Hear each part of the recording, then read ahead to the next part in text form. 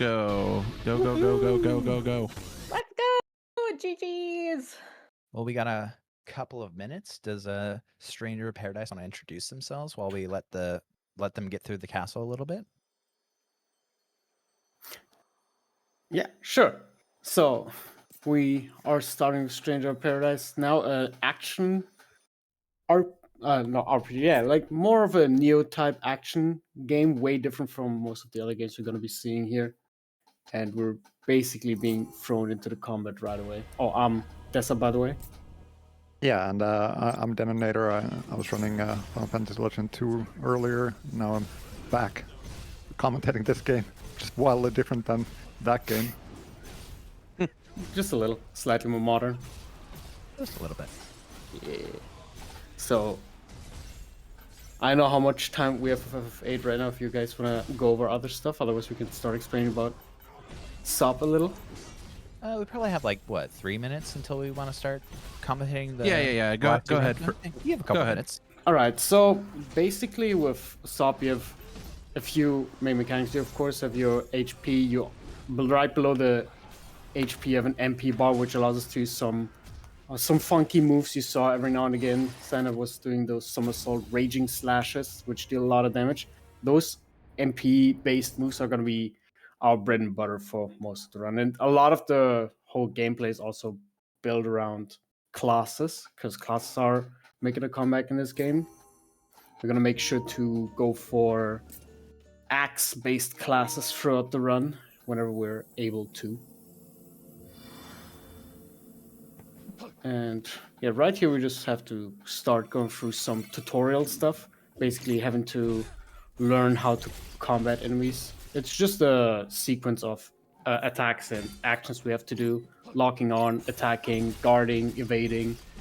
And then whenever one segment is done, we just have to go and dispose of the goblin that we're fighting. The orbs always spawn in the same location. Sinus having a little bit of fun just spinning the camera around. But it's like you can kind of orientate yourself on the tree in the background. You might be able to see it if she's. Yeah, you keep able to catch a glimpse of it. But based off of that, you can get a good estimation of where that orb is gonna spawn.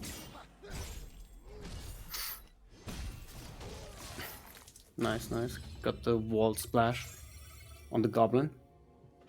So the way most of the enemies in this game also work, and also the characters themselves, is that you, of course, as mentioned, have the HP bar, but there's also a secondary bar, the break gauge, which kind of acts as like a secondary HP bar. It's more of a stamina bar, but if you deplete the break gauge of an enemy, it's also gonna basically allow you to either instantly kill them or phase transition them if it's a boss.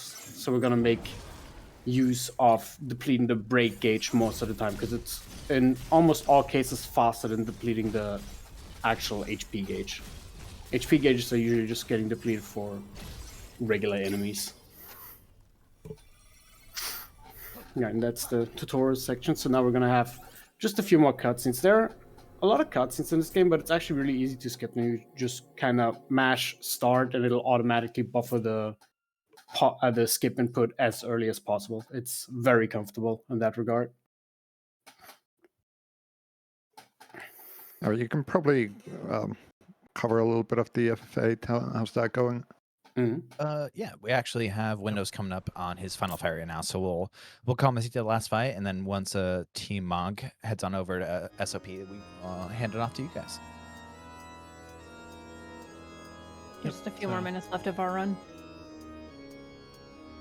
So I haven't done this trick myself, but that cutscene that gets kept in where they're like just flipping around through space after they kill Adele, that can be used for this point of the game. It tells them how long they need to be on the bridge. Instead of interacting with that draw point, how much time they have to be on the bridge to then get Irvine in the final party instead.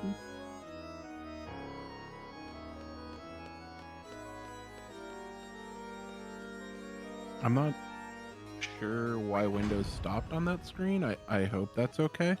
Instead of walking? Instead of running. because don't that they can- usually like hold walk for a couple of steps instead?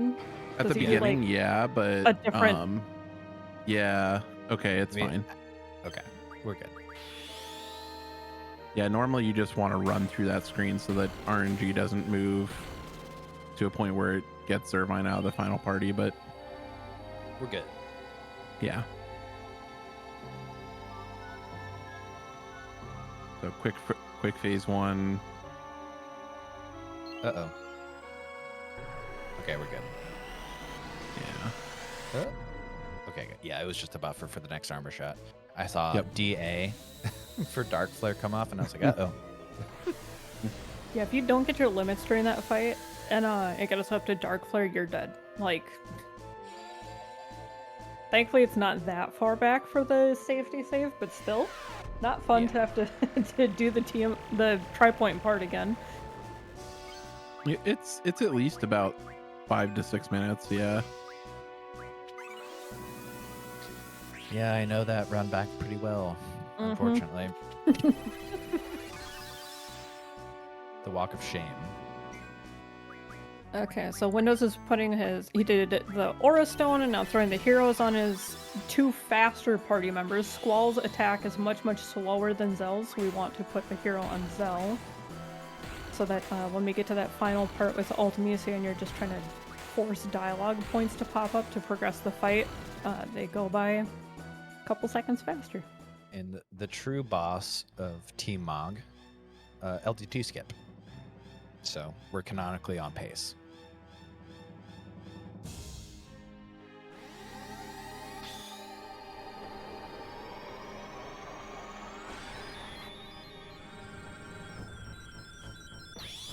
Bodcap also making his way down to Ultimatia's lair? Chamber? Chambers. We'll call it chambers. Yeah. Yeah.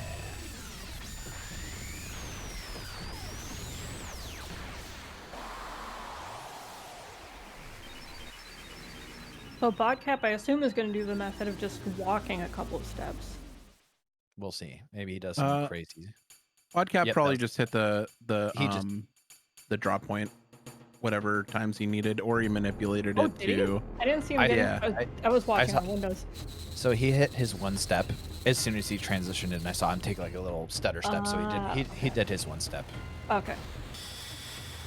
So yeah, based on what your cutscene tells you of how long you're supposed to be on the bridge for manipulating the final party, I think usually it's just like a couple of steps. It's usually pretty brief, but I haven't had to actually like do that method myself yet. Because I think Bodcap just did his final party minute, just in general.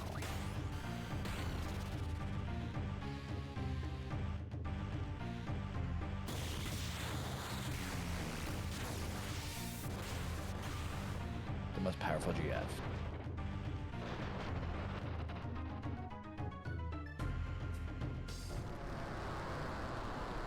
The tails down for Windows here.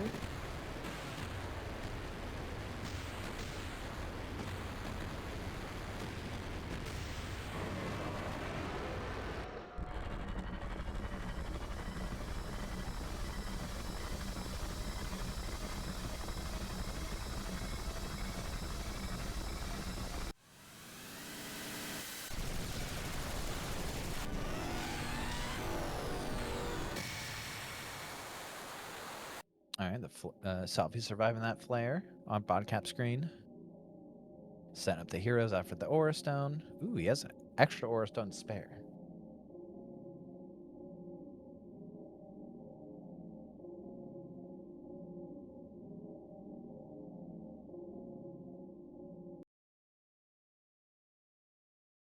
Windows not opting to run here? Crazy. On the part that you can't speed up animations. Exactly. But it's funny because everyone's always running here. I think it's just like, I've been running the entire run, so I'm going to continue to run.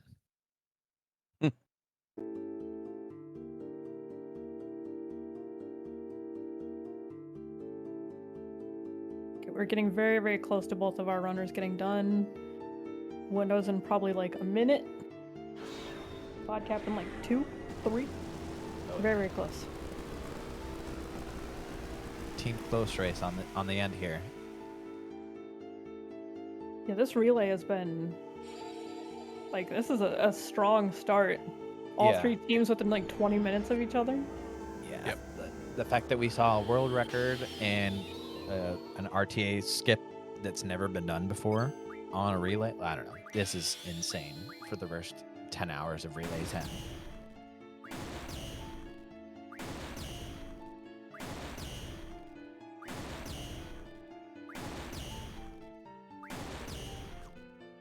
All right, we're good. All set up now. We just gotta do those last couple of hits.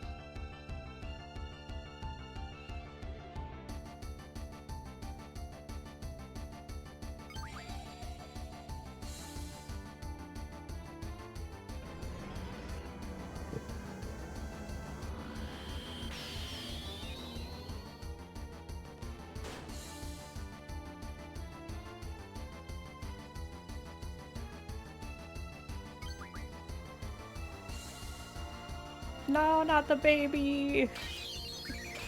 The cherub always coming in to make a mess of things. This is a complete waste of time. So rude.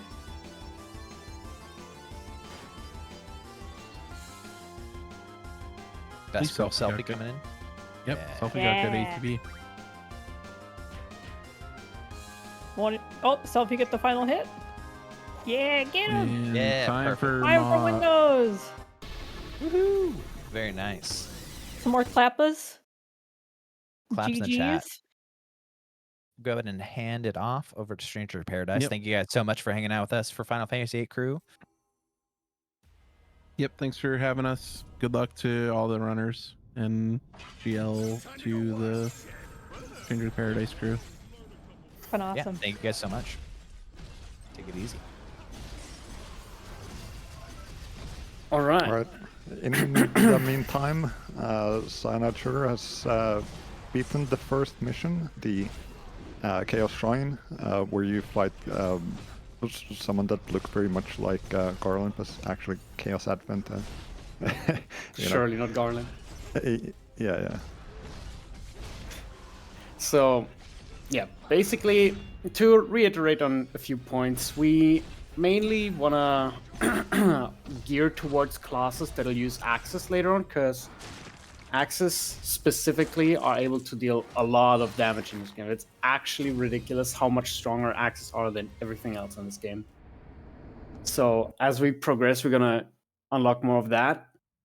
And also mentioned earlier, the biggest point of this game is basically what we're mainly going to focus on is depleting the enemy's break or HP gauge, because both act as like independent gauges from one another, and depleting one will allow you to either instantly kill the enemy through a soul burst or use a soul burst on a boss to phase transition them, meaning that outside of the helpful we can also go and look out for the break gauge. We saw Cyanide now menuing a little bit.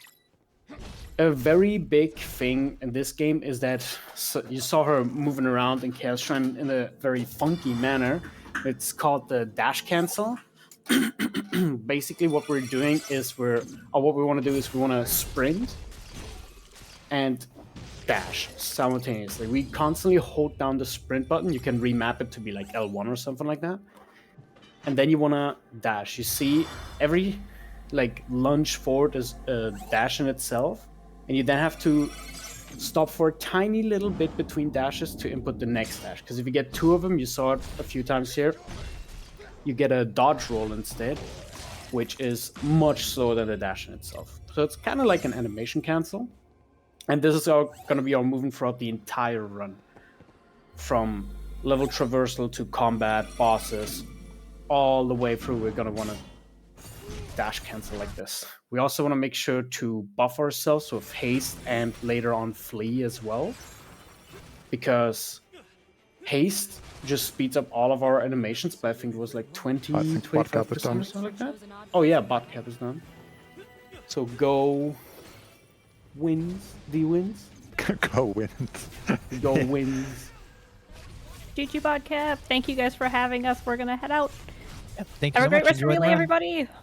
GG's. GG's to FFVIII runners and commentators. Sorry, I completely missed that part. What was that? Right. So, outside of the dash cancel, what we also want to make sure is that we're buffed as much as possible, because we have haste, which speeds us up by a significant amount. It just speeds up all our animations. And there's also flee, which strictly increases our running speed, but by ever so slightly more than haste in itself. So we want to make sure that we prioritize flee when we can and haste when there's also combat involved, or just use them both simultaneously. That's why Cyanide unlocked the white mage job as early as she did. Yeah, and then the job she's using right now with the daggers is where you get the flee ability from. So, but those are like kind of the early ones to focus on. Get those unlocked right away.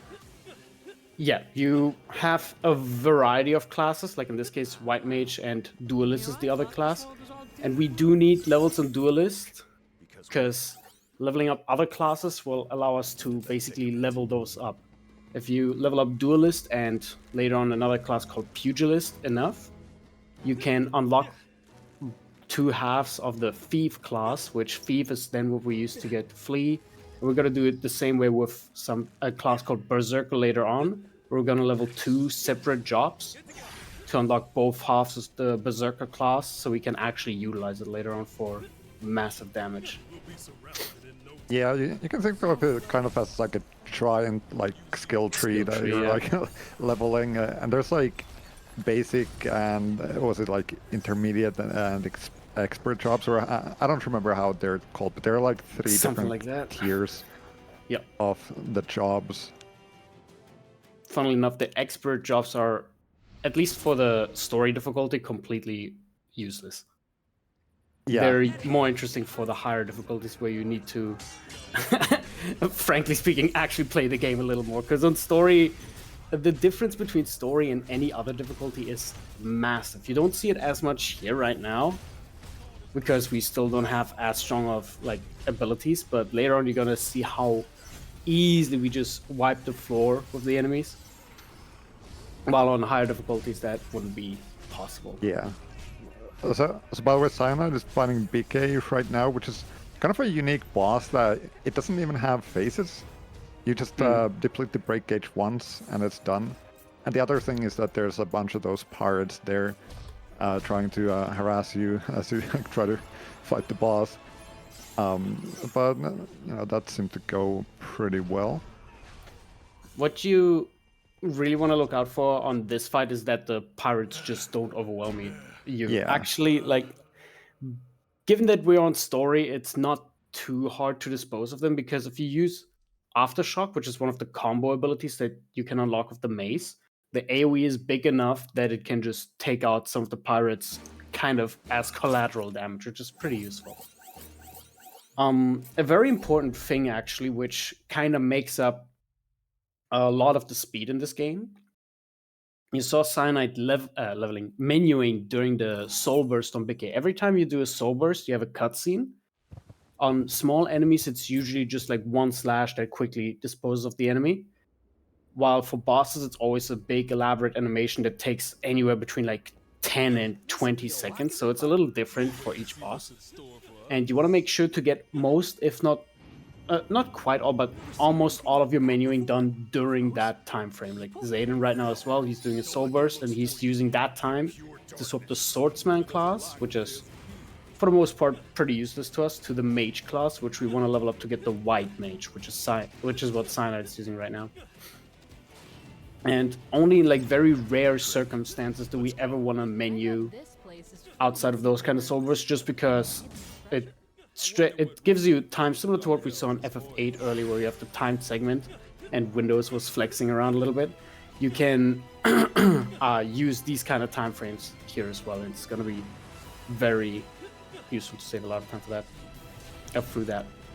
So, something you might have also seen is that sometimes there's like enemies do an attack that like shows up in purple, And that means that if you soul shield those, you can like basically absorb the ability. It's called an instant ability. Then you can like use it a few times. So now on the Team Mog side, you can see 3 stacks of fire available.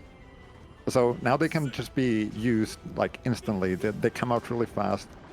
Pretty useful in like the couple cases where you can just pick them up and use them. Especially if it takes like no time to just get them, it's really, really nice. So right here we just have a big stretch in the western Wow, that was keep. fast.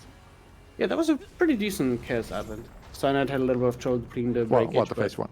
Yeah, well, Xeidin did a really good job in phase 1.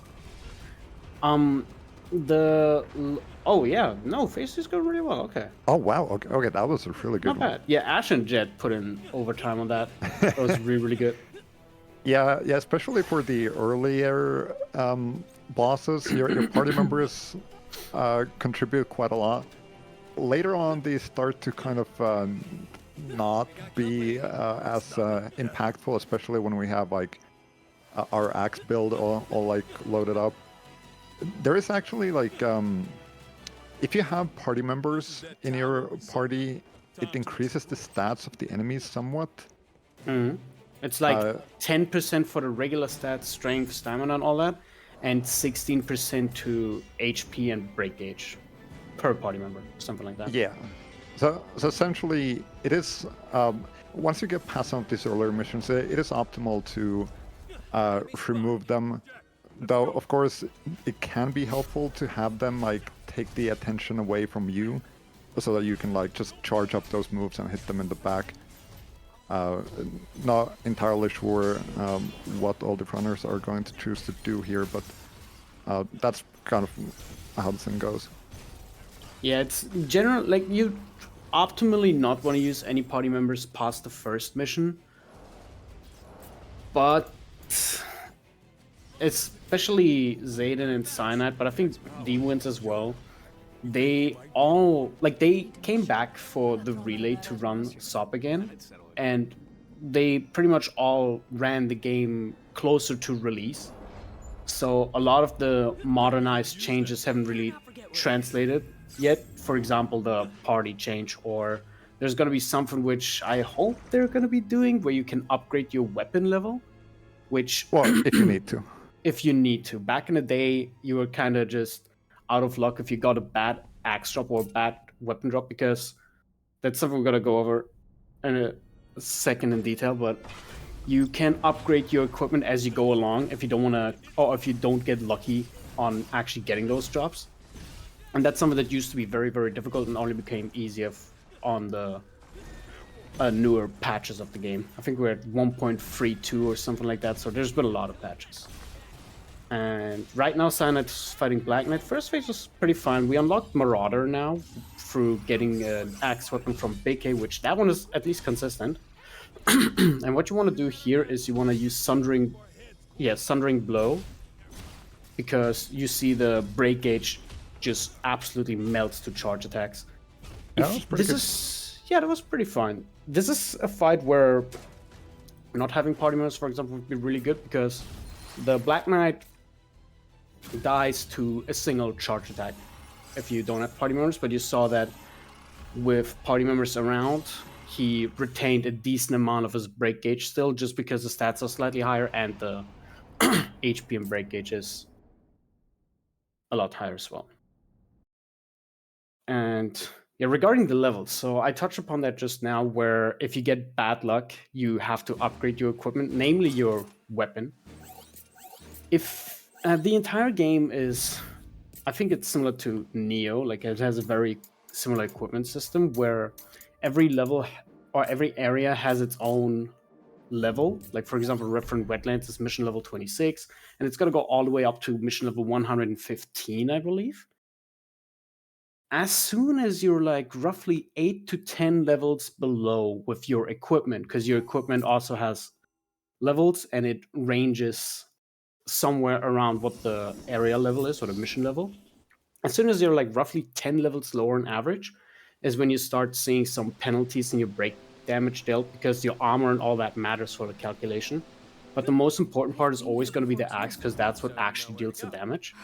So we're going to hope that past Crystal Mirage, a later level, we actually get maybe at least one axe drop, so we don't have to rely on the upgrade mechanic as much. And I think Cyanide... Yeah, so Cyanide didn't go ahead and equip the Pugilist and Duelist. That's something you would want to do on Black Knight, because having your rolls equipped gives them EXP. There's also equipment that has different affinities, which we won't really go into too much detail, but every piece of equipment can have affinity, and if it has affinity of a certain class, that class also gets EXP on the side. But usually only your active class and your secondary class get EXP, the secondary getting a little bit less.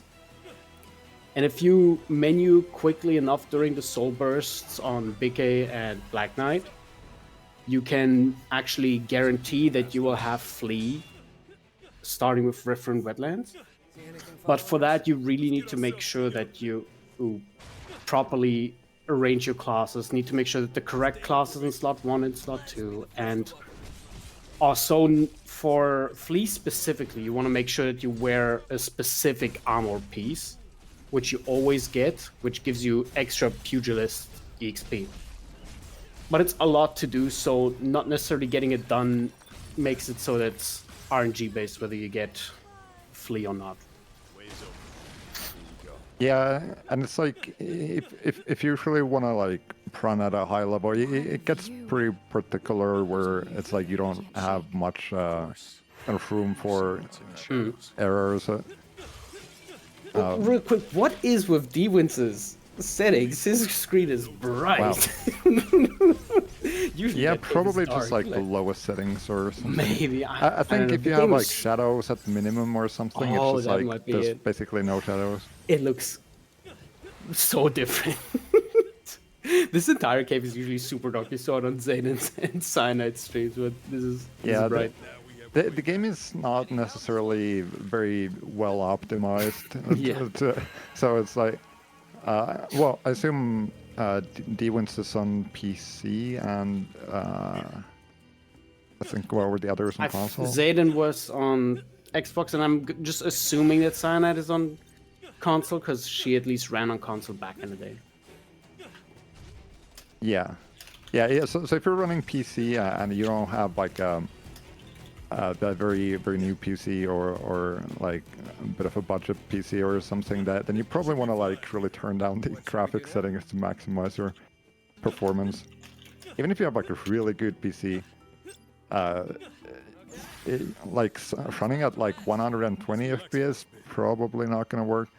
Though there are also some like kind of weird differences where like some things work differently depending on FPS, so you wouldn't necessarily want to do that anyway. But yeah, 120 FPS actually turned out to be slower. I tried to utilize it recently, and it's not good. And the next level that Cyanide is going to be doing, there's going to be some crystals that we need to break, and those crystals don't break properly on 120, which is very sad.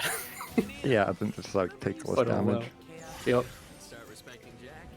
So it's maybe a little more apparent if you actually read the title cards, but every level of SOP, which is actually something I really like about this game, is themed after a locale from other Final Fantasies. This one is Final Fantasy XIII, the Sunleaf Waterscape, I think was the name of the area. While Xeidin, for example, is currently in an FF2, I believe. 2? I keep mixing this one up. The Western Keep, I think FF2 location, right? And when the Winds is still on the boat, which is the FF14 location. See anything following us?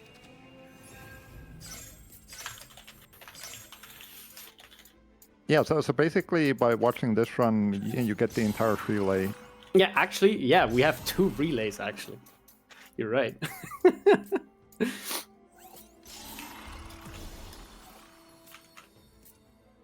And now Cyanide is actually coming up to one of the more peculiar fights of the run. Even though the fights can get done really quickly, we shouldn't see a death, I'm hoping. But the bosses can slow you down quite a bit because a lot of them have grab attacks, and grab attacks are always okay. They're generally unblockable, but luckily on story mode you can actually block everything. There are, as Den mentioned earlier, different colored attacks. There are the yellow regular ones. There are purple instant abilities or enemy attacks that you can absorb, like fire or other things. And then there are red unblockables, which in story mode, or specifically casual mode, which we always enable with story, you can block those, which makes a lot of these fights much nicer. Oh, whoa, okay. A Cyanide almost lost her Lightbringer because she was holding. Yeah, Sundering yeah. Blow By the along. way, I think we didn't explain the Lightbringer. I don't think so at all. Yeah. So the way that works is that it's a bit expensive to use. You use 2 of your max MP. It's like max MP is a bit difficult to come by. Like you need to basically either Soul Shield or Soul Burst enemies, which you can't really do at will. Like you need to like be fighting enemies to do that. So it's a bit limited how much you can use that. But Soul, I mean Lightbringer, it increases the break damage you deal. It allows you to kind of phase through attacks more easily. I believe it's like there's some of that effect. And you can keep the soul shield up like infinitely without running out of break gauge. So basically you don't. That's like the big thing. You don't run out of break gauge when you have Lightbringer. As long as that's up, you're not going to be broken. Did Cyanide fix her flea? Did she get that? I know she was menuing early before the boss. Yeah, I didn't quite catch that. Yeah, I know she did a few things, but I don't know if she got flea. So most of the like level ups, especially if you want to do something on the job tree, you would. Oh yeah, she did get flea. Good. You want to do on the world map usually because that's when you are able to use something called auto dismantle. Your equipment eventually becomes obsolete, and you can dismantle it for some kind of material. And I think it was DLC 1 which introduced accessories. Or was it DLC 2? I don't remember. I didn't play the game until the DLCs were out. And with I don't actually remember either. I think it was the first one, but Well, that might be regardless, the DLCs introduced accessories, and dismantling accessories gives you Anima Shard, or Anima Shards, and depending on the rarity, you can get a different amount of Anima Shards. What you basically want to enable is something called Auto Dismantle, a setting that you can have on the on the system settings, and those auto dismantles will take care of you having to, well, dismantle the accessories and getting Anima Shards. And those Anima Shards can then be used to upgrade your classes and weapons. That's usually what you want to do after a boss, because after a boss you get thrown to the world map, auto dismantle picks up, so you have new Anima Shards. We just saw Xeidin beat the Black Knight.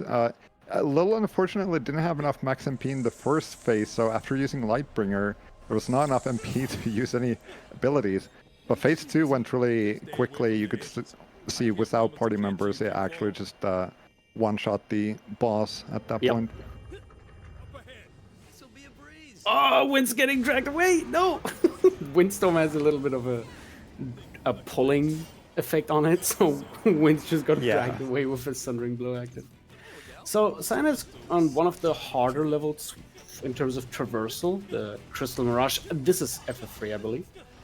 Yes. And Crystal Mirage is the one level outside of the initial axe drop where you can get a consistent axe, level 34 axe. Weird. Worst case scenario, they will have to upgrade it. Was it a different guy? If they're lucky, they will not have to worry about that, which would be great. The idea of Crystal Mirage is that it's basically Trust anything we see. divided into 2 segments. The first segment is you just run up the tower and kill that big Mad Gigas enemy that you saw Cyanide fighting earlier. And the second segment, you have to destroy some crystals, which those crystals then open up a path. You have to destroy 3 crystals in total. Those are, by the way, the ones that on 120 FPS don't really get destroyed, because the idea is that you realign a laser and then you use an elemental attack on the laser, whether it's fire, ice, fire, blizzard, thunder, dark even. Doesn't matter, just any elemental move. and then it'll land 6 hits on the. Wait, why is she breaking that one? What does that one even do? Yeah, I Oh, believe that okay. one was not necessary. I'm probably just getting a Yeah, little mixed up here. I actually didn't even know which one which one that opened up. But basically, you want to rearrange those lasers to hit the crystals, and those crystals then get 6 damage ticks because they have 6 HP pretty much, and then they break. On 120 FPS, they only take 5 damage, so you'd have to reshoot the laser. That's the only reason 120 FPS is slower. It's a little unfortunate. Oh, Winston equipped Marauder. Yeah. Okay, there we go. Now, yeah. Yeah, by the way, I like you still see xeidin bot in this dark vent here. I think we also didn't really explain those, but Oh, yeah. but these kind of fights, as long as you can break the dark vent, you win. And there's gonna be like these other enemies just like in your way. Killing the other enemies does like weaken the dark vent, but we should all be strong enough in the front to just go straight for the dark vent. But the enemies might give you trouble, like especially like that griffin. Like even the like model is so big that it's like Yeah. might just push you away. Later on, there are going to be a few dark vents that are very nasty because the enemies accompanying them can just grab you out of attacks. Yeah, now we have Chimera. On Chimera. Chimera can, do exactly that. It can just fly up into the air, and you don't want to challenge it with the Sundering Blow usually, because Sundering Blow, it can hit, but it's very unlikely. So what you are basically going to do is you're just going to cut your losses, wait for Chimera to come down, and then soul shield the landing to then just deal a Sundering Blow. Another fight where, without party members, you'd see the breakage depleting completely, but again, the advantage in this case is, I guess, a little bit of safety because the boss can then target the other party members instead. Wait, I think she used upheaval.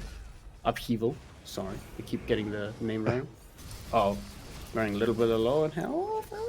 Okay. Good. One of my favorite soul as well. Those soul burst animations are super fun, and I'm a little sad that we keep having to menu in between. Because, I mean, some of them are really violent. They're really bad. First saw them was just like left there with my jaw on the floor. But the Chimera one was pretty fun, for example, where he just kicks him frame one as early as possible. It always gets a chuckle out of me. I like him a lot.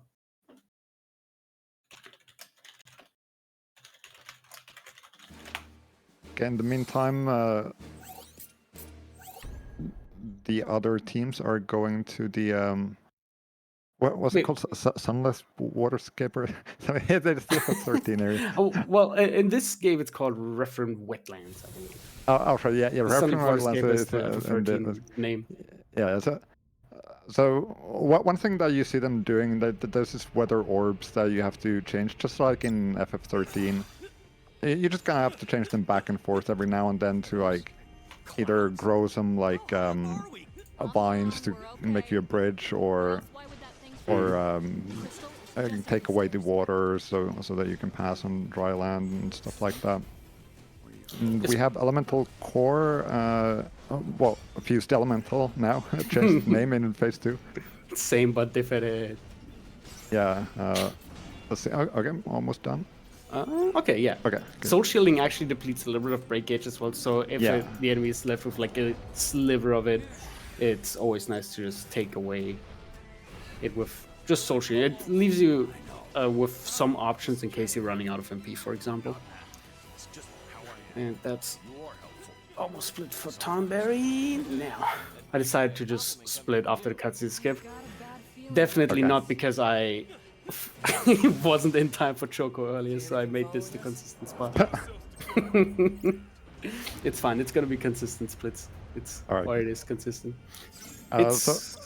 Cyanide is in the Flying Fortress now, and you can see by holding, like charging magic in Mage, you can actually just recover your MP. So in these elevators, that's really convenient that you can get your MP back up just on time, and then you can put your like flee in haste, and then go fast right after you get out of the elevator.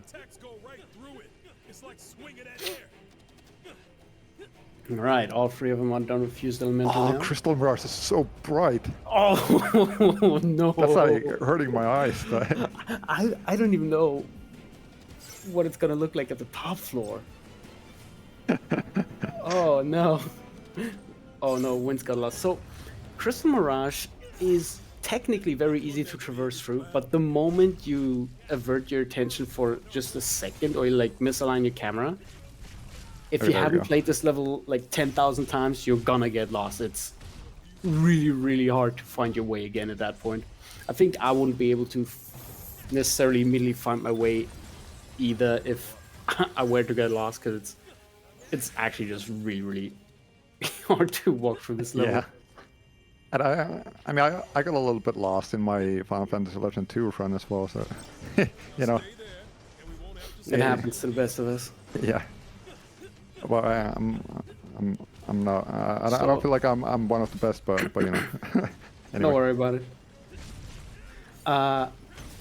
This segment that Cyanide is on right now in Flame Fortress kind of makes or breaks the boss fight. You start every level with 2 MP bars. It's technically 200 MP, but for the sake of having it a little bit easier on us, we'll just call it like 1, 2, 3 and all that for the MP segments. Every level starts with 2 MP segments, and you, outside of Lightbringer, cannot fall below 2 segments. If you die, you lose some of your...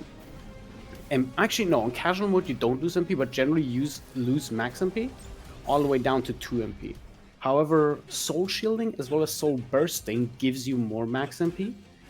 And that segment there, you want to try and get to 4 MP or more so you can get your buff routine up for Tiamat. We mentioned earlier that, especially for movement, you want to make sure that you have haste and flee up. But even on bosses, you then want to make sure that you have your offensive buffs up. We haven't really unlocked any of them just yet. Yeah, we don't have Summon Tachi in this category. We don't have Berserk or Lunatic or Reinforced.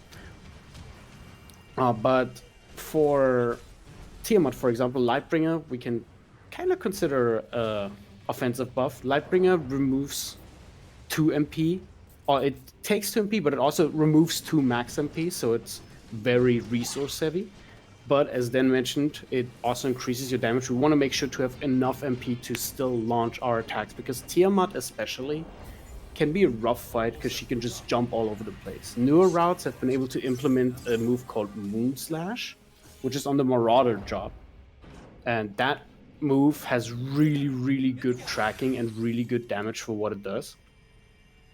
But it's similar to Flee for Referent Wetlands, very hard to get if you don't manage to do optimal menuing between the fights and like pay attention to affinities. It's yeah, especially as Dan mentioned, for like very high level gameplay, you really need to make sure that your equipment is on point, that your class changes are on point, that you get all those levels in exactly when you need them, because otherwise you're at minimum going to lose time, at max lose enough time to just reset the run if you're going for PB attempts. In this case, yeah, she's going for Sundering Blow, which is still fine, because as long as we get some kind of charge attack out, we still deal sizable damage. That's phase 1. Phase 2 of Tiamat is actually really interesting, especially casually. This is where a lot of people start hitting their first wall. It's a phase where once Tiamat goes below half health or break gauge, because both is kind of considered health, she starts regenerating. Now, generally, given that this is story mode, we're going to be able to skip this regeneration move, because a lot of times she's also just going to use another move before regenerate, as you saw here. But if done a little bit inaccurately, Tiamat can go and regenerate her entire second phase. Almost her entire second phase. If it's like really close to being beat, she doesn't fully recover, but she recovers, I think, like 80% or something like that.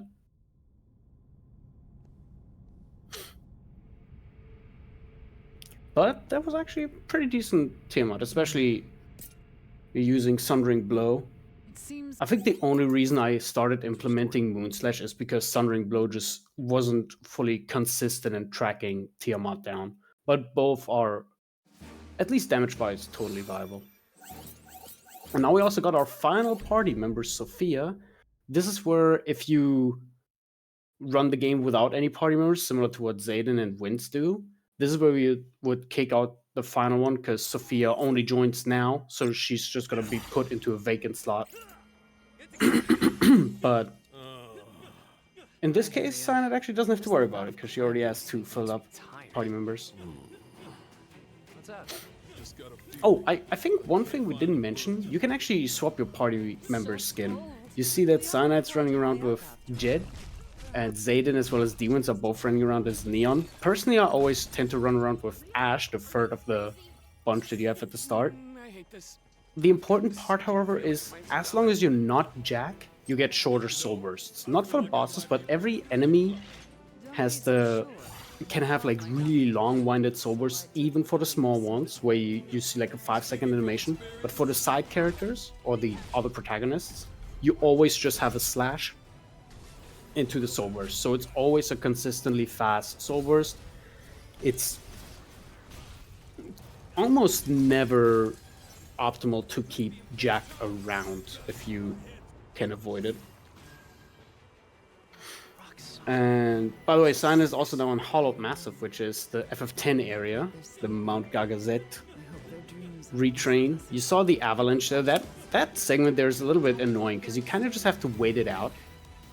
You have 4 enemies there, which the enemies can hit you with some enemy attacks, photon spray specifically, which can be really nice for the upcoming Chaos events because there are going to be 4 of them.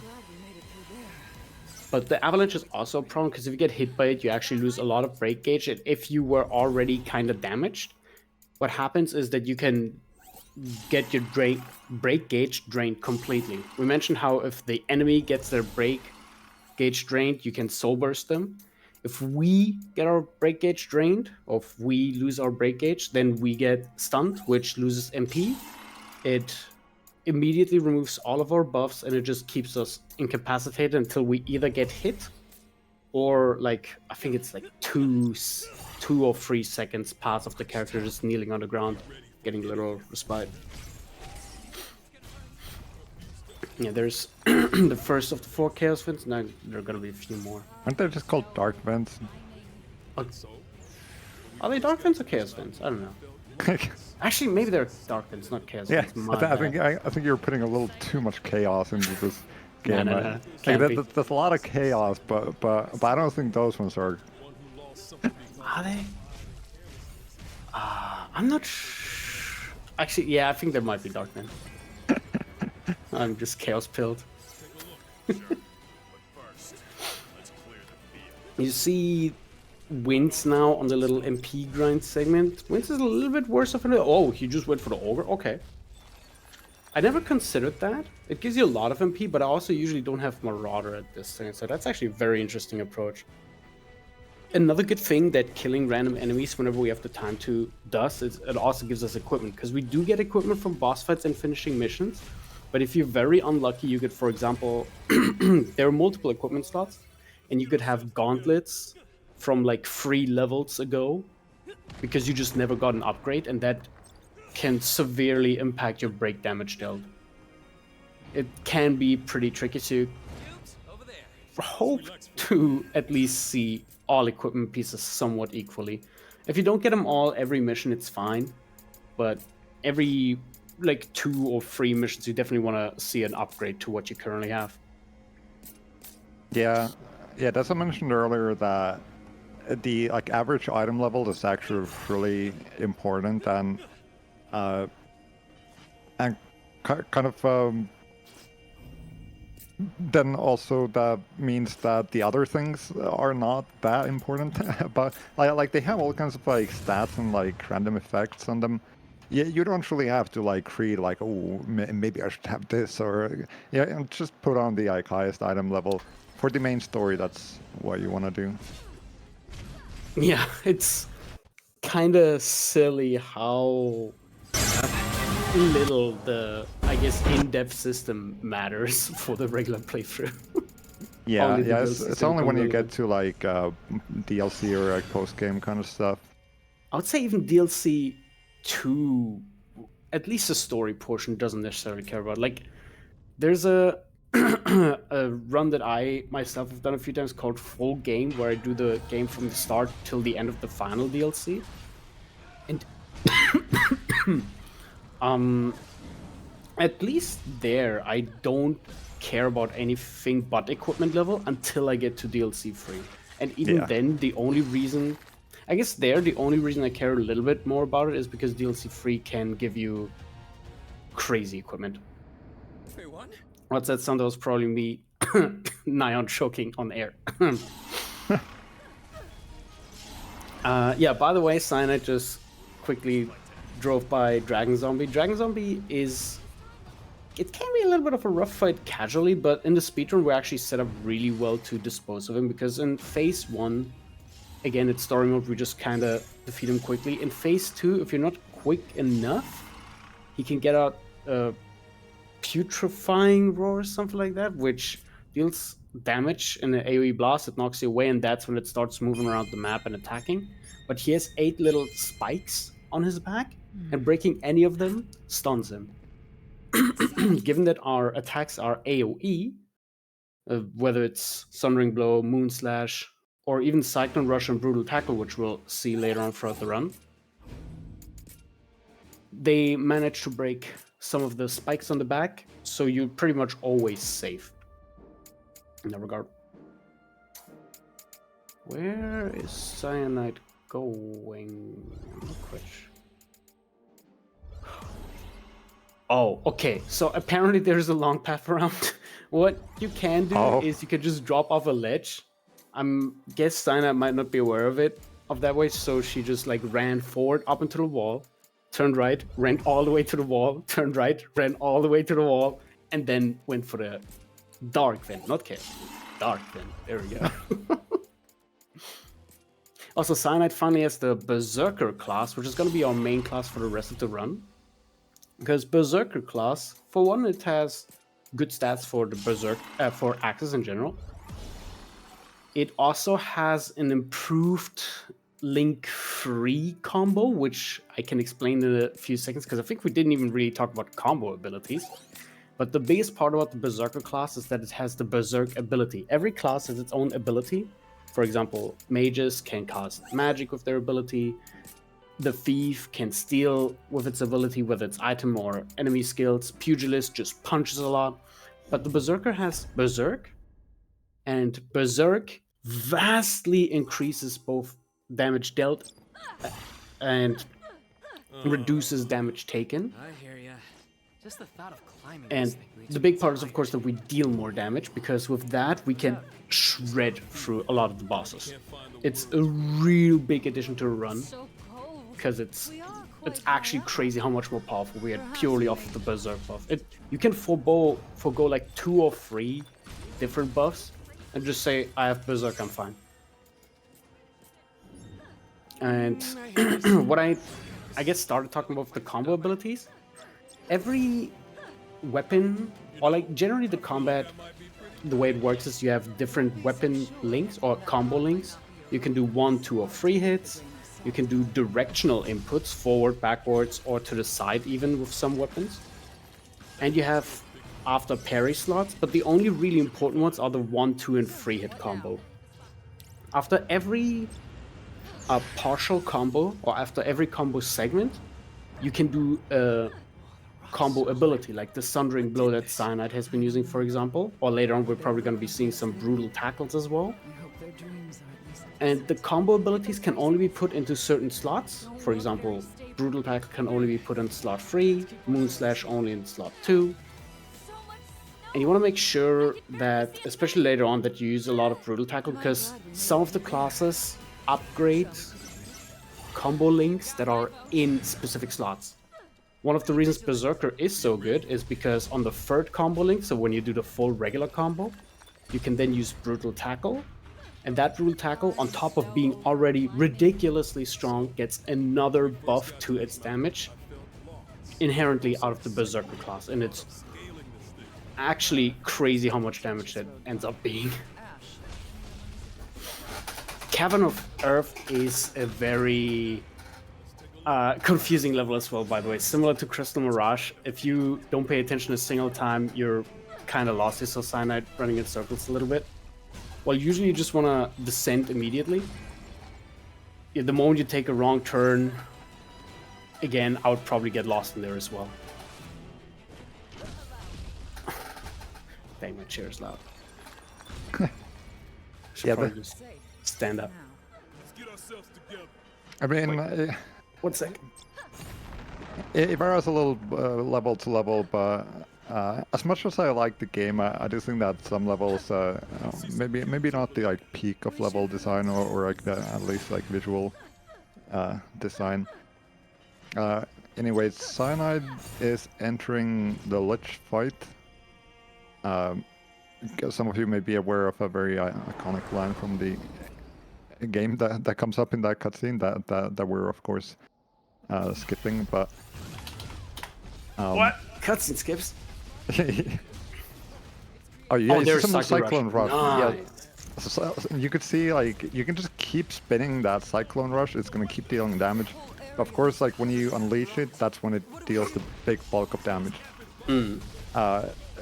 Even though it's like continuously attacking, that still has the charge levels just the same as all the other axe skills. So even though like you're actively dealing damage, it's still like charging up for the big hit. And if you like if you pay attention, you can see it's like blinking, going like ding, ding, ding, and then you wait for those and then unleash it, and then it's gonna deal like the maximum damage that it can on the final hit. Yep, Cyclone Rush is very, very, very useful. Though you don't always need to like charge it to the max, because like sometimes you're just strong enough that you just unleash it early and it's enough. Like if you decide to use it on Chaos Vent, you can just tap it real quick and you're gonna immediately kill it. Also, I found a chair that doesn't make noise. A footstool. Nice. I can move. It does. Let's move. Alright. There's a, So there's a big cutscene after something... Lich, so I'll have the split happen right here on the level lead. Ah, okay. At least they're all doing Lich in a row. When they asked about splits, and I mentioned that Marilith may be better than Lich, Wins was like, "Oh, maybe I'm just doing a different run." Like, please don't, please no. It would destroy the splits a little. Yeah, you can choose the order in which you do these like couple missions. So there's like a split off point where it's like you have 2 missions for both of the crystals, and the like level progression goes the same for them. So like in terms of level progression, it doesn't really matter which you do, but you have to choose, and then you're locked in into that. But you know, after those 4 missions total, 2 and 2, you would be back to like kind of the standard route, regardless of what you chose. Correct. We now see Cyanide. So in both cases, they went after the Fiend of Earth, Lich, and now Cyanide goes after Marilith, which it first starts in the FF9 locale, Wicked Arbor. I don't know what it's called in FF9, the petrification jungle thingy. And after that, we're gonna go into FF8 locale, actually, which we just came from. The fire thing, I think it's at the beginning, like the fire trials or whatever. Oh, I didn't play yeah. FF8 yet, I don't fully remember. Yeah, I guess While that's what it is. xeidin and D-Winds are in one of my favorite FF games, in FF12, the Cavern of Earth, which is themed after the Tomb of Rakevault. More trash to dispose of. Imagine if they would have picked the Great Crystal instead, that would have been confusing. Yeah, so if you're you know this game is really fun to play in co-op, and if you're going through the game in co-op, make sure to pick the same crystal. Otherwise you're gonna be stuck playing solo until like you're back on the same mission. I remember my first playthrough with a friend of ours, and we both accidentally picked the wrong ones because we thought it doesn't matter necessarily, and then he got stuck on his boss for hours while I got through Marilith very Yeah, quickly. you know, It was actually the same terrible. happened to me. Dragon Zombie is pretty hard if you don't know what to do. Yeah, exactly. Like we see Cyanide Great is- Malboro here. Yeah, this is a little bit of a rough fight because the hardest Brutal Tackle. fights. Oh, let's go! You saw the damage. Brutal Tackle wasn't even finished. I think it was Yeah. fully charged, but the thing wasn't finished. There was still a whole hit, a very strong hit missing. Yeah, And the final yet- hit is the biggest one. Yep. Oh no! It's getting licked. Oh yeah, you see some debuffs coming in. I think, yeah, I can't use any abilities now, so Can't that's use gonna her be rough. tricks. Yeah, I mean, there's also poison and Curse what else? and is there? slow. Oh yeah, very slow nasty. too. The classic Yeah. Marlboro experience. Okay, well that should finish it. Yeah. Yeah, definitely. As soon as the brutal tackle came out, massive damage coming through. Mm-hmm. Like Xeidin is fighting the Hippogriff. That was giving Cyanide some trouble earlier, but Xeidin got through really fast. Very nice, very nice. If Hippogriff gets away, then it's going to be a huge pain because it's just going to fly around. Yeah, similar to Chimera, but even more annoying actually. Yeah, Yes, it's it going to was take like easy. half a minute before it Yeah, comes back down. easily. It's terrible. I don't like it. On anything that isn't story, that enemy is just brutal to fight. On story, luckily, if you set it up right, you can one-shot it. But the moment you go to higher difficulties, you're just gonna cry for help. Some of the levels, I mentioned how MP builds up through soul bursts and soul shields primarily, or exclusively almost. And oh, xeidin actually got the right path. Let's go. The problem with levels like the Wicked Arbor with Great Marlboro, or even an upcoming level, which is honestly one of the hardest levels in the run, is that there are no Dark Vents, and there are barely any enemies to Soul Shield, let alone Soul Burst. So what you're gonna end up with is a base 2 MP at the boss of the level, which on Wicked Arbor luckily doesn't matter as much. You saw Cyanide, I don't know if you went over that because I didn't realize when it happened, but Cyanide actually got an axe drop. So she's chilling. And Great Marlboro, especially with an axe drop, is very easy, but even without an axe drop, Brutal Tackle just annihilates it. But later on, there's going to be a level where, at least if you do it fast, you will not be ending up getting more than 2.5 MP, I believe, or 2.7 or something.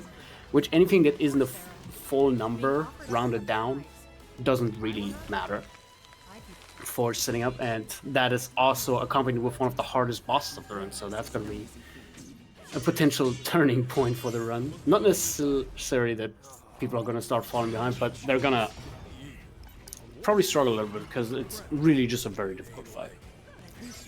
Mount Gulk, on the other hand, where Cyanide is in right now, is littered with chaos, dark vents, and enemies spat out by the dark vents. Every time you soul burst the dark vent, you get a lot of MP inherently, but also every enemy that emerged out of it soul bursts too, which means you get some extra MP, and pretty much every single time you're going to end up with close to or exactly 6 MP for Marilith, which means you're just going to be able to buff like crazy, and you really don't have to worry about much.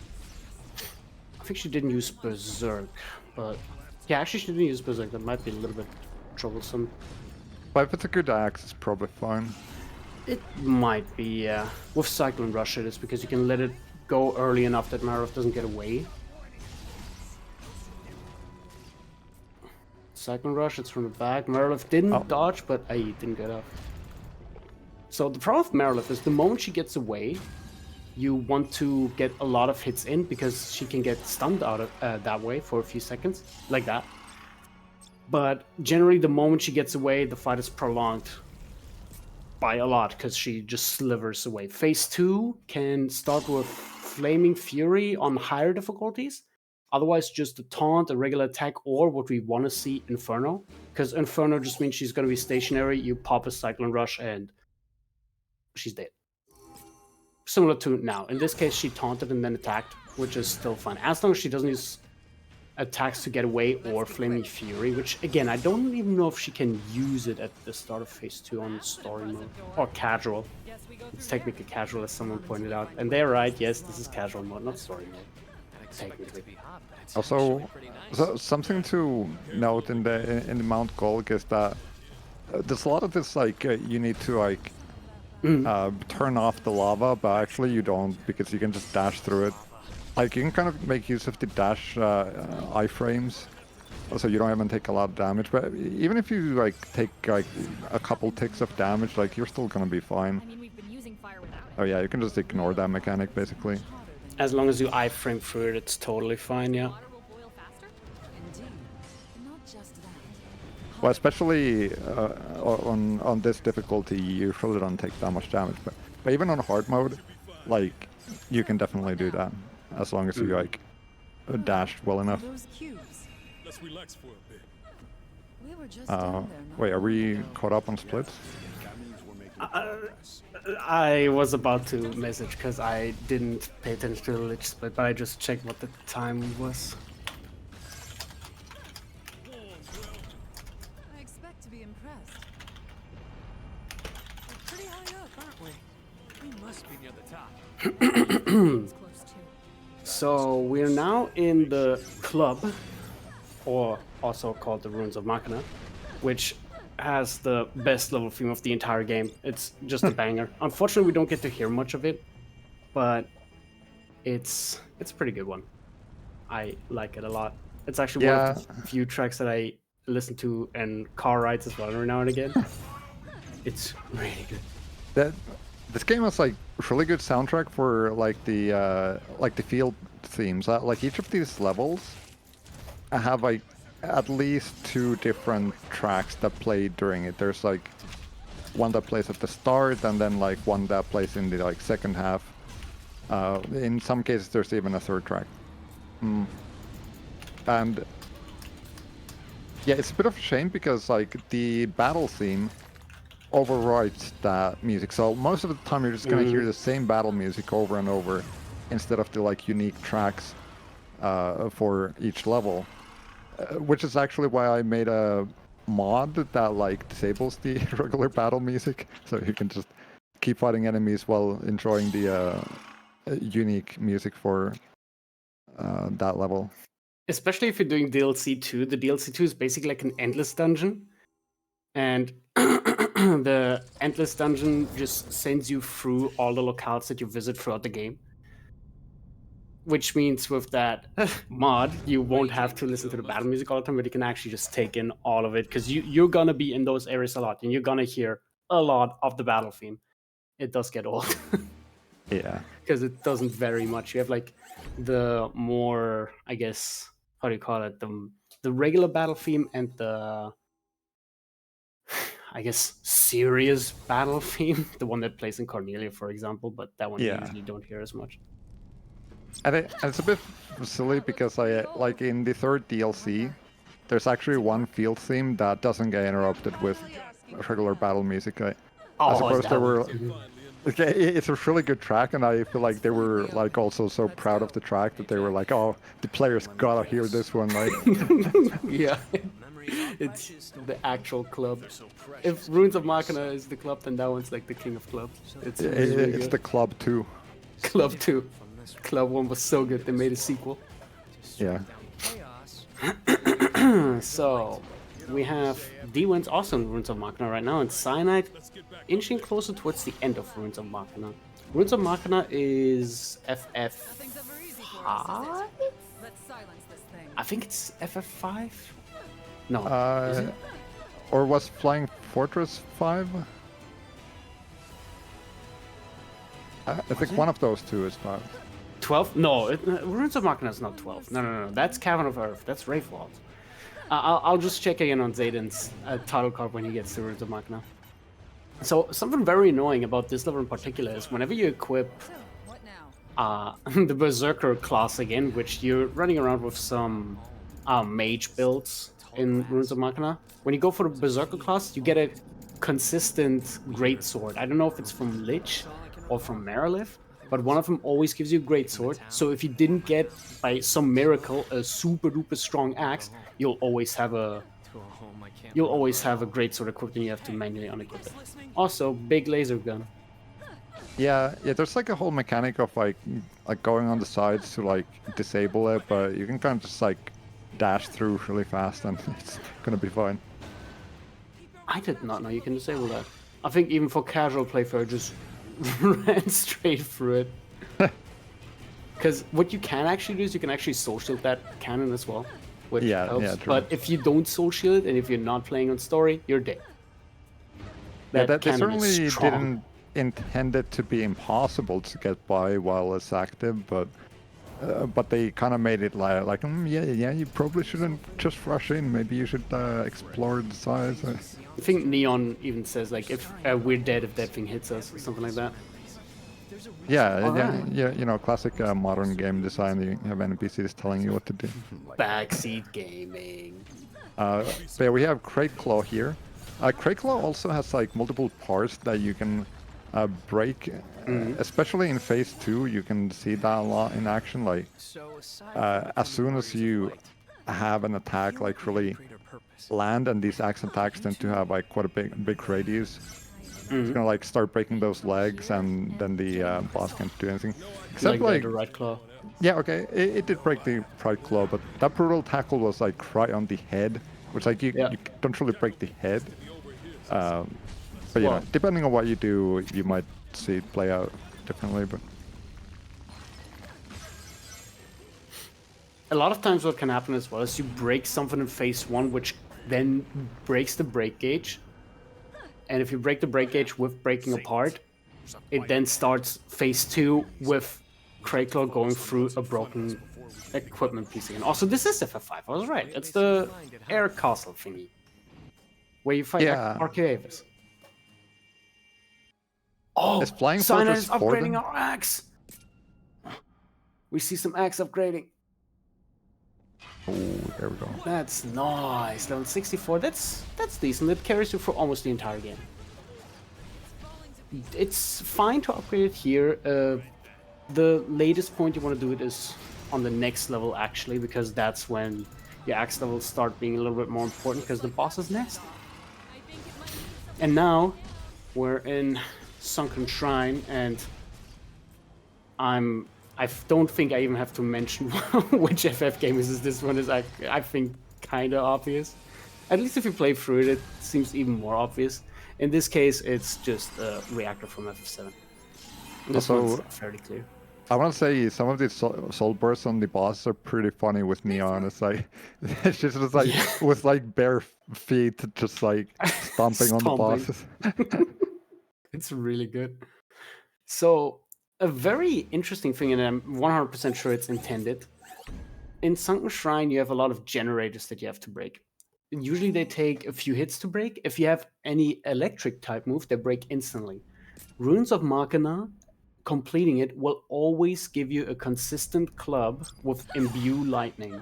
It's a very weak Imbue Lightning effect, but that effect, because it's lightning, just immediately takes care of those generators. So what you want to do is just whack the generator once in your mage class, and it'll immediately break them.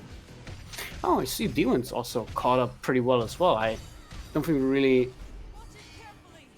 paid attention to his POV in a while, but he's also in Sunken Shrine now. Yeah, doing pretty good there.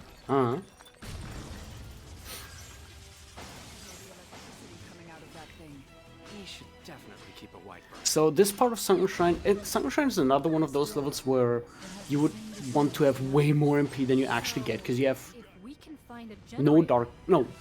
one dark vent and a few small soul bursts you might get. For example, this Sahagan Prince, you could get its soul burst, but depending on how you go about the fight, you might deplete the HP gauge first, or even worse, you knock it off the arena, which can be fun, but you really want the soul burst MP you get out of it. If you use Berserk, you can actually break his hyper armor, because that's another thing that Berserk does. Outside of dealing more damage, you have a higher, I guess, stagger rate of your attacks. which means that enemies with hyper armor won't have as much of an effect of hyper armor. Killing that Sahagin will then give you a key card. You need 2 key cards in Sunken Shrine. You get one from that Sahagin and one from a Malboro in a bit. We haven't seen enough Malboros yet with the Great Malboro. Okay, Demons had a much faster fight and is Yeah, almost wow, caught up now. Demons almost caught up. That's crazy. Yeah, now he's caught up, I think, because Cyanide is losing away. Oh, Yeah. actually. Yeah, D-Wins is like not even. Oh, never mind. No, he also- He's lost too. Oh no. We can restore the balance. And the sea will be But they're very, very close right now. You see how much, like, even small enemies can matter in this case. Just like having a little bit of a harder time with some of these can make or break this. So Yeah, the- honestly, the like main bosses of the levels are not like a huge deal. It's like you kind of have like very set strategies. You buff and you charge axe attacks, and like it should be enough. Like something like this Malboro is like kind of maybe more tricky to deal with than most bosses or like most main bosses. We should showcase co-op on the relay in the future, because in co-op there's actually really cool strat you can do for the Malboro, where everyone goes into ninja class. They just use range attack from the catwalk above, kill the Malboro that way, you get the key card, and then you never have to go down and deal with it. It's 100% consistent, and it's a lot more fun than actually facing that guy. Co-op in relay would take quite a few players. We only need like, what, 6 players at least? Yeah. That's easy. I mean, we have like, what, 4 sub runners? 5? But it seems like that Marlboro took the wins quite a bit longer. Yeah, so what he So tried to Cyanide do... managed to get the like barrels on the side to explode, which like deal a lot of damage to it. But it can be tricky to like get the Marlboro into position to hit those. Actually, like, unfortunately, it's RNG dependent, because you have to have the Marlboro move that direction. You can't really push it away, and you want to have it either just slap you with its tentacles or use bite. Also, I noticed like you can D-Wins try to got bait it out, but D-Wins got the Ronin job. Like, I have a fairly low bitrate, but I think I read some Itachi, which is something I don't think I've seen. Wait, is that Onslaught? Right, he got a staff, so he leveled up Pilgrim. oh, interesting. The Pilgrim is another, and the staff weapon is another. Oh no, he didn't release! He didn't release. Come on, punch him, punch him! Punch him! No! So, Break Gauge has the unfortunate thing of regenerating if you leave the enemy idle for too long, or if the enemy hits you. And in D-Win's case, he was like almost done with the Break Gauge, but he didn't release the Cyclone Rush, so that didn't hit, and then Kraken got attacks off, and wait, Kraken is not rushing? Huh? Okay, so on top of being... Oh wait, now... Huh? What just happened? Generally what happens in phase 2 is you get the Kraken, you do the Soul Burst, he yells at you, and then he uses Rush to jump out of bounds and come back, slam a big tsunami on you. But in D-Wins' case, he just didn't do that. I don't know why. It generally doesn't matter, because in story is strong enough to just defeat Kraken the moment the Soul Burst is done, really. But I guess that works too. It helps a lot for sure. Also, xeidin did the classic Dia. The mage jobs have their class ability as magic, whether it's white magic, black magic, or whatever. And the white mage, for example, every mage has a wheel of abilities you can select. And the white mage has like Dia, which is a light spell, then protect, regen, shell, and haste. Dia is always the default one. So if you're or have like a short segment where you're potentially unattended or just not used to changing, because you don't have to do that a lot of times, you won't go for haste. If you just tap R2, you get Dia, like xeidin got again. You basically need to hit R2, hold it down, then put input down left to get to haste, then the game presets haste for future casts as well. You see the haste symbol next to the potion icon as well. And that means haste is preset. So now he can tap, but before that he needs to preset it once per level. Like the moment you leave a level, it resets it back to there. So it's not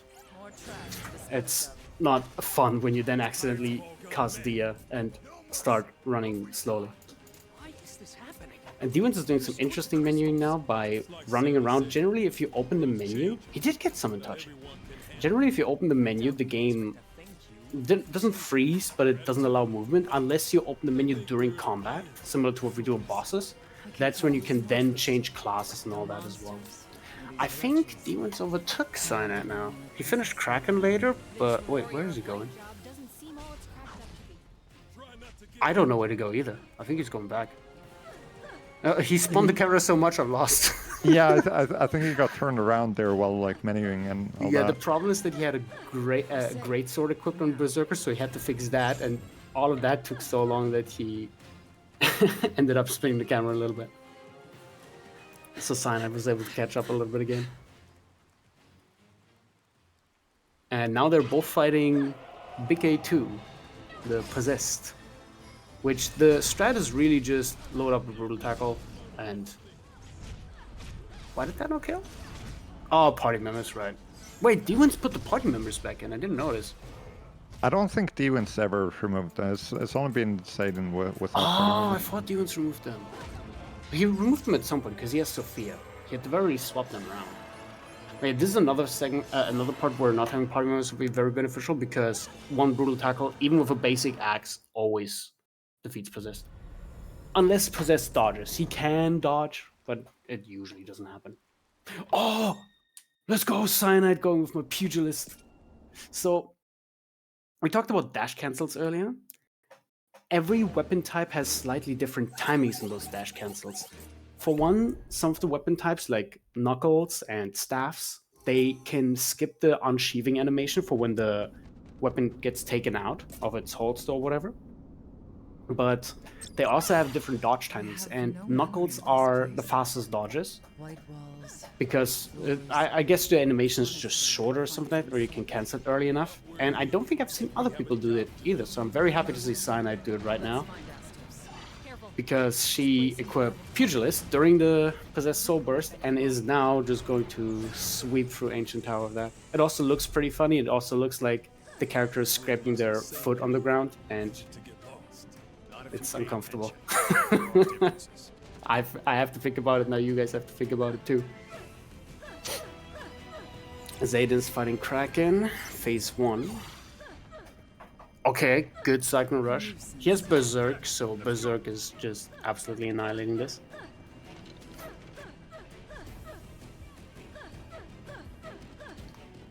And now phase 2, Brutal Tackle. He got the early start. Oh. Only the final hit connected, but it was enough. He has a crazy good axe, I think. Yeah, that looked a bit scary, but it worked.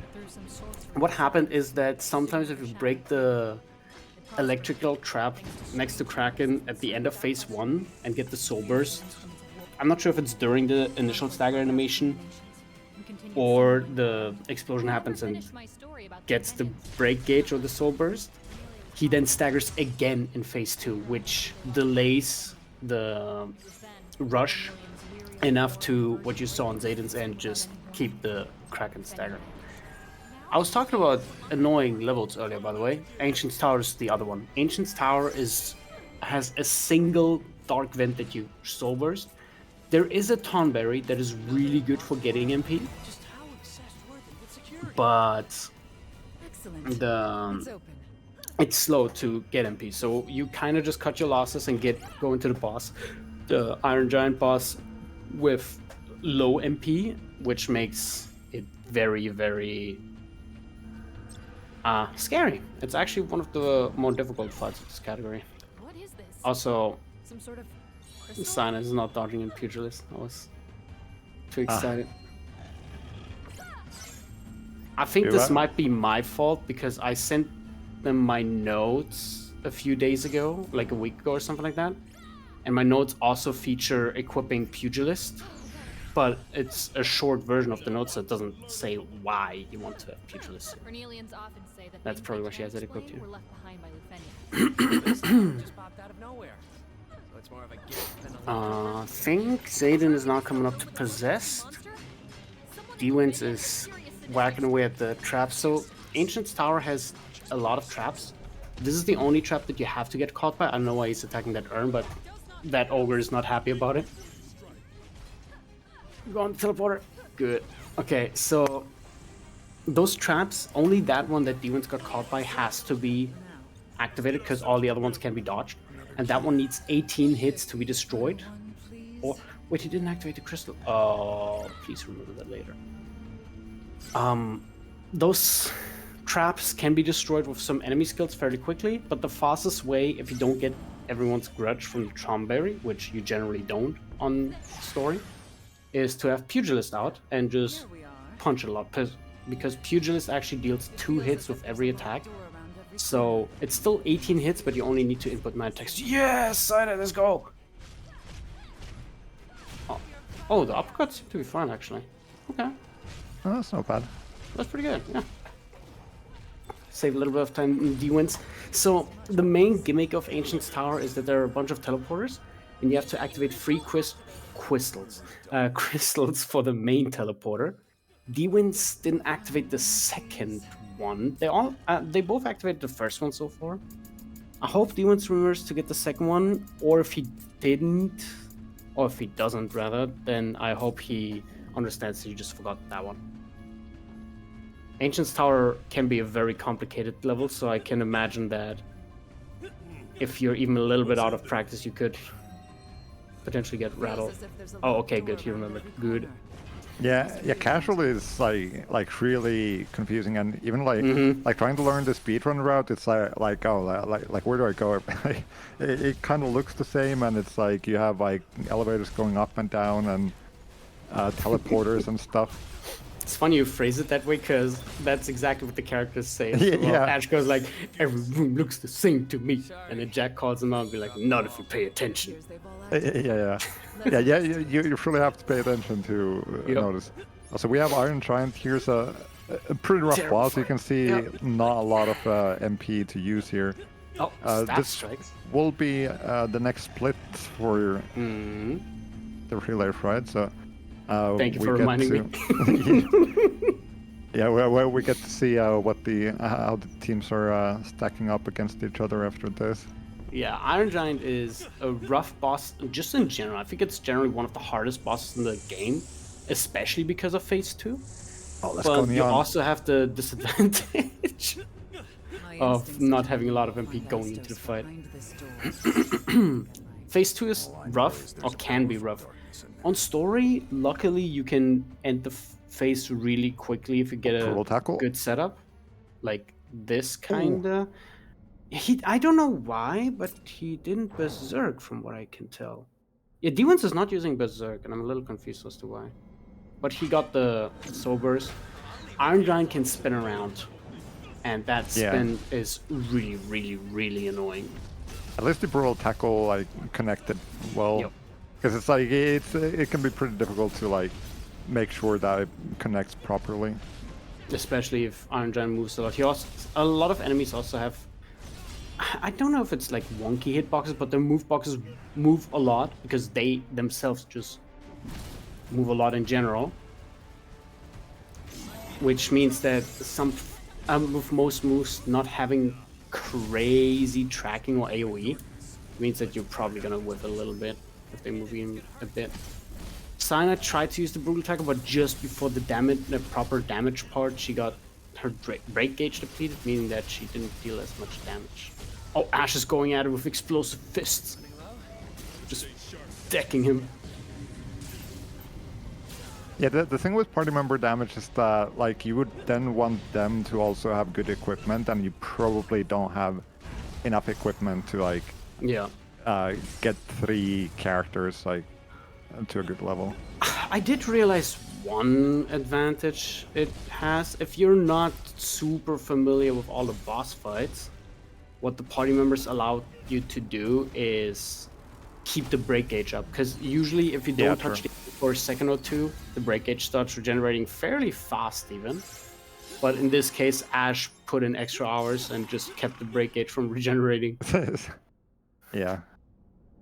It is something a little bit like safer in some fights. Though in other fights it is kind of like safer just to know that you can like one shot the boss or something. Of course, that's like a safe thing to do if you can. Can't get hit if the enemy is dead. Yeah, Wait, exactly. Cyanide, skip this, please. Thank you. Okay. I saw the camera pan there. Was like, wait, something's wrong about that. Oh, that mad ogre is really mad. Oh, absolutely. Oh. Oh no! Wow. Xeidin. That sends you back. Oh wait, no. Okay, it doesn't send you back a crazy distance because there are cubes close by. Ah, he got killed by the ogre. The ogre can be a little annoying, especially if you're not necessarily used to running around with no party members.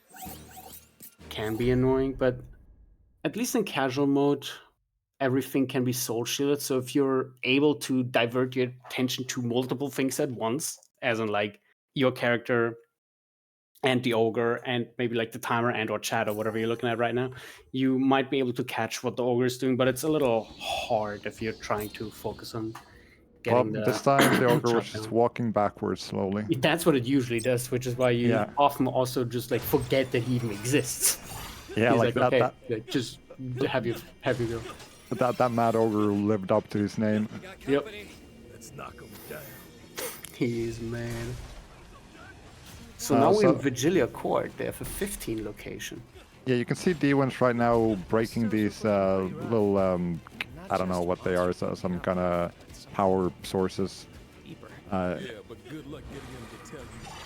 You know, I it don't takes know a few hits. It's actually a bit random, right? Like how many, like I am how much they not can take. sure to this day if it's random or not, because usually what you want to do, I guess D-Wins didn't Destroyed the power source. put too much focus on it. Every class has certain things it can equip, and the White Mage can equip clubs over staffs.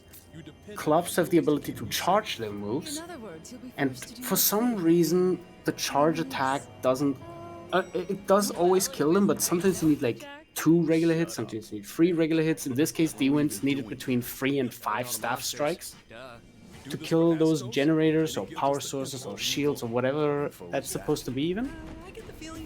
Which makes it a little annoying sometimes. 'Cause I still don't know if it's just like timing or luck.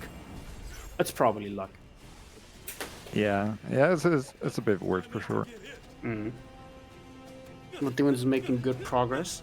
Vigilia Court is a rather difficult level because you can save a lot of time by just not having to cube a lot. We never talked about it, but cubes are kind of like bonfires from Souls games, or save points.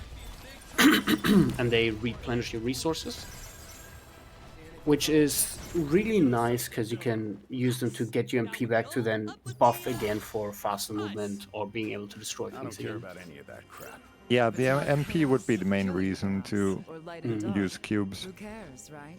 Wrong. All of that's just So usually what you want to do here is you want to destroy the center dark vents, because the way this room is built up is you have 3 dark vents, one to the left, right, and front. The one in front of you, I'm gesturing while explaining that, but nobody can see it. So the center dark vent has 2 barriers behind it. You don't see them now because D-Wins took care of the side ones first, but usually you want to take care of the center one first, then you want to go to one of the sides, destroy the generator, and then the other side destroy the generator, specifically center, right, left, because that way the 2 barriers that are slightly offset from one another get broken. Also, Xeidin, very beautiful Iron Giant. That high level axe is paying off. A barrier must have Like, broken down that somewhere. phase 2 came and went. You okay? Oh, the same with the Behemoth on Winds. That was really, really good for phase 1. We're worried about you. It's not like our job's over. Fenny's Really nice darkness is damage, so brutal complex. tackle. The funny thing about Behemoth, he turns into the Dragon King, or whatever you pronounce it. Phase 2 actually takes more strike damage. Just like in Souls games, you have Ow. strike, slash, and pierce damage. Guns deal pierce damage, for example. A lot of sword-like attacks are slash damage, and hammers and clubs are strike damage. Phase 2 of Behemoth takes vastly increased strike damage because he's like all crystallized. So you can bash him easier, I guess, is the idea behind it. It makes brutal tackle or just your axe so much better. If you had trouble with phase 1, you're usually chilling on phase 2 then. What should we do now? And now we're in the FF6 location, Terra Tortilla. Yeah, as we like to call it. Yeah, it's actually Terra Tortura, but Shinar Tower. I think I think it was Cyanide who started with the Terra Tortilla in her splits or something like that. And it's stuck. Where we come from. This level is, I see some cubes over there. again, a little confusing casually. So you have to- It's peak environment visual design. It actually is. Much budget went into this. So what you have here is you have 3 distinct areas, and all of these areas have teleporters. Those teleporters have statues behind them, similar to what Kefka, like akin to what Kefka has with the, I think it was Goddess statues. They didn't play FF6 either. And you destroy those. Destroying those will loosen chains that hold up the central platform, and behind that central platform is going to be the boss of this area. And what you usually... I'm surprised he's using this. Oh, he doesn't have Berserker. So usually what you want to do is you want to just tap R1 or attack and then Cyclone Rush, because that instantly gets rid of the Chaos Vince. And yeah, you have to run around the 3 segments, defeat the... or destroy the 3 statues. And now, boom, green tint. This is the only way to really distinguish the areas if you don't know the layout. You have the regular area, you have the pink area, and you have the green area. It's silly. Especially to get what I want. A very helpful thing in this level, actually, which is very nice for speedrunning purposes especially, is that this level is littered with small pimples of darkness, and you can destroy those pimples to replenish a majority of your MP, which is really nice for routing in some hastes and fleas. Because it makes this level much nicer. That's a crazy term, the pimples of darkness. I don't know what else they are. They're like little pimples, and they overflow with dark. You see one on the left, on the right. Maybe Demon gets that one. The one with bones. Pimples of darkness. Yeah, I hate when I get those on my skin. Hey, at least if you break him, you replenish your MP. Better be happy about that. So, yeah, luckily, obviously, like, I haven't played this level a lot, knowing that this level can be confusing. D-Wince knows where to go and just annihilates the statues. All of these statues also summon difficult enemies to fight, but luckily they summon them as you walk up, so you don't really have to deal with them. The first one summons an Ahriman, and the second and third one, Mind Flayers. Oh, Cyanide just mentioned that she didn't get an axe. I mean, she has a level 62 axe. Maybe upgrade it? Okay, good. She's gonna upgrade. So there are kind of 2 checkpoints that I like to set myself for the run. If I don't have a level 50 or higher axe by the time I go to the Iron Giant area, the Ancient Tower, I upgrade as much as I can. And if I don't have a level 70 axe or higher by the time I'm at Terra Tortura, I upgrade again. So in this case, Cyanide's axe was like 62, so she decided to upgrade to 79, which is more than enough. And now we fight Astos. You see him on Winz's screen. The Soul Burst is A fist bump. very long. It's a fist bump, yeah. And then there's a whole cutscene as well. Warm welcome. Yeah, no, the whole cutscene, and then suddenly Ultima. Yeah. To note, Astos in this game is a little more significant than in the original FF1. Yeah, by the way, this is supposed to be like a prequel to FF1. I don't think we mentioned it at all. We didn't talk about the story really at all. I'll look at Neon menacingly walking. That's how I walk to the fridge at 3 a.m. So, yeah, basically this entire game is a prequel to FF1. How Garland came to be, how the Fiends came to be. And Astos, as Dan mentioned, plays a pretty significant role here because he's like the idea is that the Lufenians have a time loop going to, I guess, reign supreme or uphold their subjugation over Cornelia.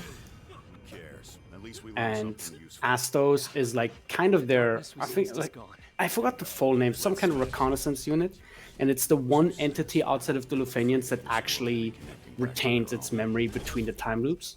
But Astos also starts taking a liking to Jack at some point during one of the time loops. So that's when they start plotting to overthrow the Lufenians' reign.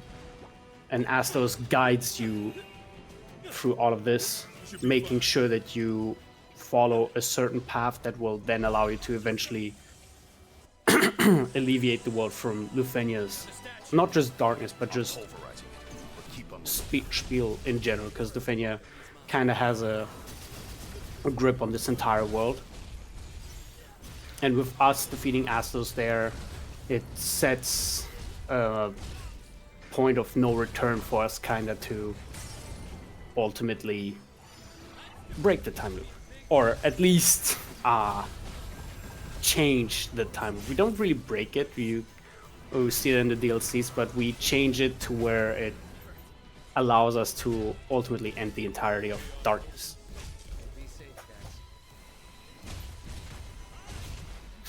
So, Simon is having a little bit of trouble with the second Chaos Vent. As mentioned, yeah, pretty it's pretty hard enemies. It is pretty hard to recover from this. Like, you really want to be able to just like walk in, do a big attack, and finish it. If you don't manage to do that, then you're just gonna keep getting bombarded with strong attacks, and you're gonna be low on MP, so it's difficult to like actually finish the job.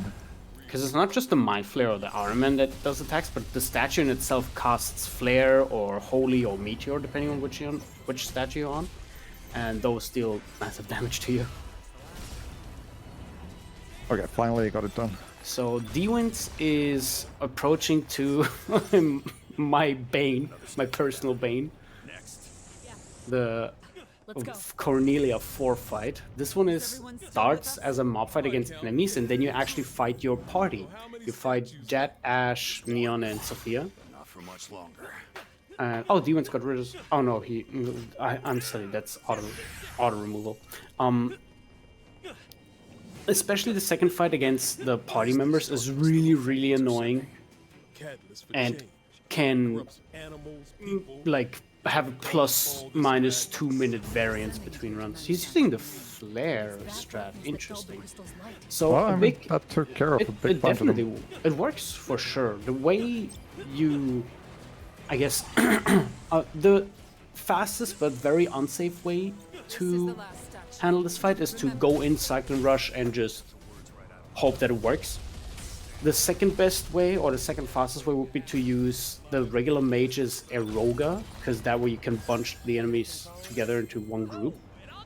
You can also do Meteor or Flare with the Black Mage, Now let's try not to go down which, as you saw, can also just absolutely wipe all the enemies off screen.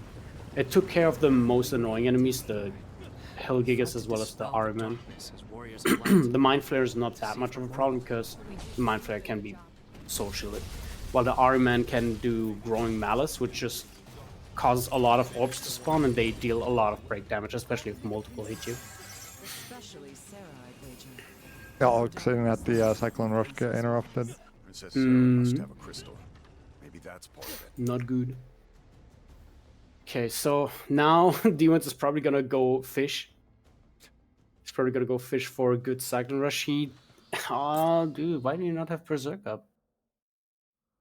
Okay, there we go. At least he got the kill on Sophia. I'm actually not even sure if they have HP or break or something like that. Well, oh wait, he got Ash, I think, as well. Basically, what you want to hope for... Oh, it was Jet. You want to hope that you use a Cyclone Rush and they all get broken so that you can then Soul Burst them. Because that Soul Burst then takes care of them, and perfect world is you just get them all with one Cyclone Rush and you then just watch the Soul Bursts happen one after another. But in this case, he had to go and hunt them down a little bit, which can be pretty troublesome.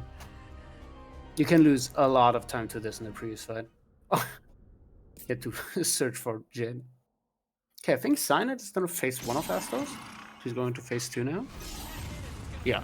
Cyanide's going to phase 2. Demons is done with that fight, so now he's gonna have to walk a little bit more to the final boss of the run. So he actually only has like about 5 minutes left. Which we have FF7 Remake coming afterwards.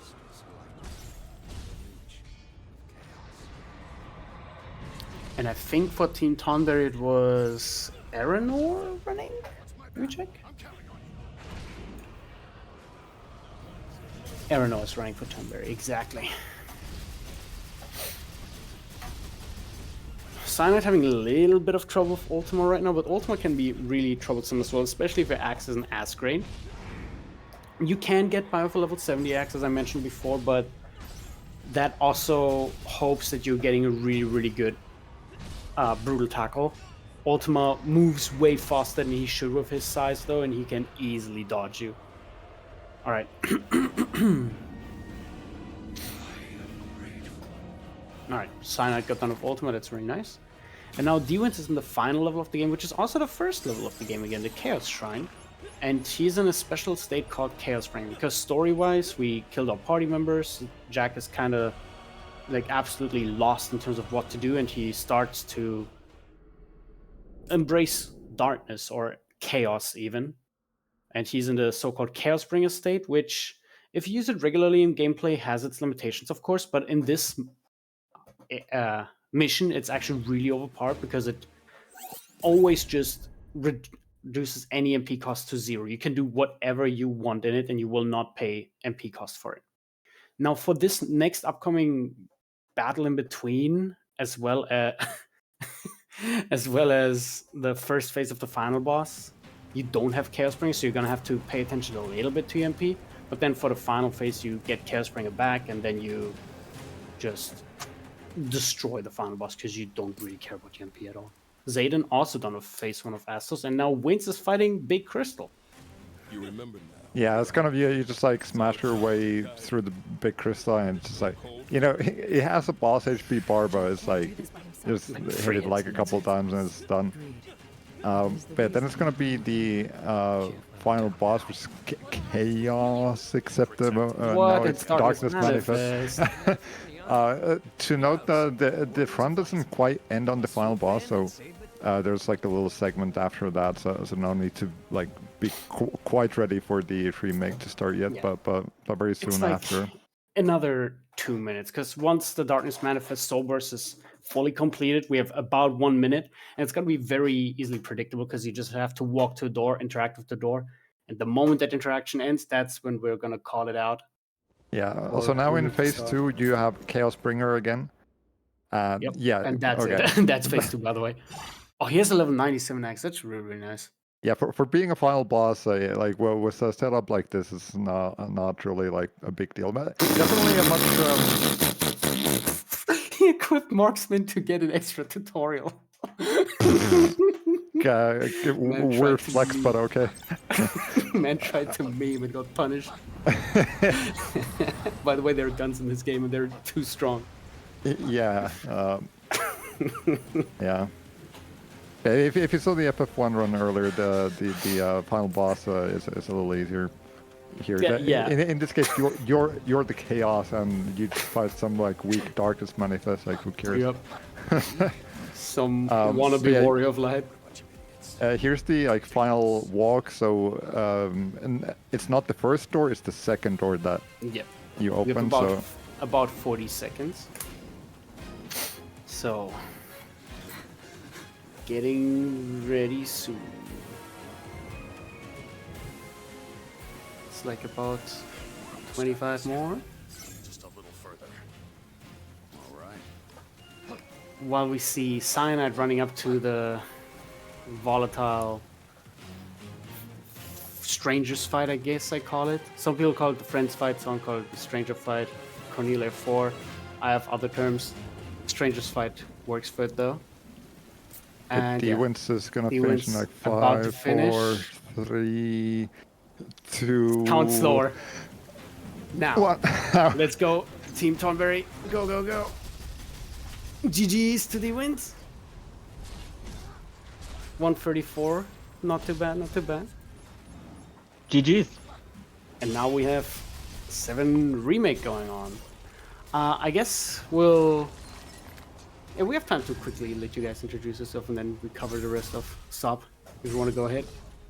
I'm X7 Strife. Most people just call me Strife. Primarily running hard mode on Remake. Main game and intermission. Routed a little bit of Rebirth, but yeah, that was mostly hard mode. And I'm Woady. I'm also a runner of Remake amongst a number of other Final Fantasies, and I will be running for Team Mog Rebirth tomorrow. Right, hello. I don't think we ever talked in VC Strife. Don't think I ever heard your voice before. You know, I said the same thing. I was like, he's been in my chat for a while, and I've always been like, I get to hear Strife's voice for once. Admittedly, it's been a while since I've streamed, like quite a while. But yeah, I mean, I don't know. I'm not much of a talker, if I'm being honest. That's fair. So we now see Cyanide on the Strangers. Xeidin actually caught up a decent bit with a decent Astos fight. Yes, right. Xeidin's having a little bit of Cyanide's getting beat up. Oh, nice. That was a good cyclone rush. So usually you want the cyclone rush that immediately kills them all, but I think Cyanide ran out of berserk, so it wasn't able to do just that. But the next cyclone rush should do it. All that's left is for you to master. As you see, like 4 enemies, all super aggressive. It can get quite annoying. This fight is that still wasn't very, enough. very bad. She also doesn't have the optimal axe for this. Yeah. I believe she didn't get any drops, so she just did some upgrades on the axe, which definitely help. If you don't have the optimal axe, then you would definitely want to have like berserk up to like deal good damage.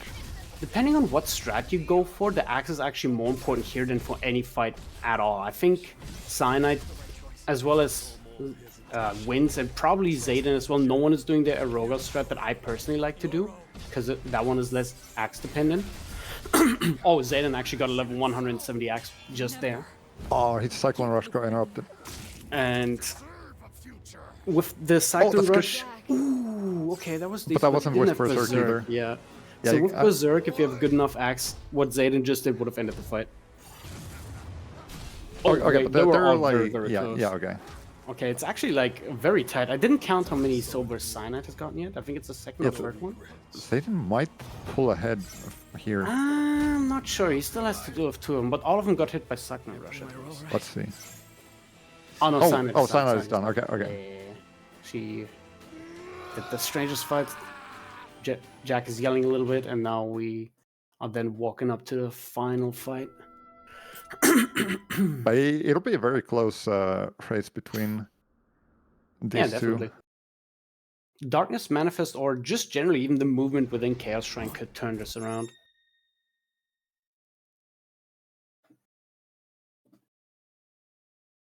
Xeidin is done here. Just like, I don't know, 20 seconds behind or something? Yeah, something like that. Also, Xeidin plays on Xbox, so I don't know if the loads may be a little different. Yeah, I think... It might be slightly slower. But I'm not sure. Yeah. PS5 just has generally decent loads for most games. So that's my assumption. Okay, he's going to Chaos Shrine as well now. Yeah, some of the differences here actually are from like... Oh yeah, no, Xbox loads faster.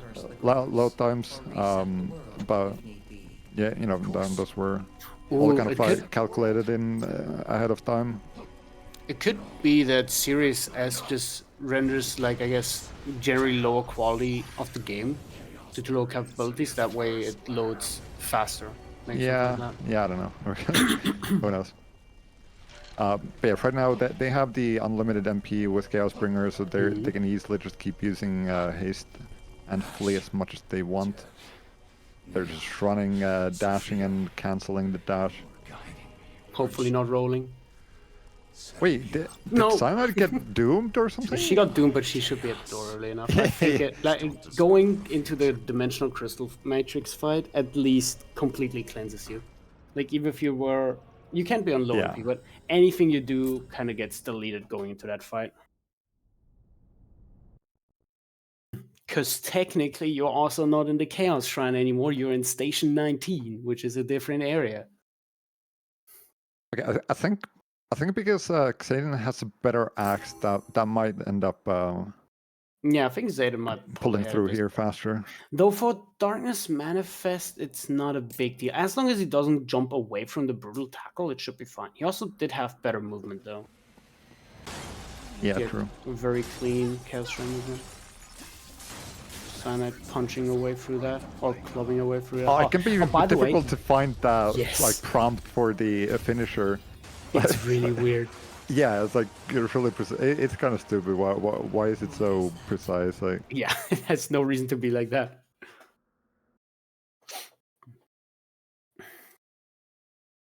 All right, let's see it. Let's see who finishes up first. Oh, okay, Cyanide taking a little bit of time to buff. xeidin goes for that should- Berserk, and that's it. that damage is really bad. Yeah, because she doesn't have Berserk up, she had Lunatic. Oh, that was Lunatic, not I'm Berserk. pretty sure that was Lunatic. At least the symbol looked like it.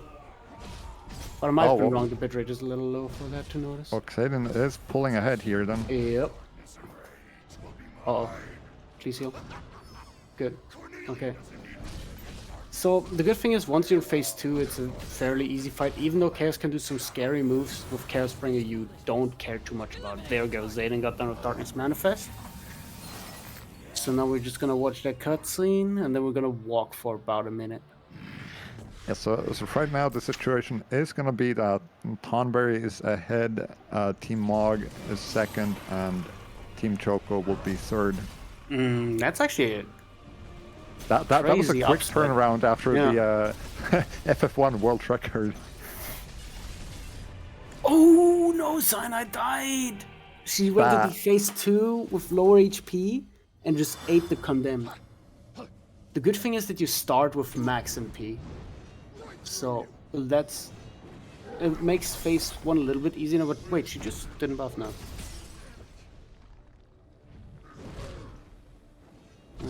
It might end up being a little bit more rough than it should be.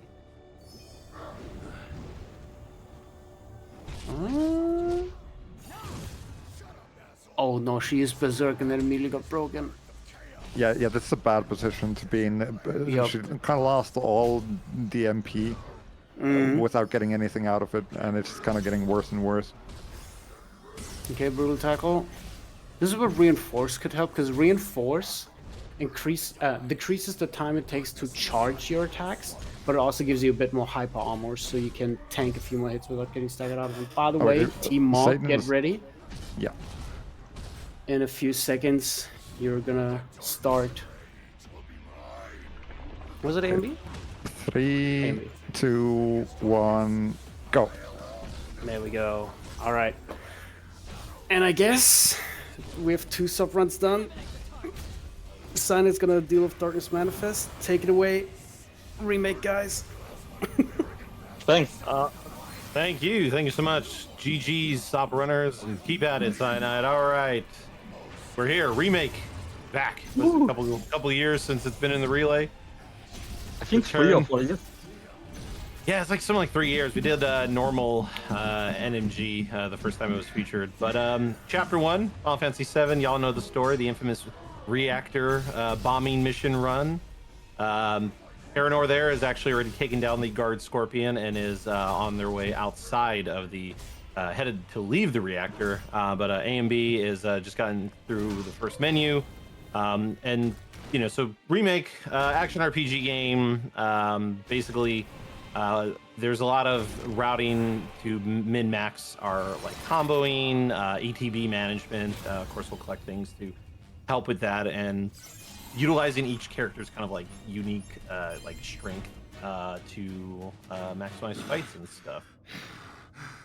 Yep, absolutely. Well, maybe with the exception of Barret, because there it's more so like damage mitigation. Hey, he overcharges. He does things. He does his Alright. job, but his job is reduced. Let's put it that way compared to the others. And then let's see if Earinor gets the good shock trooper here. So one cool thing. So on the escape here, there is a shock trooper that has to be defeated before we can finish this fight. And one of the big reset points in this run is if that shock trooper doesn't follow you, you tend to lose like a pretty good amount of time. And then we also use this game's idea of like combat zones and like how it warps characters back in the fights. So because we are so far away from Barrett, and because we are in a combat zone, and Barrett is not in a combat zone. This is, by the way, this is what I was talking about. Barrett was shooting the shock trooper there, and this provoked the dodge, and so so nothing was really happening there. But she still managed to work that out fine. Okay, Team Choco is almost done here. Oh yeah. So let's get ready for that. It will be 5, 4, 3, 2, 1. Go! Go, Choco! Okay, All right. GG's to all the sub runners. Yes, GG, stop. Thanks for having us for the commentary. It was fun, and take it away. Have a good relay, everyone. Have fun. Thank you, guys. See ya. Thank you. All right, y'all stuck with us for the next 5.5 hours. Ooh, until 6 a.m. for me. Let's go. It's only 7 p.m. for me. yeah, rub it in. I will. But yeah, honestly, for a speedrun for a game, this game really starts off kind of with like a bang. You know, some games might have like a bunch of cutscenes in the beginning that you're watching, or just kind of running around like a town, and very kind of like light interaction stuff. But like, no, you just start like attacking a reactor already. You know, fight after fight after fight after fight. Seeing A and B trying to get some good lasers. Looks like he had his lasers was pretty decent. pretty good. Yeah, pretty good laser. Like those lasers are not consistent. There are times they seem to be on some sort of like universal time cycle that we don't have like an exact like routed understanding to like guarantee like consistency for them to be nice. But I mean, even if we could control the global timer, it's not like you cannot guarantee that you will be at that point in time at the exact second. Like, there's no way we can manipulate it. Nope. And then you're seeing an example of something that we'll do a bunch throughout the run, save loading. So thanks to the PS5 and technically PC version, but that's only because we use the load remove time. The game loads really fast on PS5, and so it was found that if there are times where we can save the game, and when we load the save file, it will progress like either a sequence of dialogue. It will stop the dialogue, making characters move more with more momentum, or makes things like elevators warp to the bottom, makes doors open. So it's just something you'll see us do a bunch in the run. Basically, skips dialogue or lets you progress to the next story point faster. But yeah, most of the time it's like really only a couple of seconds. It just adds up over time. It's Well, and some will be more than others. Like there's an elevator like in chapter 9 that we do that saves a pretty good amount of time because it's a pretty lengthy scene. That one does usually help. But yeah, some of them may only be like a handful of seconds. Okay, so here we got A and B fighting the first boss. This was, I think, the first instance of a Punisher counter. Maybe he got one before, but I missed it. Basically, when you're in Punisher mode, you got access to a special counter for some melee attacks. Not all of them. It varies depending on the attack. It builds a ton of ATB, it deals good damage, drives up the stagger gauge quite well. That's what you saw there when the Guard Scorpion jumped down. Cloud countered, got a bunch of ATB, and then pushed to the stagger, and Barrett finished the phase with a couple thunders. Cloud with full ATB here, fire, and Barrett building ATB to finish it with a thunder to phase. And then I think Cloud will take laser and then get a limit out of it. Yep.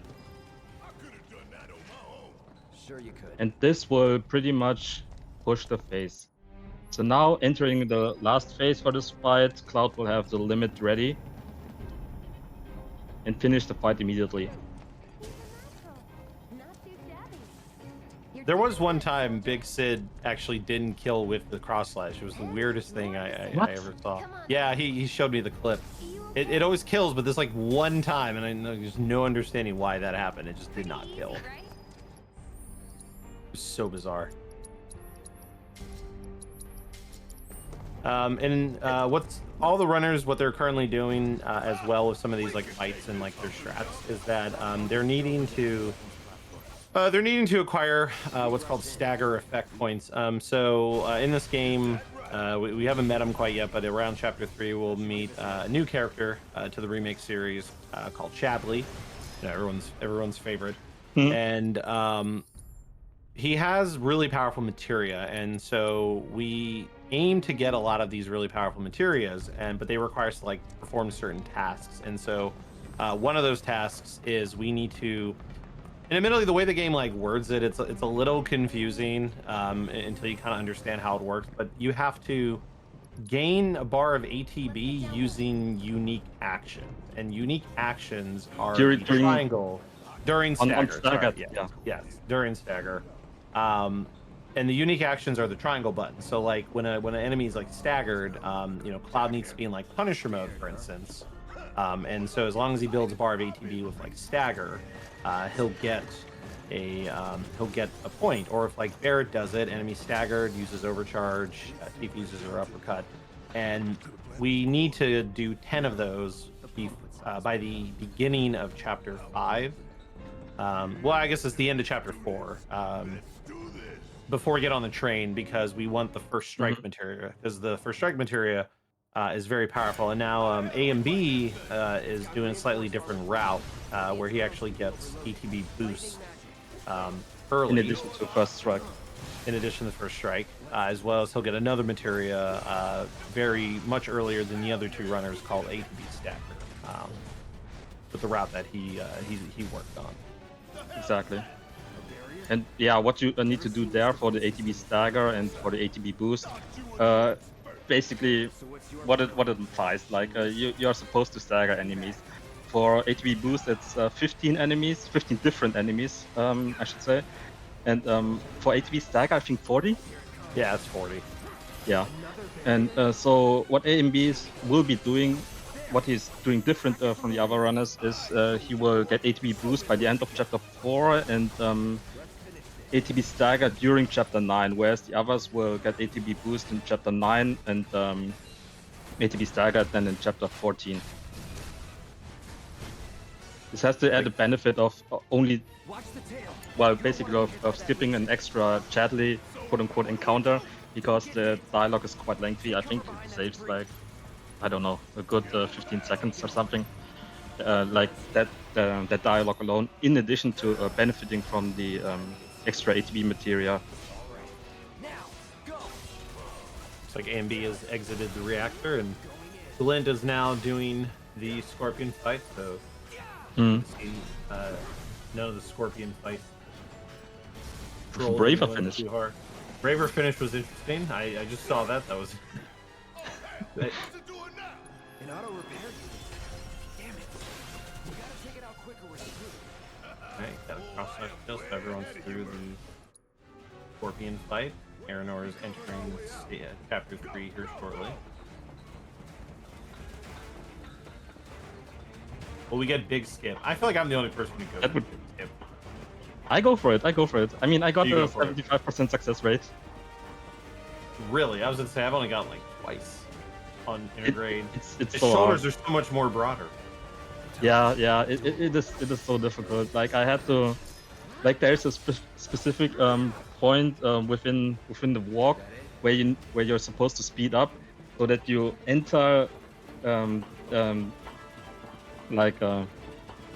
crawling section with Biggs basically simultaneously with him. It's super specific. It took me quite a while to figure that out, but even then the timing is so tight that I don't get it every time.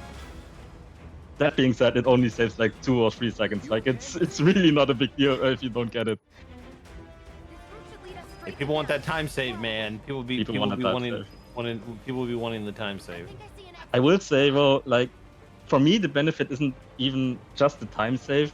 but getting around those NPCs, because just pushing through those NPCs is not as easy as it looks.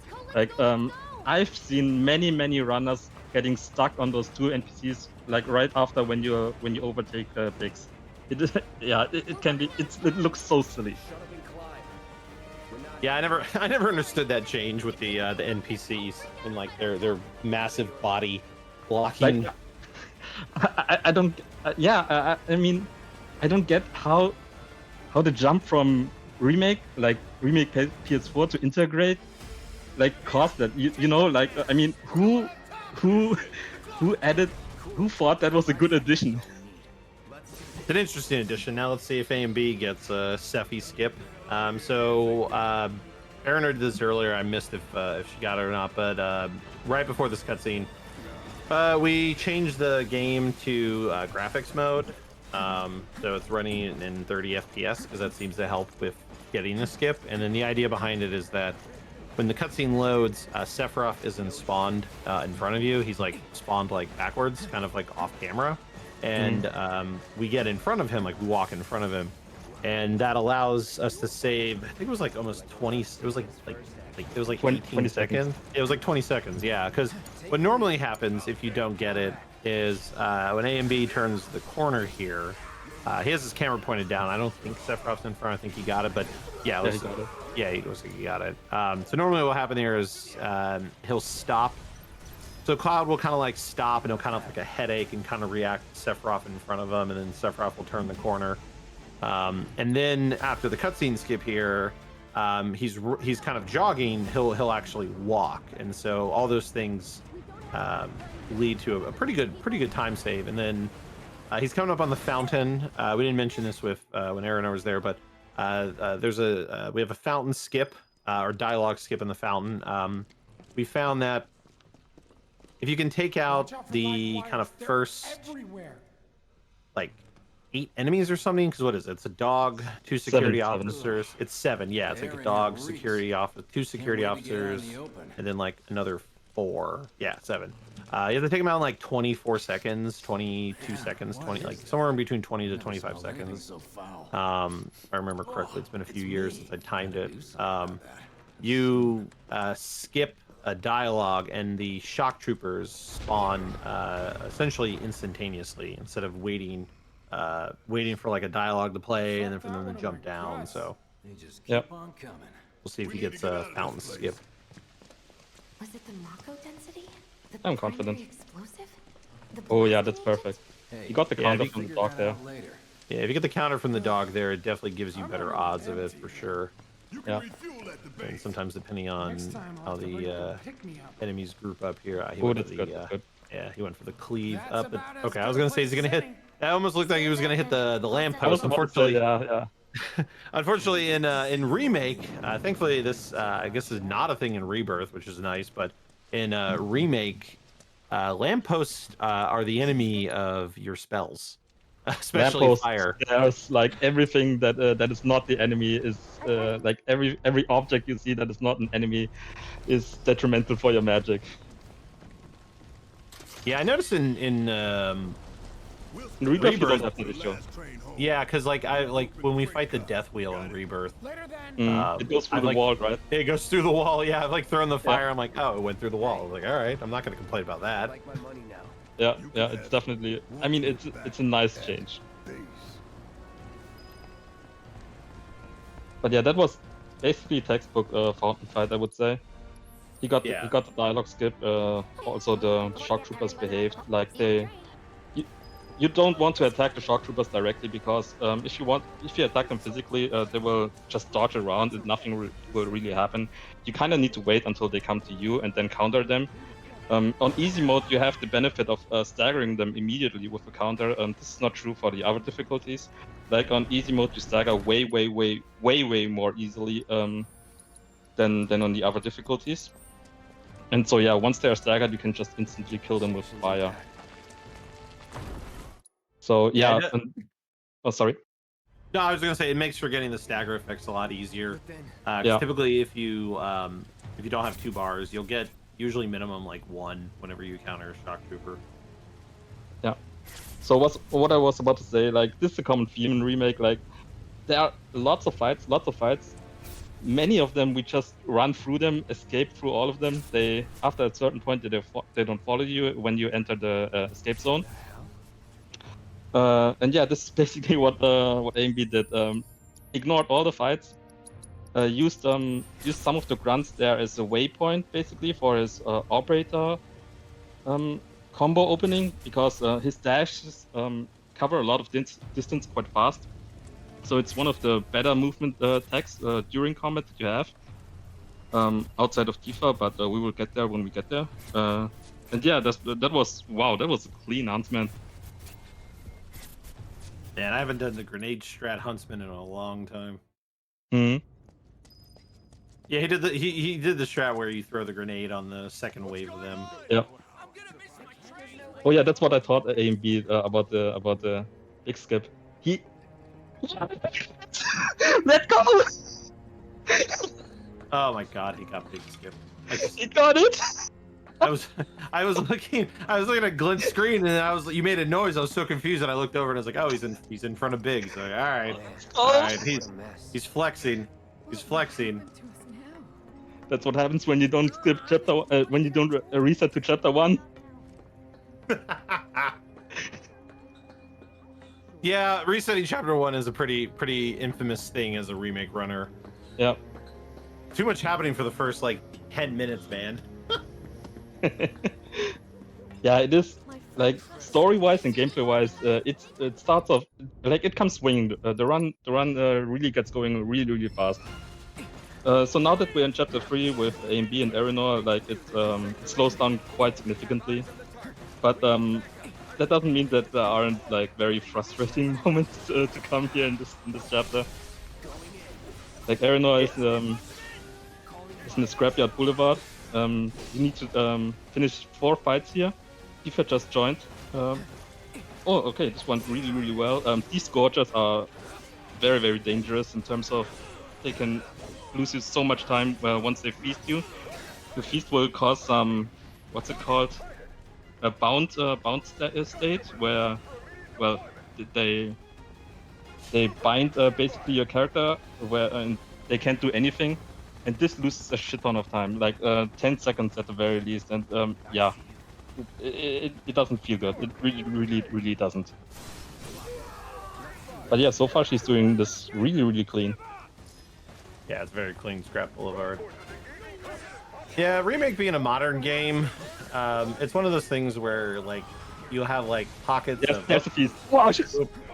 Dodge, nice. You'll have these like pockets of like action, and then it will like slow down for like story and like just story progression and like moving the story along. So like that's what chapter 3 is mostly of. It was a lot of walking around, a lot of talking, a couple of fights here and there. You get introduced to like side questing, because Remake, unlike Rebirth, is like a lot more linear of a game. It's kind of like pockets of chapters. So like there are chapters across the 18 chapters that have like moments where you are like left to free explore, and then you can do like side quests and stuff. And so chapter 3 is like the first time you kind of have that option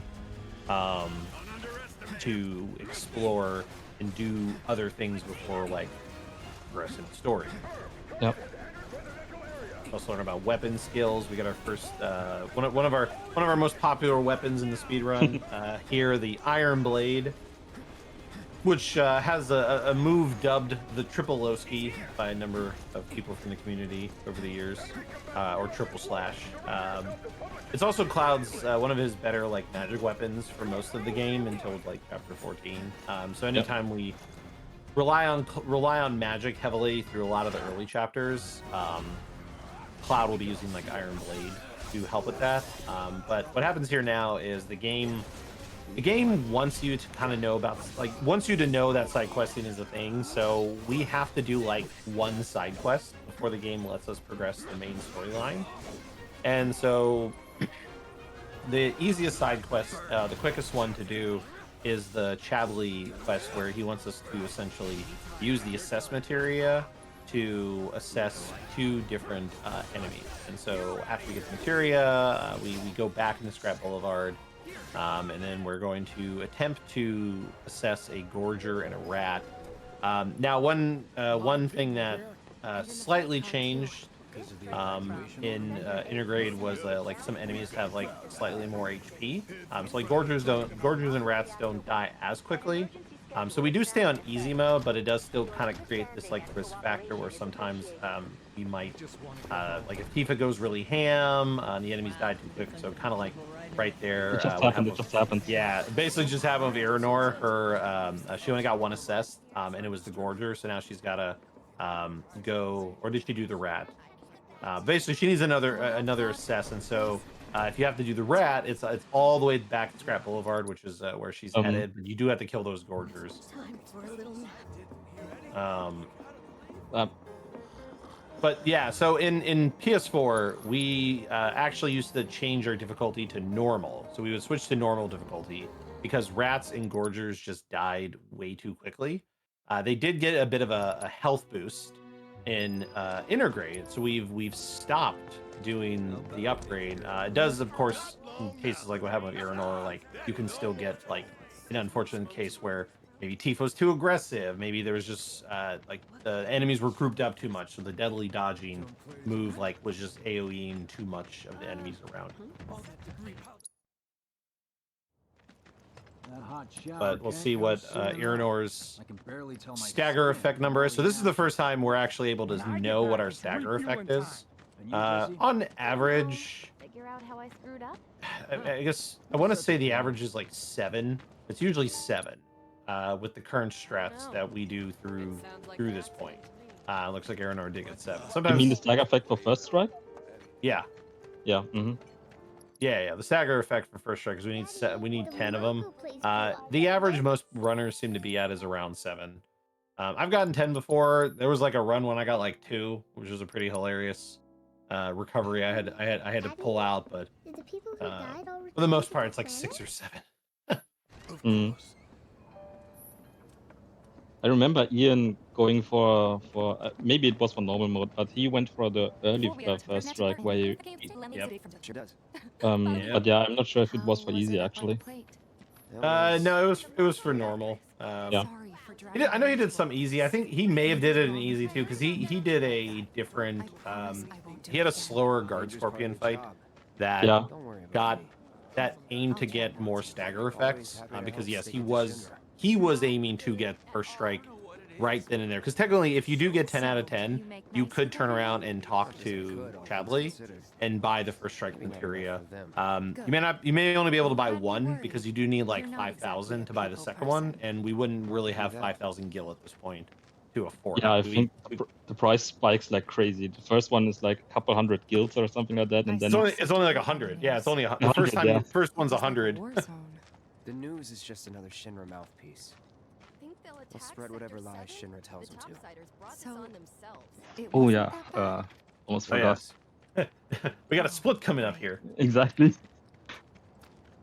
All right, let's see. We're gonna get I love to see it. So I've seen this happen a few times. Sometimes the security officer, the elite security officer, doesn't counter. So one nice thing about enemy AI in this game is you run this game enough with some of the strats we have, you actually pick up on a lot of the behaviors of some of the enemies, and you can bait a lot of things out of them. So elite security officers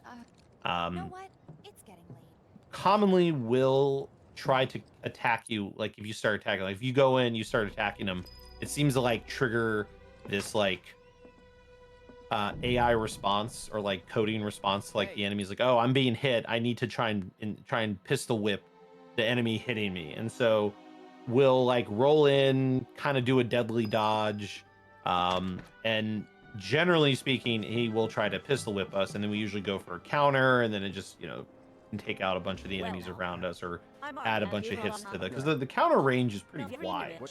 But it looks like Earinor, and I've had that happen to me a few times, the elite officer wasn't in the mood to pistol whip us. My husband decided to go to. Yeah, sorry, I'm a little bit distracted. I accidentally split for Team Mark as well. So we gotta fix that.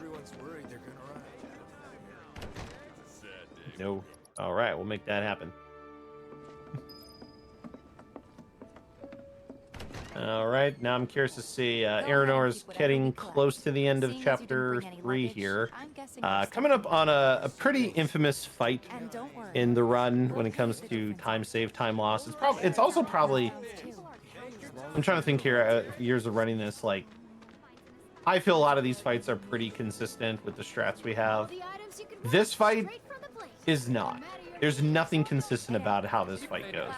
Every time someone said something about finding something consistent, he will be proven wrong later. Like, yeah. This fight is just so wonky. This fight can go wrong on frame 1. Like, they can spread out like immediately. It is absolutely crazy. So here we have a bunch of Corneo goons guiding Cloud to basically this like hidden corner or whatever, because they're essentially going to jump us, or jump me, or jump Cloud. Not Cloud. Why am I saying me? And you fight 4 of them, and like Strife said, like, so the fight starts, and they'll either attack you, they'll run in different directions, they'll like they just disperse, and so we try to use Deadly Dodge to force them into a group. Looks like, oh wow, hey, she got 3 of them. Nice. Nice. All right, that was actually very good. Need to use fire before he finishes. A little delay. She should have berserked them, huh? Yeah. No, so good. Okay.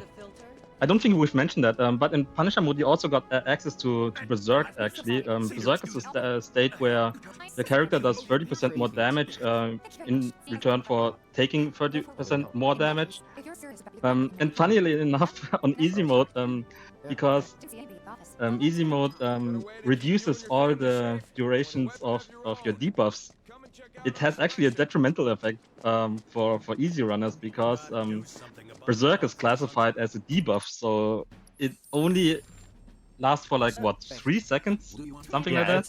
Yeah, it's so tight on easy, because it's like 3 seconds, which was a nice change in Rebirth, because it definitely lasts much longer. Like 10, I think, in Rebirth. So basically on easy mode you can get like 1 attack off before the effect disappears, but luckily we will later get an accessory, Fury Ring, which will give us permanent Berserk, which removes those issues. I can see why monsters. Yeah, that's a nice thing that they made it longer, because we don't get Fury Ring in Rebirth. Yeah. Oh, and I guess something we didn't mention was one of the weirdest out of the blue updates that this game got last November was the fast forwarding. So sometime after the Game Awards, there was an update for Rebirth and an update for Remake, and I guess Square Enix decided that because there are people out there who want to play Rebirth, but they might not have played Remake, or they want to replay Remake, or whatever their desire is that they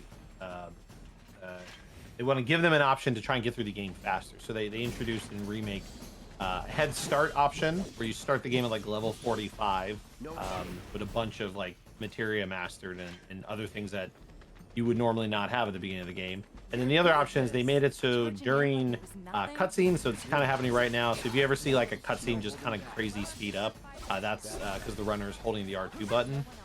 Or even like a dialogue, like you might see there's like dialogue that's happening, and you'll see like a ×2 in the bottom corner. It saves like what, 10 minutes? It added like a 10-minute time save, 10 to 11-minute time save. It's 11 to 12 in NG Plus and 12 to 13 in NG. So it's quite a sizable time save for sure. But yeah, it's so weird. It has become so natural for me that I've completely forgot about how weird it must be for people seeing it for the first time now. Yeah, it was weird at first when we were getting used to it. Yeah. But then you kind of blend into it. Come on, I don't know about that. So Earinor is playing a minigame, a quite infamous one. Woody, you want to cover that? Because I, as an NG Plus runner, have no idea what's happening. See how it is? That's right. Yeah, Mister, I can skip the bike mini game. I don't gotta play the bike mini game because I'm a new game plus runner. Yeah. So one of the new things is this is a mini game where we're on a bike, kind of similar to like what happens at the end of like the OG7, like when you're leaving Midgar thing. It's kind of their, I guess, node to it. And so yeah, so here we're basically trying to get to the upper plate, and of course we're getting attacked by Shinra soldiers, and so we are trying to get through these fights as fast as possible. And there's a number of like time saves throughout these fights. Where in like we could probably cover them a little bit closer here in a bit with A and B, but yeah, it's just a bike game. There's you aren't level based, so easy, normal. I mean, the enemies have health based on that, but no matter what level we're at, it doesn't make us stronger. Like you have like a set amount of damage that you deal, and like enemies have like a set amount of HP, and so we're just trying to min max these fights to avoid dialogue, to avoid like getting things to loading quicker, like early. Roche, one of the new characters and boss we're about to face here in a moment. There's a thing we call early Roche, where after the first cutscene, 2 elite officers spawn, and then like a couple, I think it was 4 slug rays. I guess it's 4 slug rays. And you have to like defeat all of that like before you pass like a certain point on the map. And if you do, then Roche will spawn immediately, and then the cutscene starts immediately. Just like A and B only got 2 problems. Oh god, was he about to get chokehold? Oh, that's the worst. So the thing with the hoodlums is you have to be careful if they're off screen, because if they're off screen and they're behind you, sometimes they will run up and they will chokehold you, and it's the most like annoying thing because you can't get out of it. It's a non-blockable attack, and you just kind of sit there and suffer until like you're freed from it. Yeah, the problem here is that Cloud is alone. Like, there's no other party member to help him. There's basically no backup in case that happens. Everyone I know said they felt so they blew up. And yeah, so Earinor is now in the bike section, in the Roche fight that Woady just mentioned. Here, basically, you want to attack as much as possible, but also tank a lot of attacks in order to build up that that triangle that you see on the bottom left, the spin slash, which does quite a sizable amount of damage. And you really want to be fast. Like, of course you want to be fast, but he has this this attack where he just will drive on the wall and let thunders rain down on you, and you want to skip that attack. And I think she will get it. Well, this looks good. This looks really, really good. Yeah, she got it. She got it. All right, good job. That's the lightning phase skip. Yeah, because to Stripe's point, if he pulls away from you and he rides on the wall, you cannot defeat him. Like, even if you were to like throw your wind slash at him and like knock his HP to like technically 0, until he finishes the attack and then lands, and then you hit him one more time, the game won't let you progress. So it does eat up a bunch of time waiting out the animation. Yeah. I think on normal you can't, like, I don't think I've ever seen it. You can't. Yeah, you can't skip it on normal. It has too much HP. The challenge there is more so like skipping the second attack of that. And then all right, A and B is doing the bicycle section, so let's see. He's okay, so he got through the first wave, so I missed if he got the what was it, the first dialogue skip, because in the second wave of enemies, if you do a spinning slash and you kill them off screen, it cuts off a part of Cloud's dialogue, and it loads the next set of enemies a lot quick. And oh yeah, to Earinor's point, Roche in the German dub. So Earinor is most likely playing in German, and when Roche appears on screen, for whatever reason, in the German dub, his actor goes toot toot. It's like the most hilarious thing in the world. I always love to hear it. Yeah, it's actually pretty funny. He said he was leaving town. What would make him want to leave? What's your Glint is finishing up his tour with Tifa, so he'll be doing his hoodlum fight here in a little bit. Mm. As A&B progresses through the biking section. Well, Earinor is sneaking into Jesse's house because we need the key card. And so Yeah, so Cloud is basically not allowed to get pizza. Yeah, so what's happening here from a story perspective? As you all know, Chapter 4 is unique for remake. Like this never happened in OG. Basically, Jessie feels guilty for the Marco reactor. Like apparently the explosion was too big.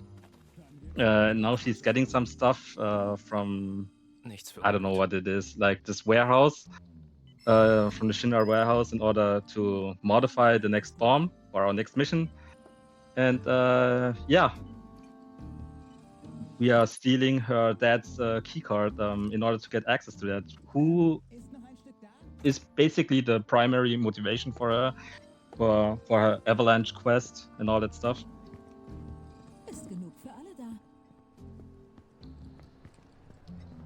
I think that was the plot. I completely forgot, to be honest.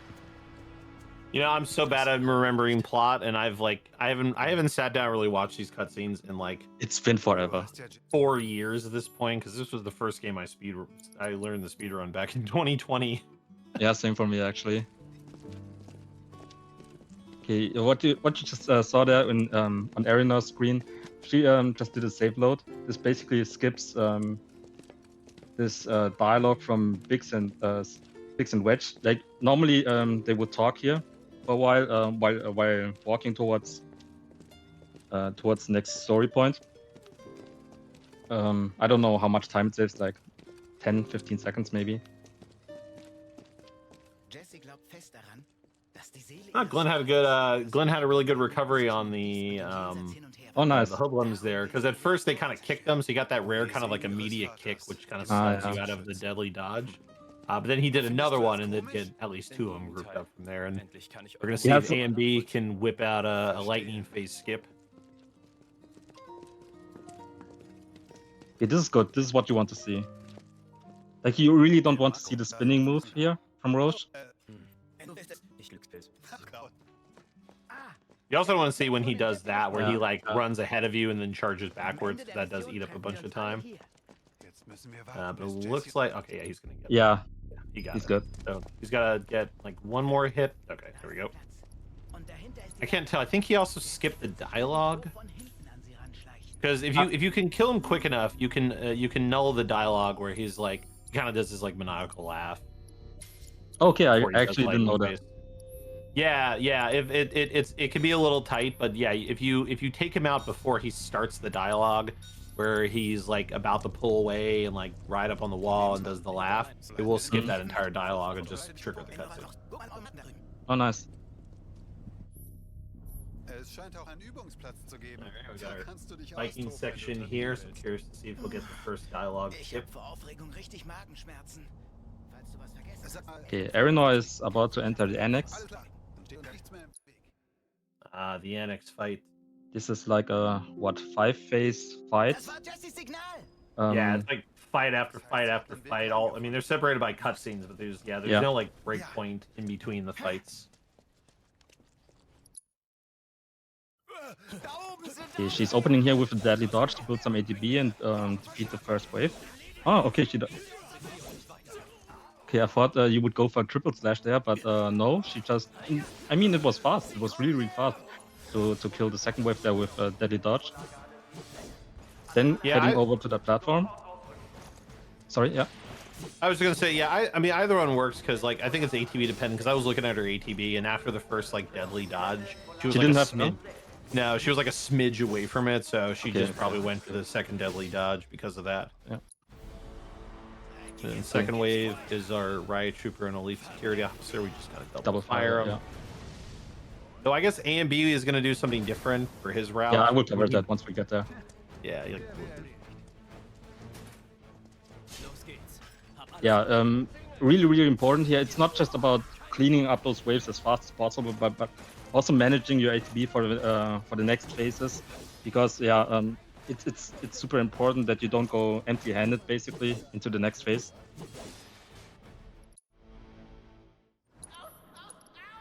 Okay, throwing the grenade at the large mob of dogs running after Wedge, staggering them instantly, also getting a limit in the process.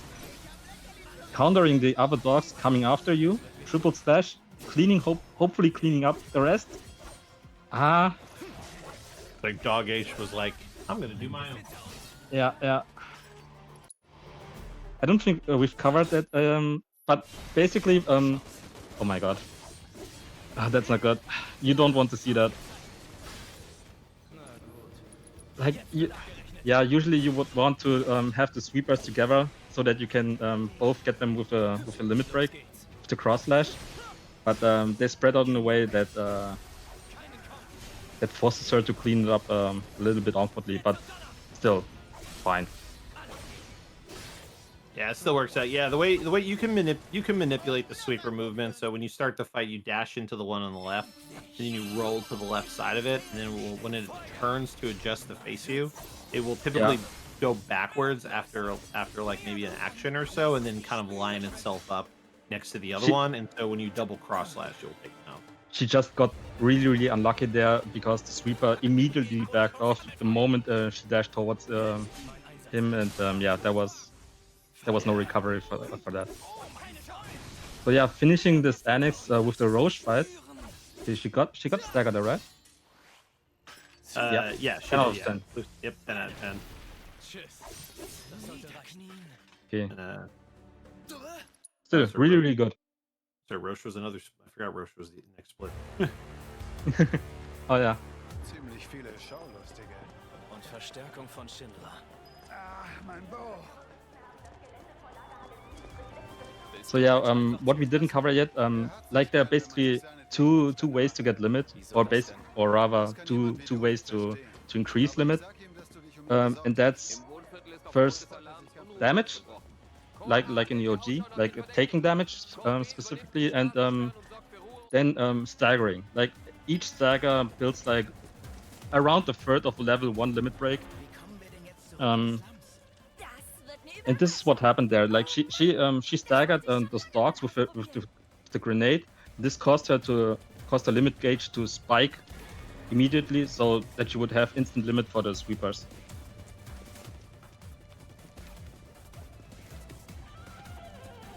Okay, A and B about to enter the annex. We'll see a different iteration of that fight from him. Specifically, he needs to stagger a little bit more because of the Chatly assignment.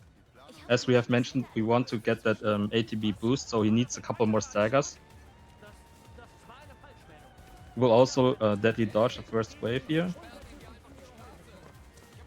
Right. Triple slash this part. Now dash towards the platform, finishing up with some deadly dodges. Good, yeah, that's not bad, yeah. Now he will target the Grenadier, stagger him with a Blizzard, finish up the rest of the grunts here. Hopefully. Yeah, okay, it's fine. They spread out a little bit, but it's okay. Okay, Blizzard on the right, Trooper to stagger him. And the same, yeah, with the elite. Now he has limit. And he will limit the Shock Trooper as well as the Grenadier here. Before they spawn in. Why does he do that? That's interesting. Yeah, so basically, because he has limit on the shortcuts, he can use the limit before they are targetable. So he can basically hit them once they spawn in immediately. This saves like, I don't know, 3 seconds, because you don't know when exactly the Shock Trooper will attack you. It's a little bit more consistent. And since he staggers a lot more now due to the ATB boost, he just has that second limit available. Makes sense. Yeah, that makes sense. I get it. I get the logic. Okay, yeah, this sweeper fight was basically a textbook. This is what you want to see.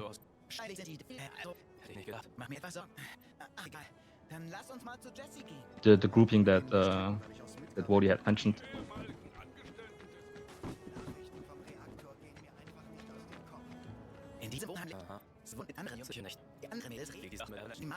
Okay, fire. Now go for the counter. Pressure via Punisher combos, then stagger with fire. Get the stagger here. Effect here. He's 9 out of 10. Okay, finish with fire. So he's gonna have to Okay, get one more on the Whisper fight. Yeah.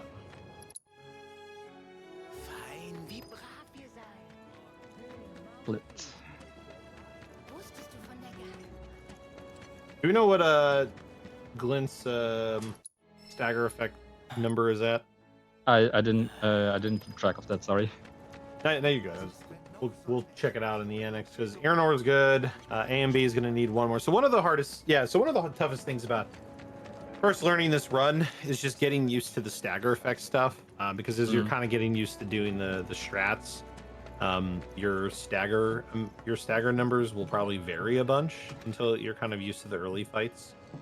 And without first strike, while like I've done runs without getting first strike, it's definitely very awkward. And it does lose a lot of time because you don't have like first strike going into a fight to like use ATB like almost immediately. Yeah, like it's one of those things. You can finish the run, but it's a PB killer most likely. Like, let's be real. Yeah, I mean, you could probably get a PB if you're new to the run for sure. But like, yeah, if you've been running it for a minute, like it's good. Pretty difficult. And then, also, what we haven't covered yet, like there's this passive ATB gain. Like you not only gain ATB from attacking things, but also like passively just because time passes. And this can rob you of those stagger effects. Yep. Just when you're about to hit something with a unique attack, and then the passive ATB gain kicks in, it gets you to an ATB bar, and yeah, that's not a whole lot you can do about that. Yeah, and it can just happen. Like it can be like a half a second, and it still counts against you. And usually you can like tell because if you go to attack in Punisher mode and you clearly gained ATB, but the counter didn't appear on screen, it's usually because you got the passive gain right at the wrong moment. But yeah, sorry, I was interrupting you for the Whispers fight. Oh, that's fine. I was just gonna say here we have another addition, brand new addition to the remake world. The Arbiters of Fate, or in some circles, it's basically Final Destination. It was weird. I was making a joke, and apparently the plot of this game is basically Final Destination. It's we cheat death, and we spend the whole time trying to escape it, and death is chasing after us, trying to fix the timeline. Yeah, these fights are super wonky. Like those Whispers have a very, very weird hurt box. It's and are very, very prone to glitches. I think like the enigmatic Spectra that you're supposed to kill there it goes out of bounds here and there. Like I've seen the weirdest stuff. I think from you even, Woady. Yeah, no, I've got a few clips, man. I've had some weird Whisper fights.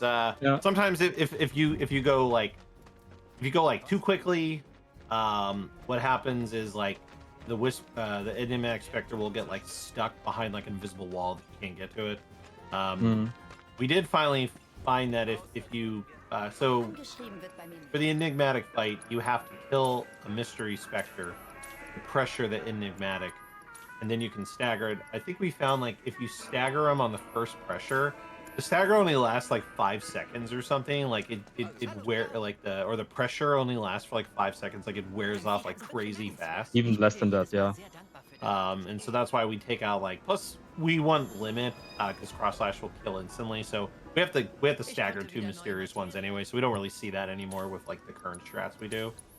But some of the early strats we were doing where we weren't. At least on normal, because on normal, I know there's like there's some Tifa stuff we do for because the staggering bars are larger, so we can't just throw a single fire and stagger the enemy. We have to do more to stagger them. So yeah.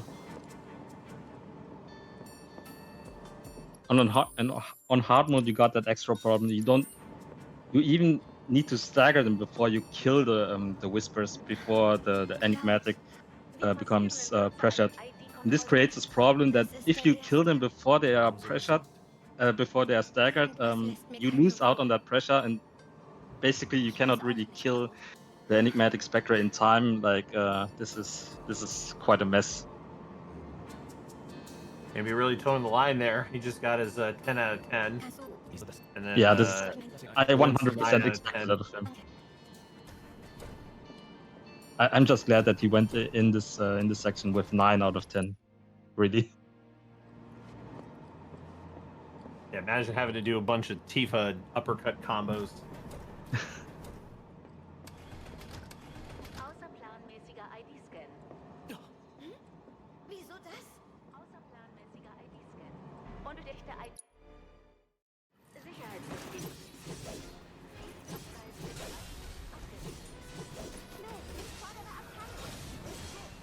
Alright. Main B is getting ready to finish up chapter 4 as well. Earinor begins the... I guess the next pretty lengthy, because we were talking about like how it's like pockets of like combat and non-combat, so like chapter 5 through like 7 is just kind of like non-stop when it comes to like fight after fight after fight after fight, and then like chapter 8 will have like probably like a good like 15 minutes of like it's just super calm, which is a nice kind of like break there, which is nice. I love that part, honestly. It's because after all that action, you kind of really appreciate the break. You would think that these slow sections are boring in a speedrun, but after all that action, you really appreciate it. Yeah, honestly, like Remake, I don't know, maybe I'm biased because of running this game, but like I feel like Remake is like a very perfectly paced game when it comes to like built-in breaks and just like Absolutely. Just like the stuff you're doing, because like, yeah, while there's like, you know, maybe some less than appealing like slow walking sections and cinematic things you do, you run this enough, man. You know, you do all those combat sections, and you know, it's a nice kind of like just being able to like take a moment and just kind of walk around for a little bit, and then like there's a bunch of built-in breaks that are like a minute to 3 minutes at like pretty good points. I think that I like to think for most people give them enough time to like stretch their legs, get some water, maybe go to the bathroom. So yeah, 100%. Okay, A and B about to start chapter 5 now, entering the train. So, fun fact, there's a save load here. Oh god. Not a single one of us goes for it. Nope. So basically, as you walk towards Tifa, there is a specific, like a really specific spot that you can save load in. But it is so tight that really all of us ignore it. It saves around 14 seconds. It would be good to do it, but like it's I shouldn't say RTA viable because it is in theory possible, but yeah, no one wants to risk that. I can't bring myself to go for those save loads. So they were dubbed. It might have been me who dubbed this, but like I essentially we have save loads, and then we have like precise save loads is what I've called them. Like save loads that are like frame perfect, very specific like pixels to like get. And if you don't get them, then like okay, too bad. Like you can't, like if you fail it, then you're out. Like you can't fix it. Because like some save loads, like you could do a little late and then you still get it, but like these like precise ones, like the one Strife was talking about, like no, if you mess it up, then the cutscene just like you just pause the game and you unpause and go about your day and wait for the cutscene. Yeah, so basically, if you fail it, you lose like 8 seconds for nothing, and yeah, it's in the long term, it's not really worth it. At least not for me. Yeah, no, it's not worth it for me either. I don't blame it. I mean, I don't think I've seen a single runner actually try to go for him. Nope, not a single one. Okay, A and B is now out of the train. Now they're trying to basically meet up with Barret, like Cloud and Tifa. He used those grunts again as a waypoint, just for his dashes. Rolls rolls away from. Huh? I Ah, didn't oh take- god, oh god. Yeah, he didn't take damage, any so he couldn't damage. potion that. Yeah. Yeah. So here's a potion. So another piece of like tech we do for like stretching out like slow walking moments and things like that is potion lagging. So normally after that one fight, hopefully you've taken some level of damage because you can't heal your characters if they're not hurt. And if you've taken damage, then you want to delay Tifa before she gets anywhere near the fence and triggers kind of like that designated camera, like where it kind of like oh, we should go over to these stairs or something. And so he didn't take any damage, so he wasn't able to do that potion lag. So then he spent more time slow walking instead of being able to like do a lot more running to get to those stairs. Because if you get to the stairs really quickly, Barrett is actually spawned further back in that tunnel, and so when you swap to him and then swap to Tifa, like you exit out of combat like really quickly. Then A&B did a bit of a menu there. Another thing that we min-max in the run is weapon upgrades. So as you level up, you gain these points, and then those points will increase character weapon levels after a while at like specific intervals. So like level like 12, I think like 21 is another one, maybe like 15 is another one. But going into the upgrade menu is really slow, and because you have to watch just like really, we call it I call it galaxy percent if you accidentally open the menu, because it's like a It is very fitting. It is a very fitting term. And so it's like a tutorial. It's like an animation of shame when it happens, and so it's just really slow to like go in and like pick your own like upgrades when the auto upgrade system does a pretty good job. But the problem is that if we found that if you stay on auto the whole time, you actually don't maximize your damage potential. And so one of the first things we do with Cloud is we'll do we'll at level 12 we'll upgrade his Iron Blade to attack, and then we'll switch it to manual, and then we want to keep it on manual until before the final boss in chapter 7, when he's like, I want to say like level like 15 around that point. And so it will give him more magic DPS, whereas if we leave it on auto, he will not have as much magic DPS. The reason for that being is because of that auto upgrade, the game selects upgrades that some of them we really don't want to, because they really don't do anything for our damage. So we want to disable the auto upgrade until we got more SP, more and better upgrades, and then activate it so that we get the upgrades that we want, basically, that are a little bit more optimal for damage output. Oh, interesting. He does a Tifa strat for for the gas streak. It's because of what's going on here. Looks like the first gas streak he never killed because it defense buffed up. So I guess he just moved away from it. Oh, he picks up the sounds. This is actually really funny. This is the only chest animation that you can speed up with the new patch. Oh, I have never realized that, because I don't pick up that chest. It's like the only chest in the game for some reason. This can be sped up.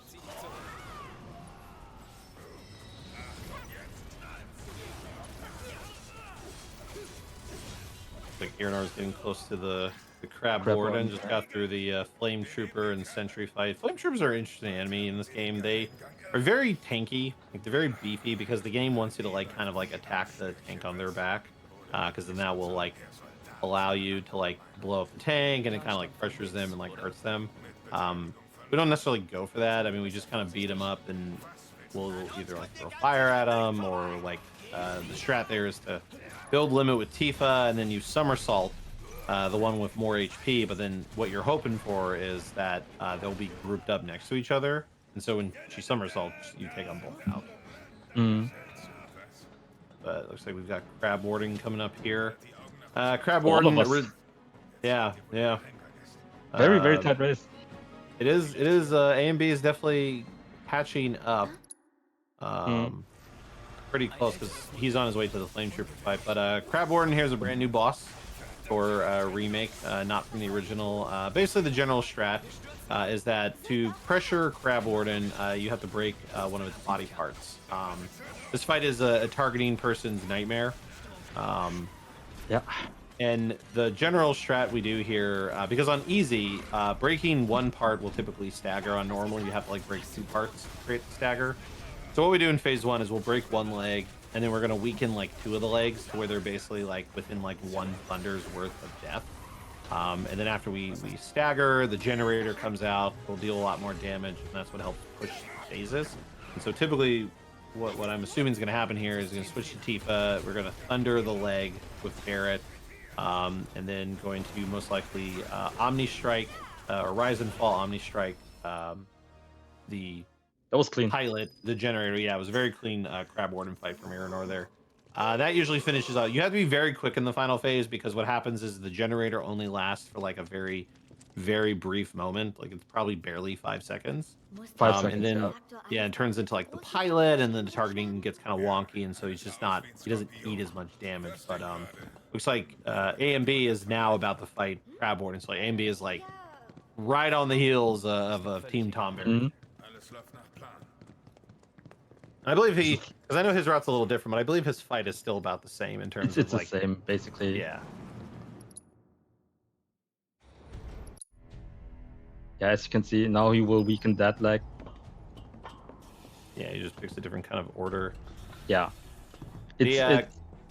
It's a little bit of runner preference, which leg you go for. Like the legs behind are a little bit more beefy on the magic side, while the legs in front are a little bit more beefy. Oh, we have to. This is a split. Oh yeah, right. God damn it! It's a little bit late for a split now, right? For Tonberry, but we can do Mog at least. Yeah, I will just notify management. Okay. Mark. Das Tor geht sicher nicht, weil die Stromzufuhr unterbrochen wurde. Wir müssen uns was einfallen lassen.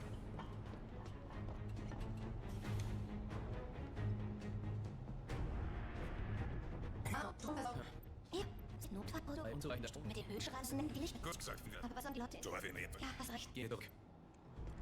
Anscheinend Right. wird der ganze Strom hier für die Sonnen der Slums verwendet.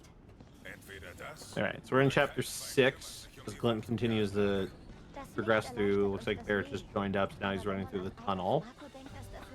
And then so chapter 6 is basically brand new for the most part. I mean, it is a it was in the original, but it was like maybe a single screen. So the general idea here is that we are going to have to power down all these sun lamps because powering down the sun lamps will then allow us to activate these doors. There's no boss in this chapter. This is a chapter of just pure running around and combat. And so you know, we skip fights. So anytime you see us flee a fight, it's because it's not a required fight. So a big thing in this game is that you can't interact with objects like doors and ladders or consoles if you're in combat. So a lot of times, because it's a lot of very close quarter sections, is that we do the fights because we have to, because we're not able to interact with a door or open a door or get anywhere without doing the fight. But if we can avoid a fight, which you see we skip a bunch of fights here, then we're going to do that instead. Like we'll skip a bunch of fights. Yep. Whereas in something like Rebirth, which you'll see tomorrow, is that we skip a lot more fights because there's not as much like ladder climbing, door opening, close quarters sections as much with that game. So also in Rebirth, you aren't really forced into battle. Like you like that too. Yeah, you can walk around it in order to even avoid the initiation of the battle. What you also see here very often is that we switch to Tifa because her movement is quite a bit faster. In particular, we are using the punch rolling here. We roll and then punch in order to, skip the ending lag of each of the rolls. And once we get the parry materia, yeah, she she will be incredibly fast. Zoomy, zoomy, zoom. Zoom, zoom, zoom. Yeah. But yeah, this is another Chadley materia that we will get in chapter 8, 9, 9. 9. Yeah, and we will work on the requirement in the upcoming Airbuster fight.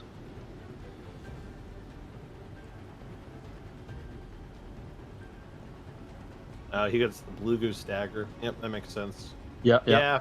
Staggering 40 enemies it's very tight for how early A and B aims to get it.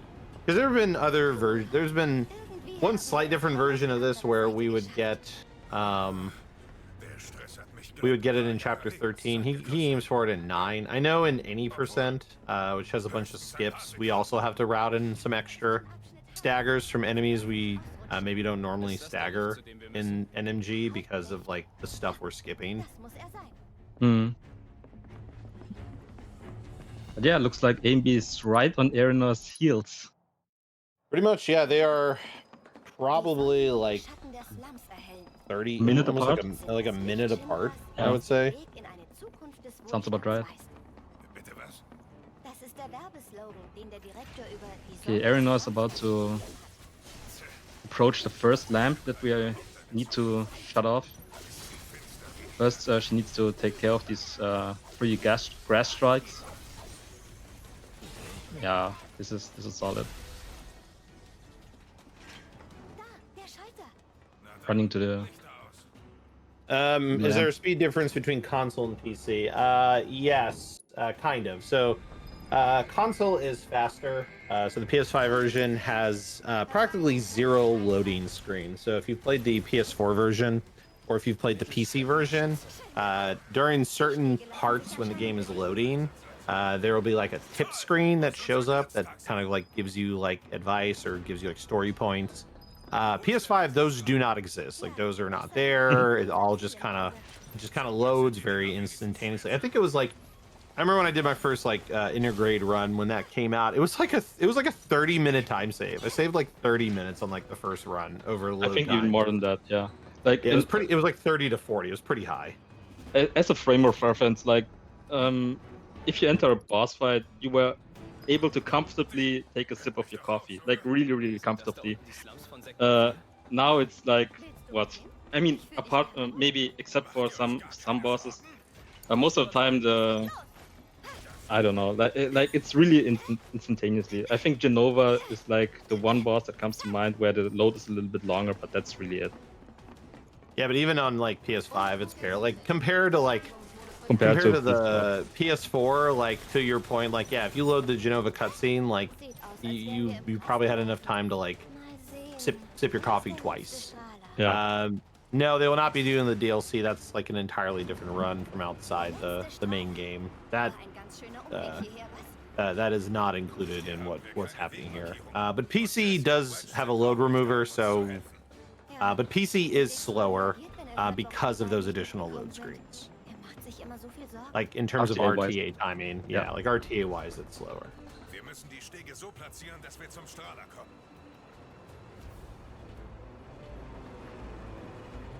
Okay, Glint about to fight Craborden.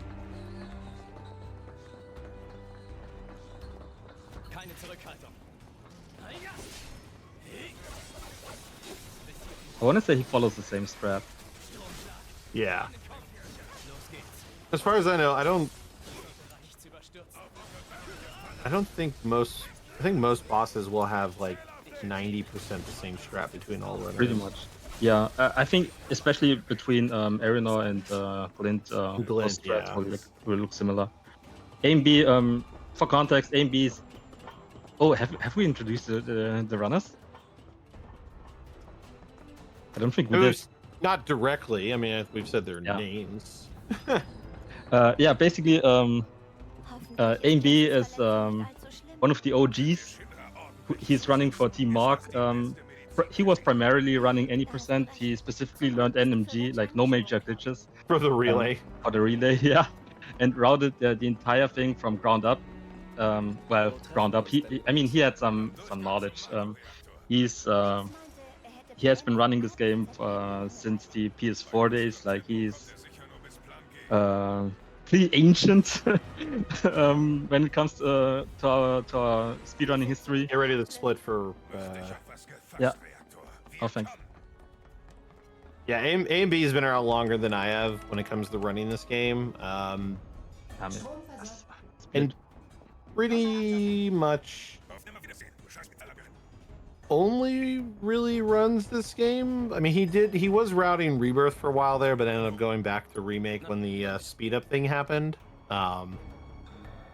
But yeah, A and B has been probably one of the most focused Remake runners in our community. Yeah. Next to probably yourself or Big Sid. Kind of like staying in one game for like a couple years. And then Earinor and Glint have been runners for at least maybe the last year, within the last year. Yeah, I think so, yeah. They grow up so fast. Because I mean, I know, I'm so proud too. Even like I'm pretty close to like an OG to some extent because like I was there. You are. Well, because like I joined in like what was it, August? The game came out in like April. I mean, so like it wasn't there like day one, but like I was there by the end of the summer and did any percent for a while too and everything before switching back to NMG.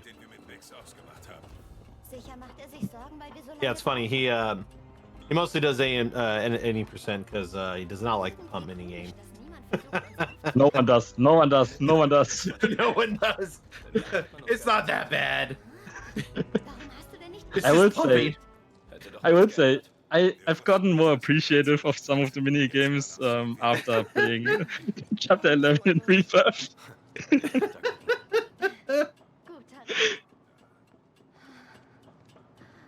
It's like A and B is also on. Yeah, they're barely a minute apart at this point. Like, they're definitely going to be converging pretty heavily here.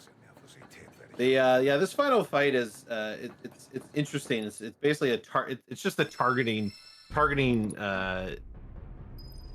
nonsense thing because there's two giant launchers and then like 4 of the small things, and it's like the big guys can do like a move called like full salvo, and like full salvo like can kind of stun you or kind of like knock you off your feet. And so it's just a lot of like jump in, attack one, thunder it, target the next one, thunder it, or attack like 2 of them, thunder another one, thunder the last one. It's just kind of like a lot of targeting things, and like a misstep can like possibly throw you off. But they're both about to enter chapter 7. Oh, she didn't get the save load. Yeah, it looks like she did it a few seconds too late. Yeah. So there's a save load there.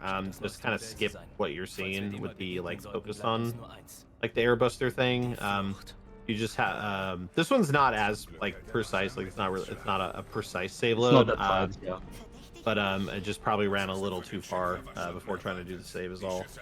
But yeah, I think this will give A and B a significant edge in catching up to her, for sure. Okay. Now we got another mob fight. This one, I don't think it's particularly noteworthy. Like, it can be a little bit annoying to hit those the monodrives and the slug rays because they're flying.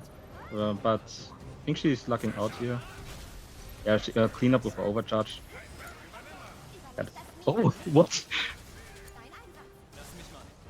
Okay, Focus never shot. mind. Yeah. Focus shot on the mono drive. I respect it. I respect the willingness to try that. That was desperation. Honestly, some of the fights it feels like that. It's if a little thing goes wrong, and it's just kind of like acts of desperation to get through it. Yeah, we got here 2 sweepers and these 2 mini laser things. We cast 2 thunders on the laser. I don't know, sentry rays in order to get the limit gauge up. Stagger 1 sweeper, and then we got cross slash to finish up this second sweeper. Good switch there to Tifa in order to avoid that the standstill animation from Cloud and get closer to the ladder. Waren beim letzten Mal auch so wenig Wachen da? Nee, da gab's ein bisschen mehr zu tun. Yeah. Looks like they're basically on the same fight. Yeah.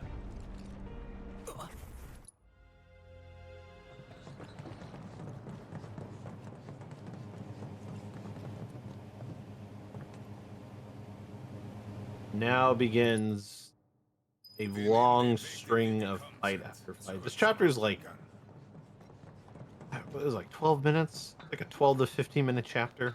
Something along those lines, yeah. It's This just is really stress-inducing.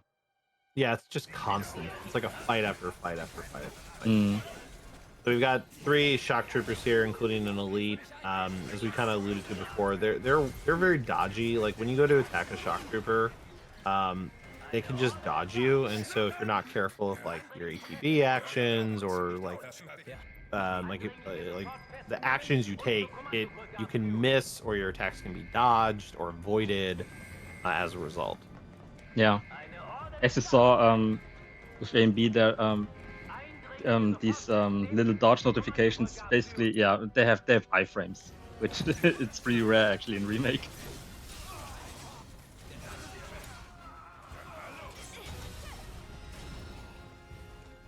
So, dann lasst uns mal gucken, was die Kerle hier gibt. Was Okay, AMB and Earinor are in the same room now. kann man nie Barrett, Cloud, seht mal. As a fellow Team Morg runner, this should Willst du das? Mit dem this should make you happy. Weißt du vielleicht das hier? Das ist die letzte Mit einer Schlüsselkarte. Ja. Ich stehe was von Ja.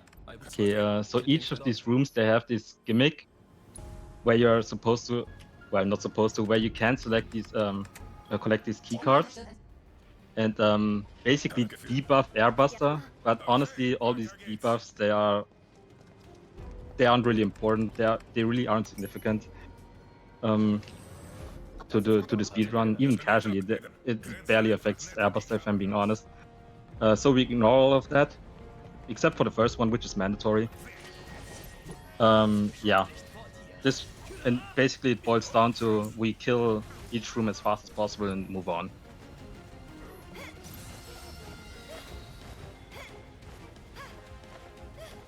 So here, yeah, MB is letting Gar nicht mal schlecht, Tifa. Cloud and Barrett kill everything while running away with Tifa. This is like a common theme in Remake.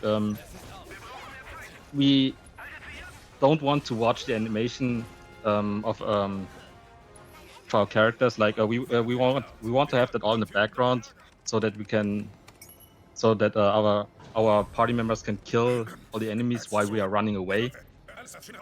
Possible. Glaubst du, wir lassen den Toten auf? The AMB and Earinor really are on the same. Basically, a couple seconds apart.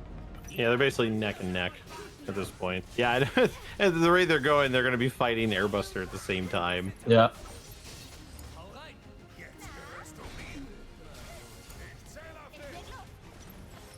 I gotta say, well, kudos to Earinor for keeping it tight for that long, like against the AMB. Yeah. Not agreed.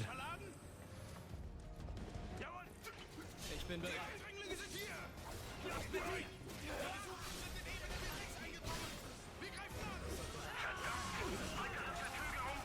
Yeah, with these fights, you always like hope for like a good grouping of them, so you can kind of like take them out.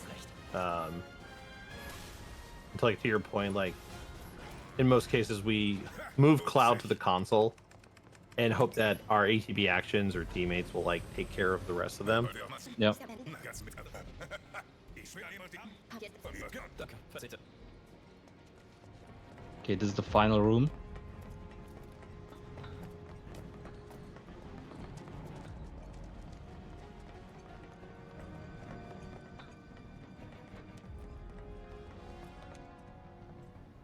Okay, now here 2 elite shock troopers.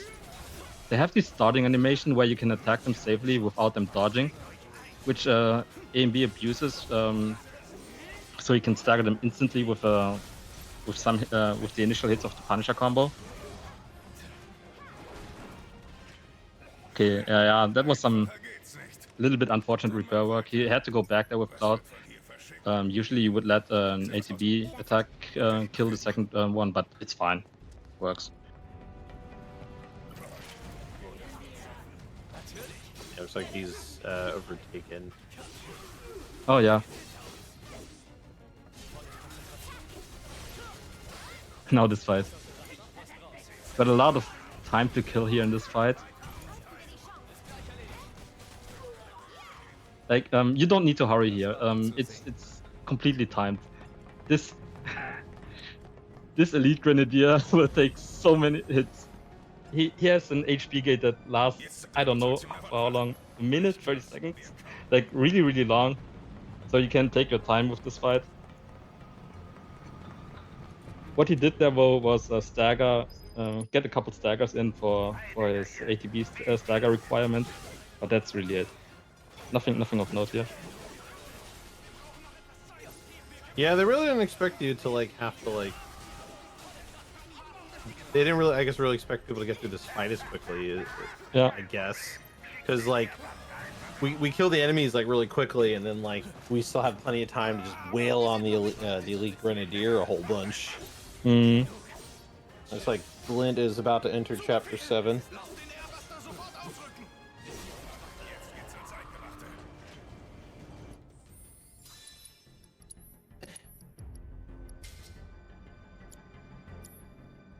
Okay, we got our first cutter here.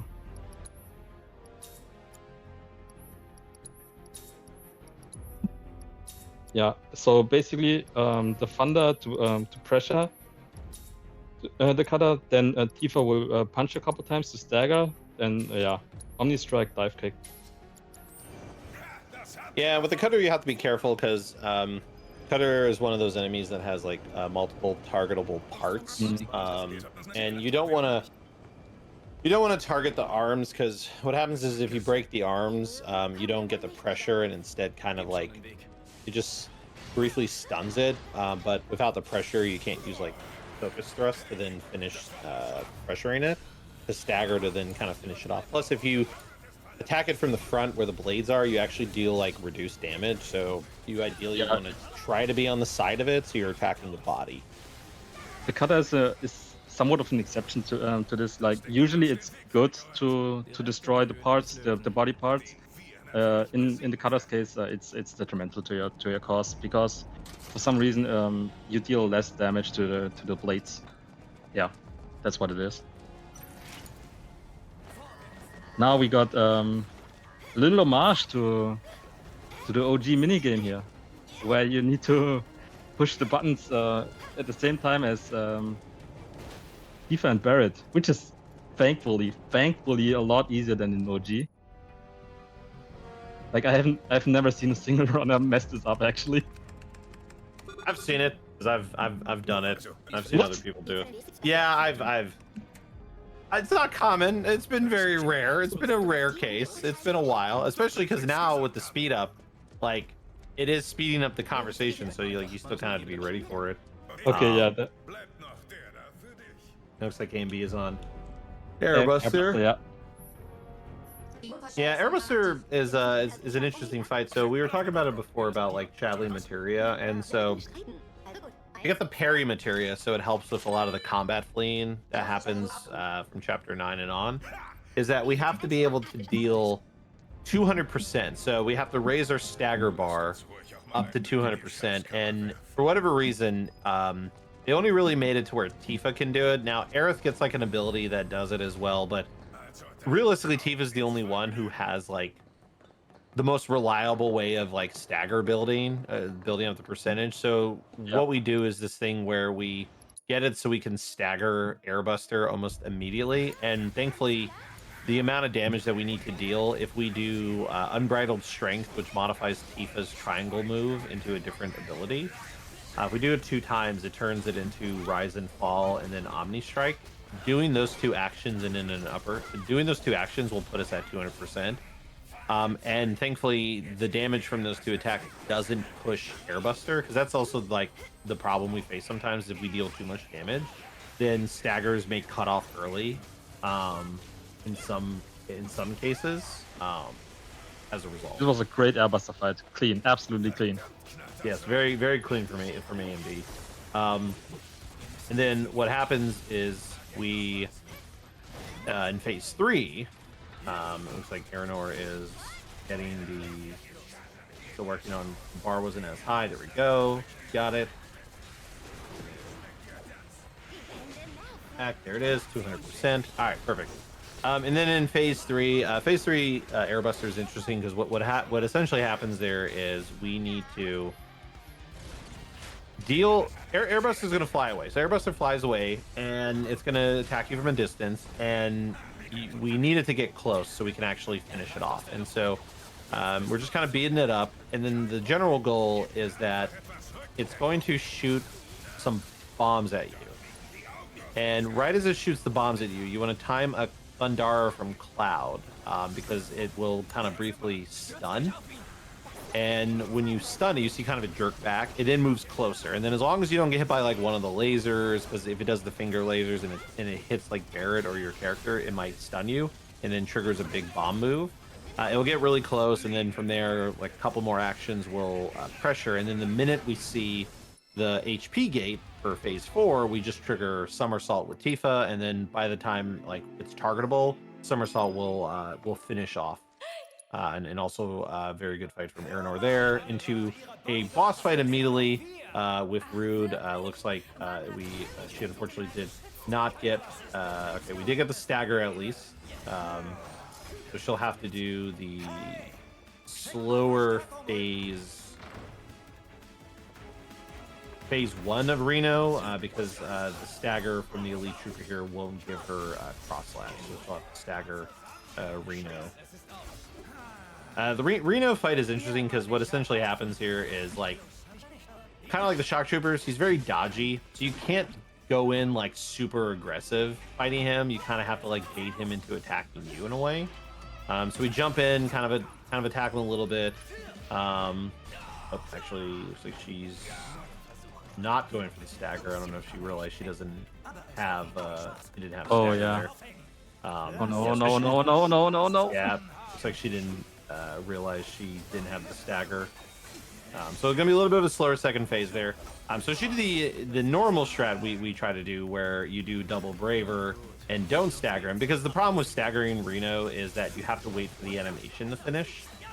And at this point, she might get limit through damage. Yeah, I was gonna say she might. She'll possibly get it from damage. Go and then. Oh, right. Go for the profit. Okay, there you go. There you go. There we go. Improvision at its finest. All right. Now A and B and Earinor get to do a bunch of sightseeing for a while. Yeah, like I love this part. It is such a great interpretation from the scene in OG, where Cloud and Aerith run on the rooftop. Here, like I really love the banter, and yeah, as we said before, it's just a great change of pace here to really calm down. Lass mich vorgehen.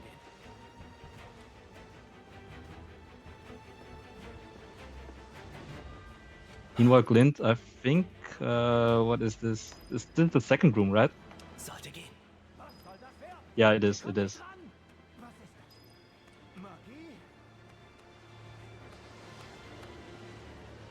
No, actually, no, it's the fourth room. What I'm saying. Okay, he's not too far behind, actually. Yeah, it's on the. Yeah, it's one of the last rooms before the riot people. So, it's definitely catching up to some extent. Like it's almost to the Airbuster fight. So it's not gaining time for sure. Definitely gaining time.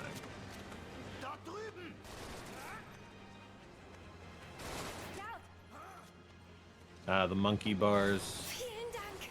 Verschwinden wir. Some say I'm the master of them. Cloud, Kidding. hilf mir mal. I want to say, well, is it just me, or is the monkey bar section with Tifa easier than with Cloud? Oh, it's 100% easier because you can position, and I feel crazy because I'm the only person who does this. I put the camera above. I put the camera above Tifa. I'm with you. I'm with you 100%. Like when I see AMP doing the other way around, I'm like, what? No, in no way, in no universe is this good. Everybody puts the camera below, and I'm just like, you can't see the bars as well. Exactly. It baffles me, but whatever. You know what? Runner choice. But They're wrong. yeah, They're no, wrong.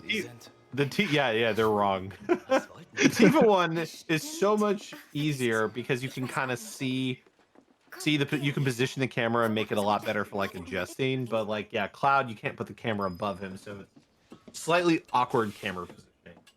Ja. Was hast du jetzt so vor? Fürs Erste beschütze ich dich weiter. Das hatte ich gehofft.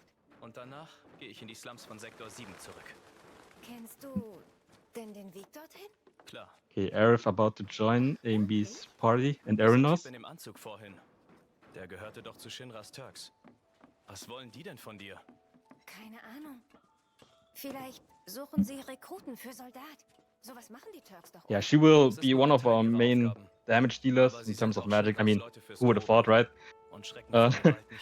And magic just in this game is really strong. It has your spells just have a naturally high attack power, and when an enemy is weak to it, you deal usually, like there are exceptions of course, but usually you will deal then twice the amount of damage. Like so it's just really efficient, and then you get later tier 3 spells which are just crazy good to stun your bosses.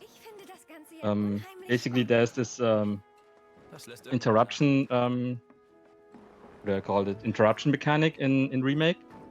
Where it's like it's cut and keep. Keep, thank you, yes, cut and keep.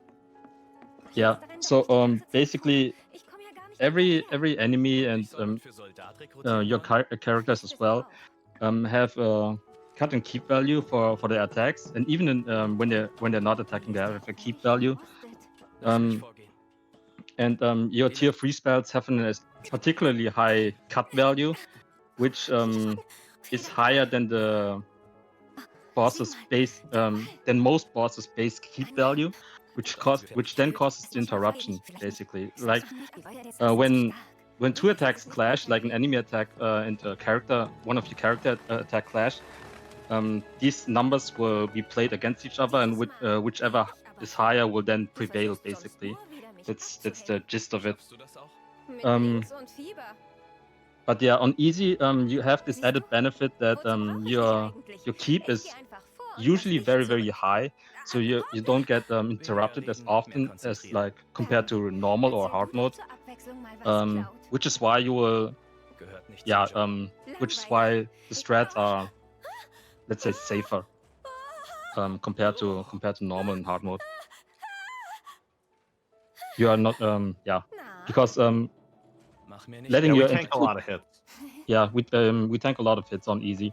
Like it's getting your ATB attacks interrupted, especially ones like your like costly ones like your tier 3 spells, is very detrimental to your strat, and can easily ruin boss fights and force a reset out of you.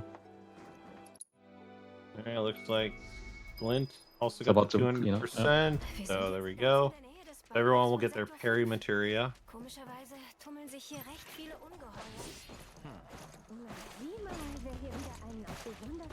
Yeah, we take advantage of the keep factor a lot of times to make it so we can either tank a hit and still be near an enemy, or just continue dealing damage, or like deal damage during an enemy action instead of trying to like dodge or evade or block, and so it makes the fights not like affected as much.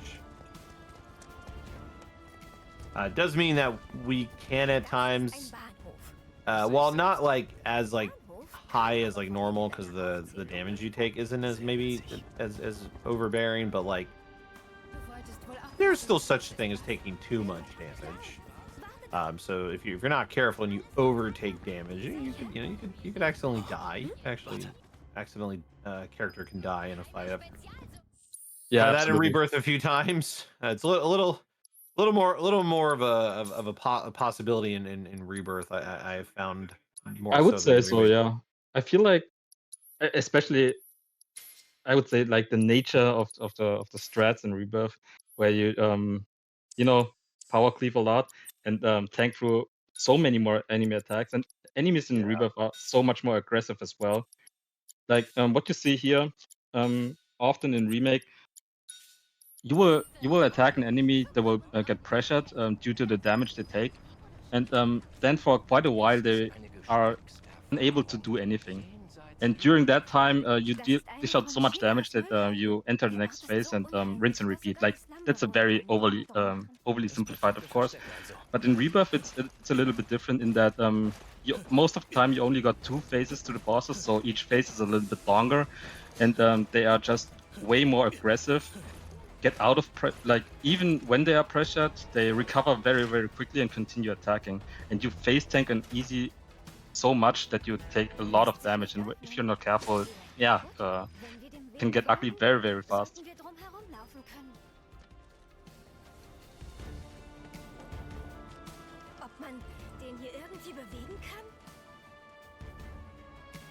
Okay, A and B about to enter Sector 5 now, like slums specifically.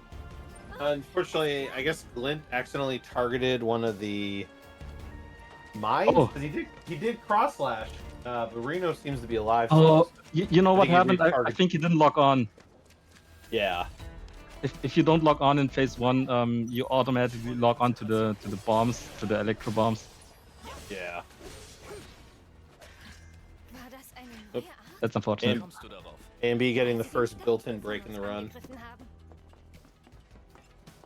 This is where the first like official break in the run happens, because you have to wait for this TV cutscene that's playing to actually like finish playing before you can go anywhere, and so this is like a minute.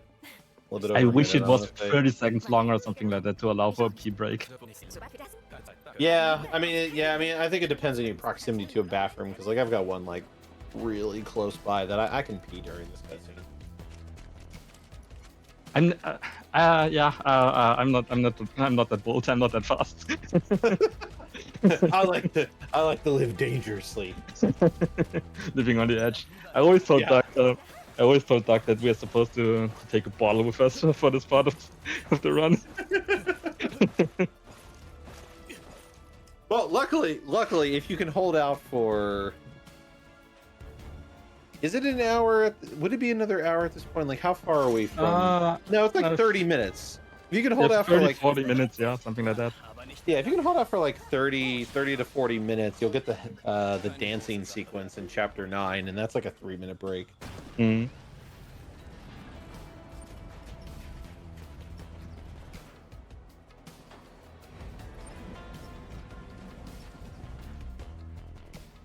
It's so funny that Reno, out of all the bosses, is the one that caused problems. Yeah, I know, right? Don't worry.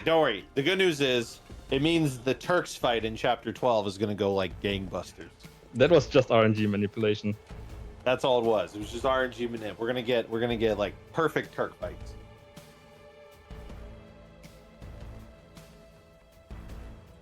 Okay, yeah. Now A and B. It's getting a little tour from Arif through the slums here.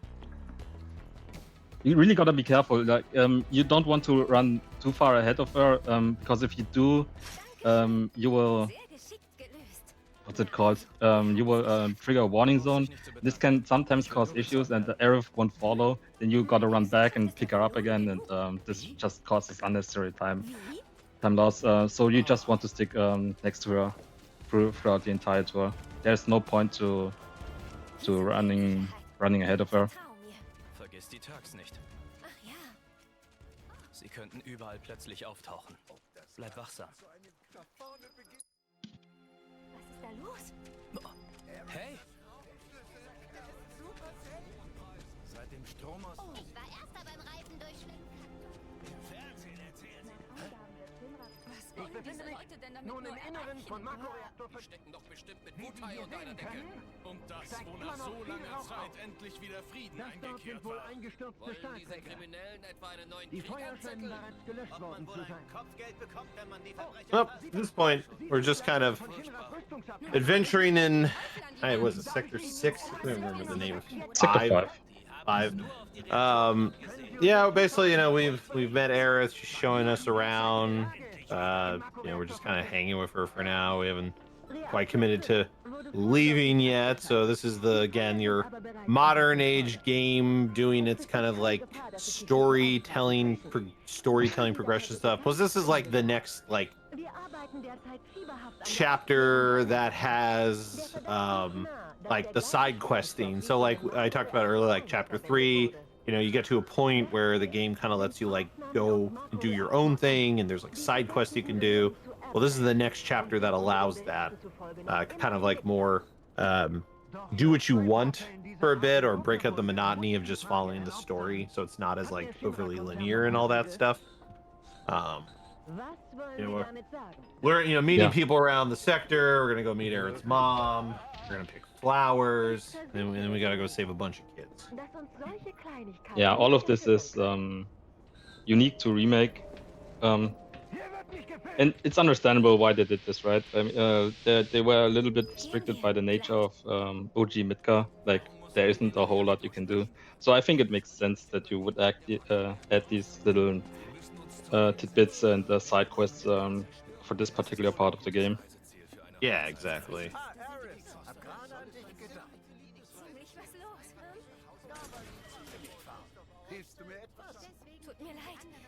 Yeah, AMB just did a save load there twice actually to skip Aerith's dialogue and get her to move faster. Unfortunately, it is still very, very slow, infuriatingly slow.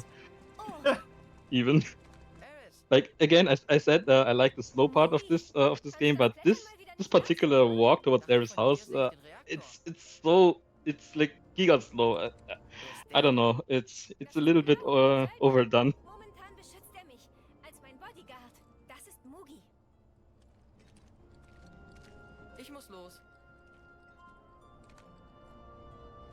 Yeah, as Woody said, now we pick some flowers here.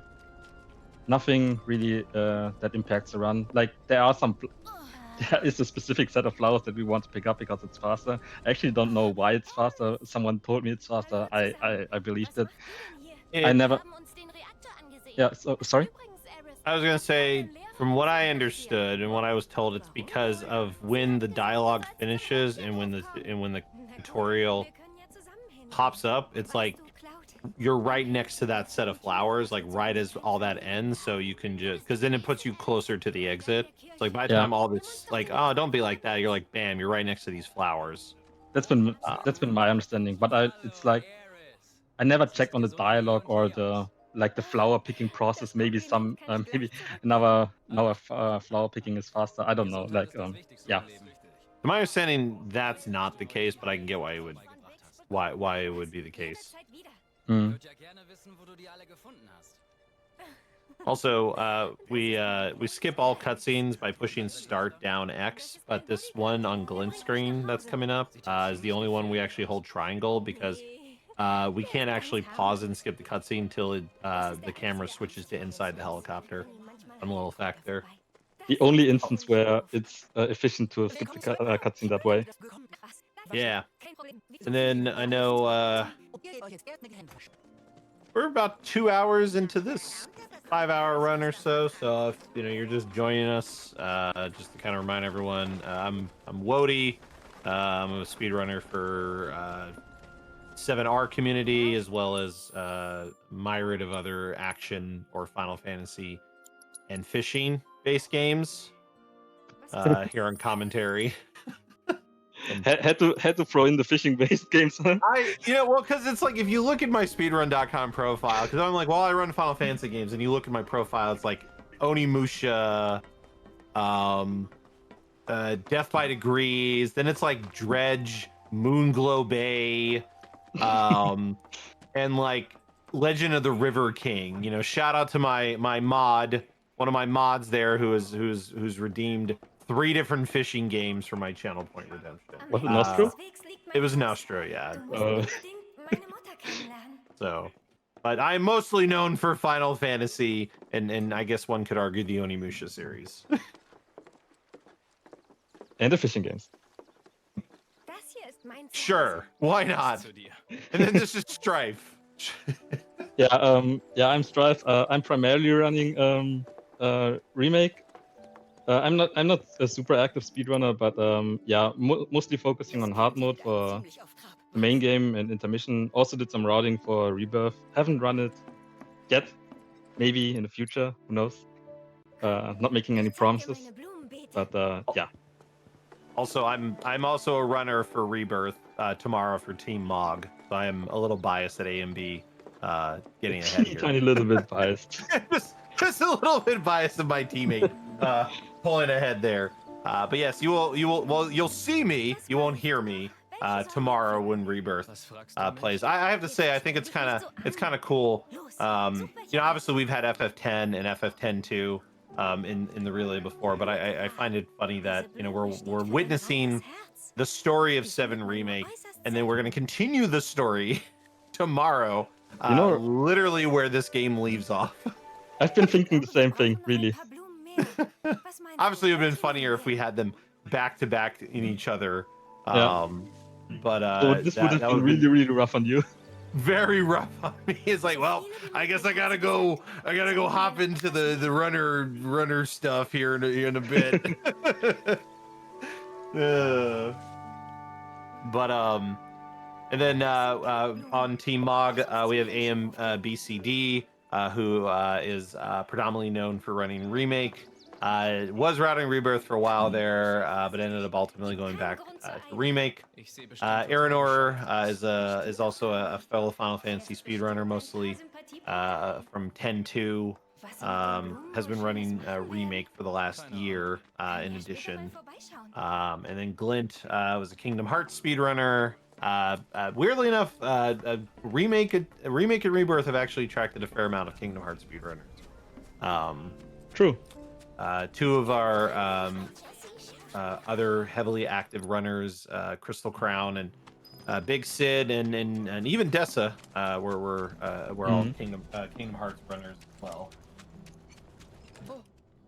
Even like in my case, like the first speedrun that I've watched was Cage 2 at SGDQ. And that awoke my interest in speedrunning in general. Nice. Has the crown changed heads?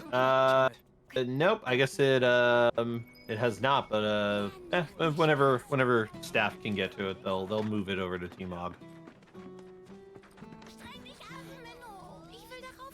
Yeah. So we haven't covered this yet. AMB is what's it called? The playground here. We are supposed to save some kids who got themselves into trouble with some monsters because, I guess. Did we really need to save the kids though? Like, let's we could dissect this. Was it really necessary to save these kids? I mean, did the Whispers intervene? Like, did they? They did not intervene. They did not intervene. Like, I mean, they seem to be completely fine with it. Yeah, true. Like, okay. I mean, you know, I wouldn't have minded to skip that section, in particular because of the rats. Like, they are very. I mean, we have already dealt with some rats in previous chapters, but the call to arms, really here in particular, is super frustrating. It is this attack that the rats can do, where they like literally call more rats to the fight, and it takes a while for them to spawn in. It just loses you, I don't know how many seconds, but it loses you quite a bit. For you to wait for them to spawn in and then eventually kill them. This is not a particularly great experience. Good old rat jam. Good old rat jam. Good old rat jam.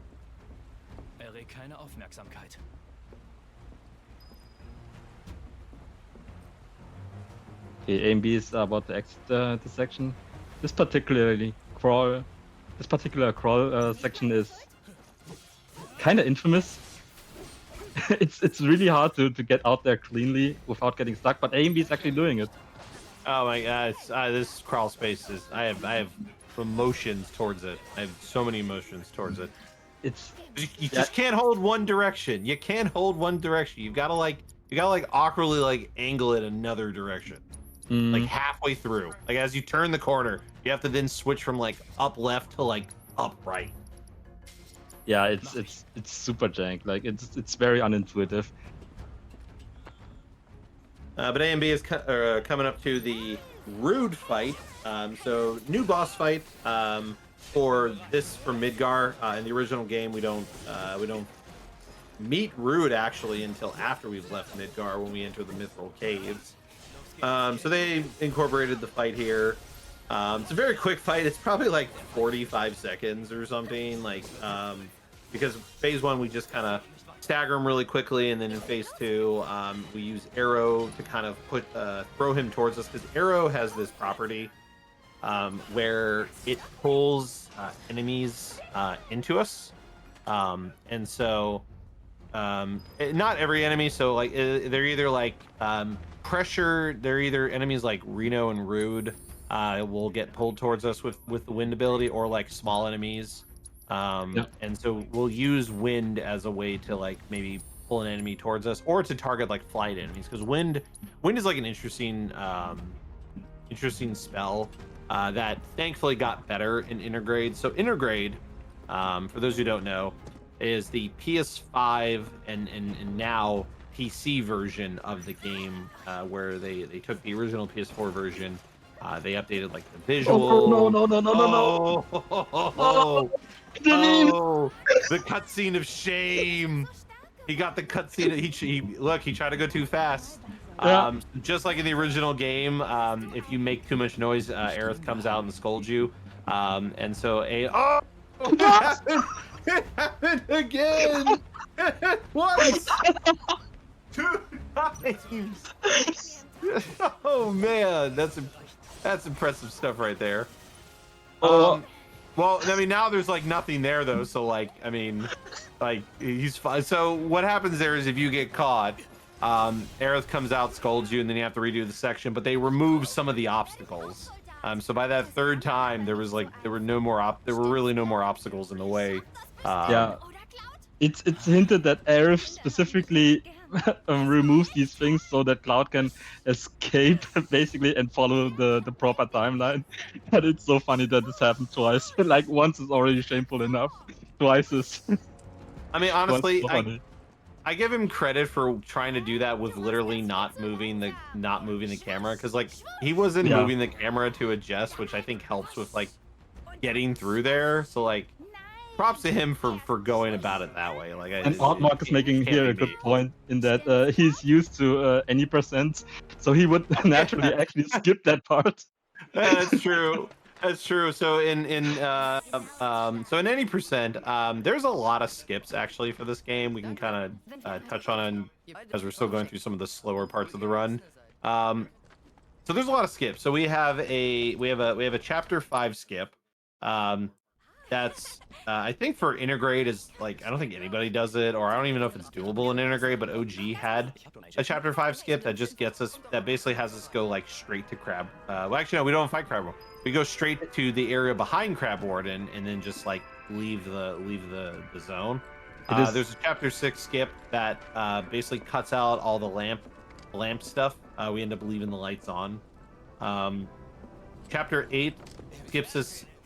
The skip is like at the beginning of the chapter, and it basically puts us from like the beginning of chapter 8 all the way into like the beginning of 9. But like not the beginning of 9, sorry, it's like chapter 9 after the collapsed highway, which is where A and B is now entering. So it skips this whole section, and it just goes straight to like when you enter the wall market. So it's like a huge, probably like 30 minutes, like 20 to 30 minutes skip time save wise.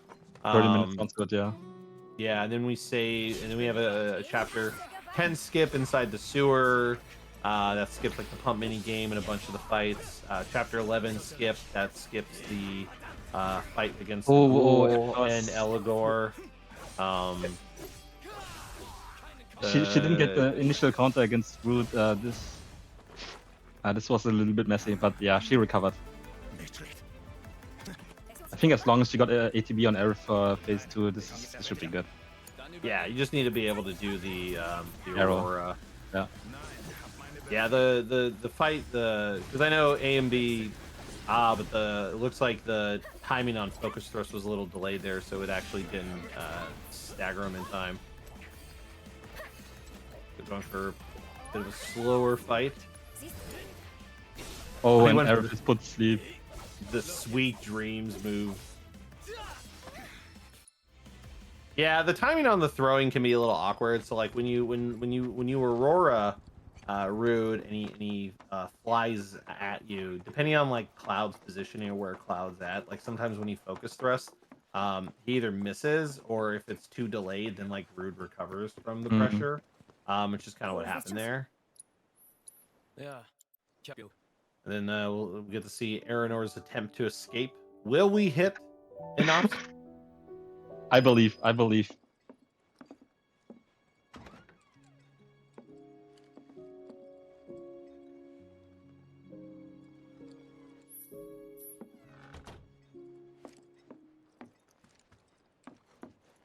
This was clean. Hey, there you go. Clean. Got through. We schmovin'. Without even stopping. Like, I sometimes stop there, honestly.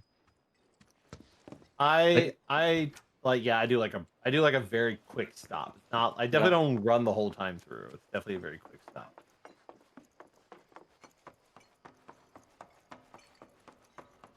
Yeah, so A and B is in the expressway on the way to the wall market. Who likes crane games? These crane games, yeah. Like, I appreciate the homage to OG, where in that section of the game, in OG you also like see these big mechanical hands that kind of do nothing. They just stand there, but they stick out so prominently that you kind of wonder that you would think that there is a purpose, but there is actually none. So yeah, they created a purpose for it in Remake. Unfortunately, they did it 3 times. Like, you need to do this minigame 3 times, and it is like watching an hourglass running down. It is not really fun. Yeah, I think the 3 times was wholly unnecessary. Yeah. Zum Glück hat damals noch keiner hier gelebt, sonst wäre die Sache nicht so glimpflich ausgegangen.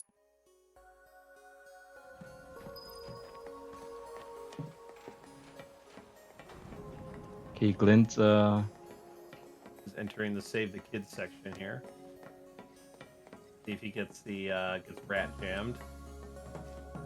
Yeah, the rat jam on this fight is just so fast sometimes, and it's like, hey, no rat jam. Nice. Yeah, it was good on the deadly dodge because it kept them stunned enough that the rat jam didn't happen. But yeah, the rat jam's like weird because they like it gets like triggered like from ATB actions, and so if there's a rat that's like off to the side or not like maybe briefly stunned by deadly dodge, it has like a fraction of a second to trigger rat jam, which is like really annoying. Yep.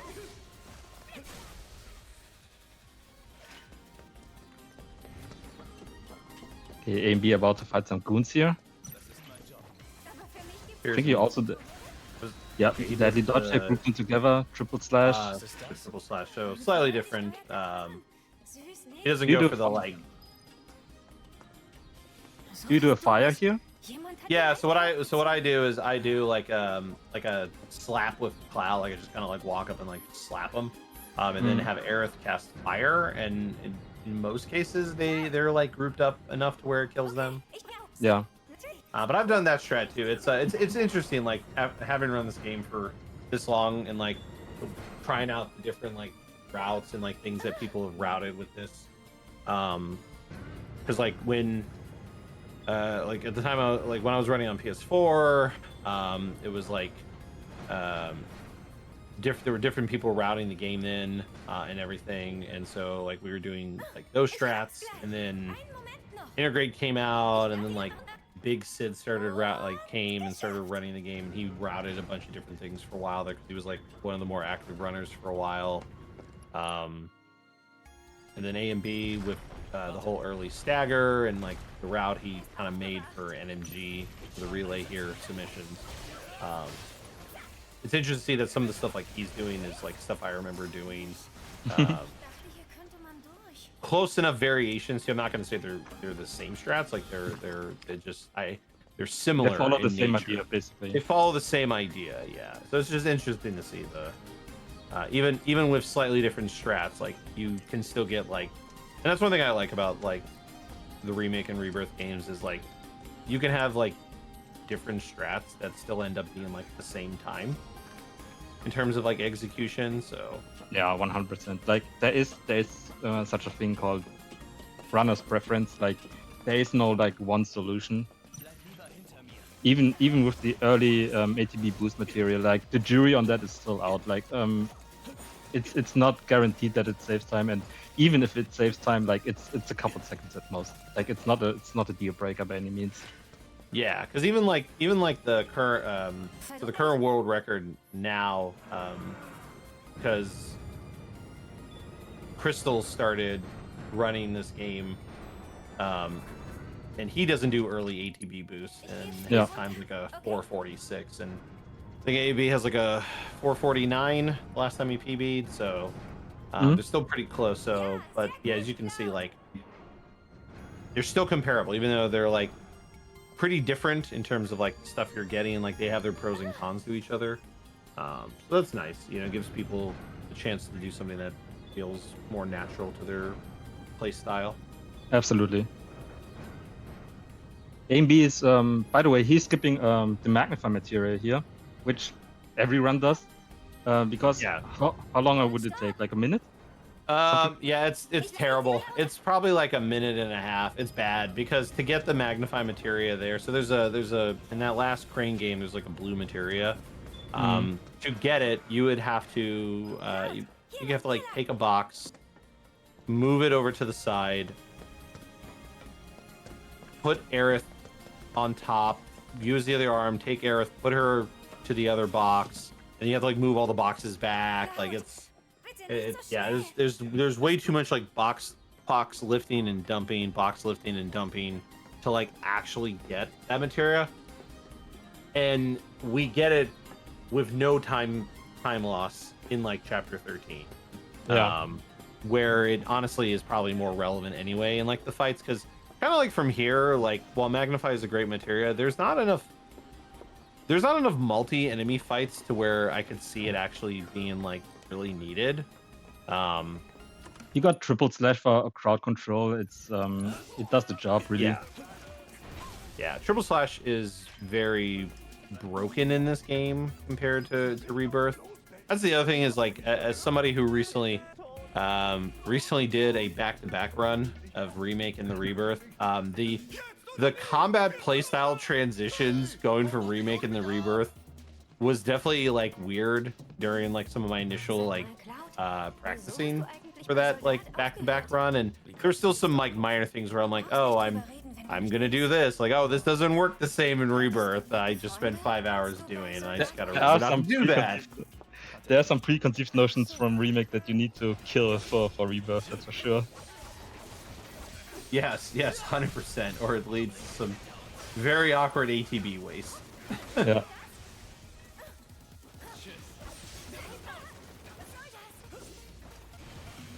Okay, AMB is about to enter the wall market. Yes, the wall market, or the weirdest change of music, in my opinion. Not just the change of music, but even their interpretation of the oppressed. Yeah. I really don't like it. I'm sorry, I'm one of those guys. Like, sorry. No, it's fine. I'm with you there. Like, I mean, I don't know. It's a weird change of music. Like, I mean, I get it.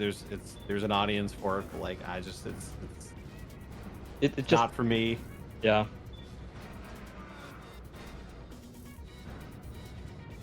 But in terms of story, I'm absolutely behind what they did here, like, especially with how they incorporated the next boss fight, the Hell House. Genius. I love it.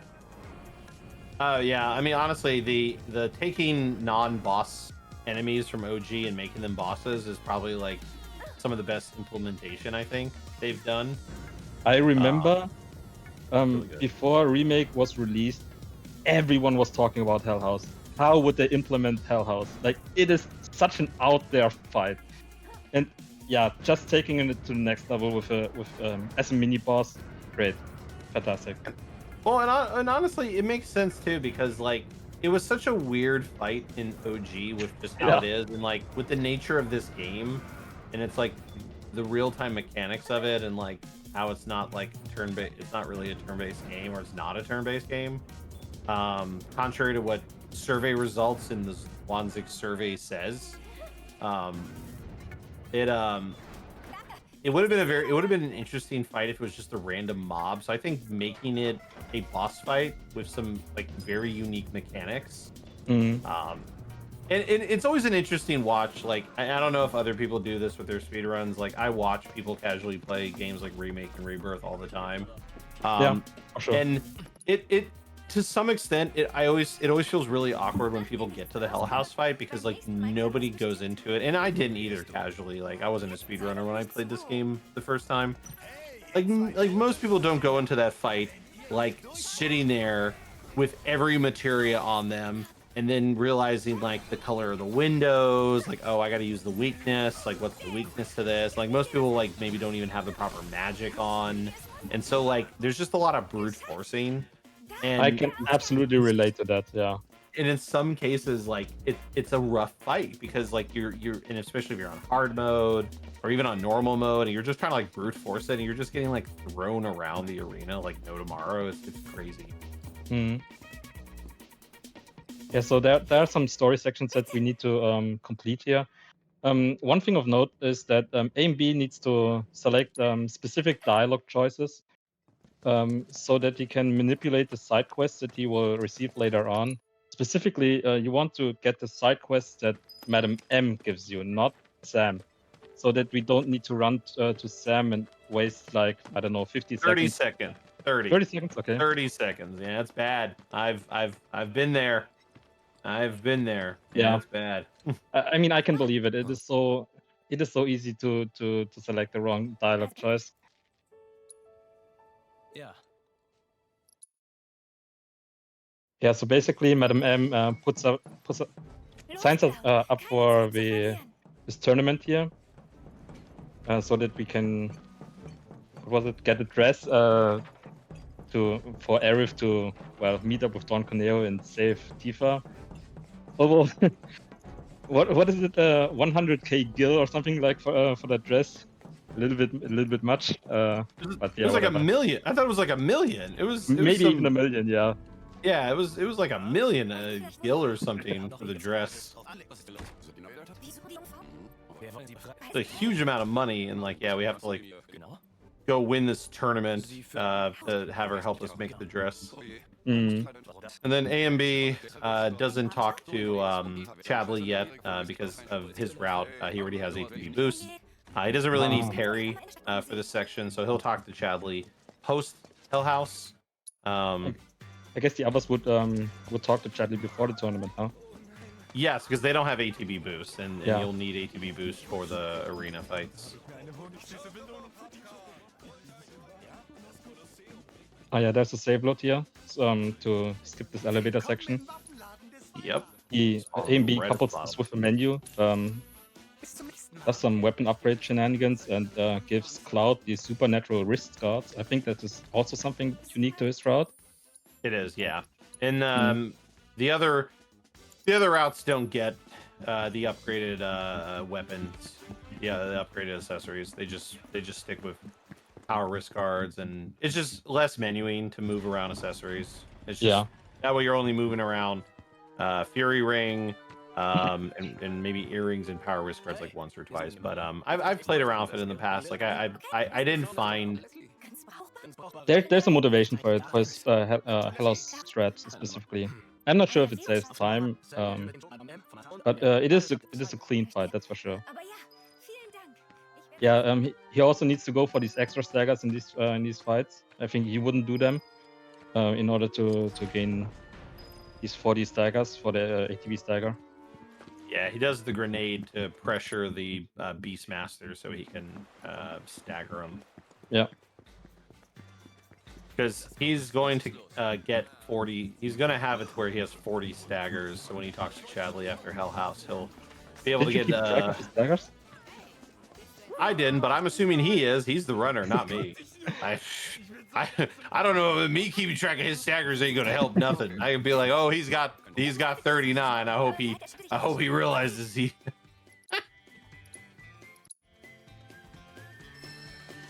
Okay, second fight here. Got a bunch of these Don Corneo goons here. It's a little bit of triple slash in order to group them up, and then hopefully this Fyra. Oh yeah, this look good. Yeah, All right, nice. He got a good grouping. That fight is just cursed, man. Yeah. Like sometimes, like you either deadly dodge too late. I've been kicked before, or you don't tell Aerith to fire her. You don't tell Aerith to cast fire quick enough, and then they like it just doesn't come out the right time. Like I've been stunned by that thing. So Yeah, this fight can go south very, very fast, and it takes long. It takes the longest time to recover. like Glint is on the last set of mechanical arms, so he's almost out of the highway. He's almost out of the FF13 collapsed highway. I saw the comment in chat earlier. It's basically because the music was clearly done by the 13 composer. I saw that. Yeah. Masashi Hamazu, right? Yeah. Yeah, Tamazu. Bist ja ganz blass. Muss mich nur ein bisschen ausruhen. Okay, this looks like a clean cut and sweeper fight. Cutty sweepy. Cutty sweepy, yeah.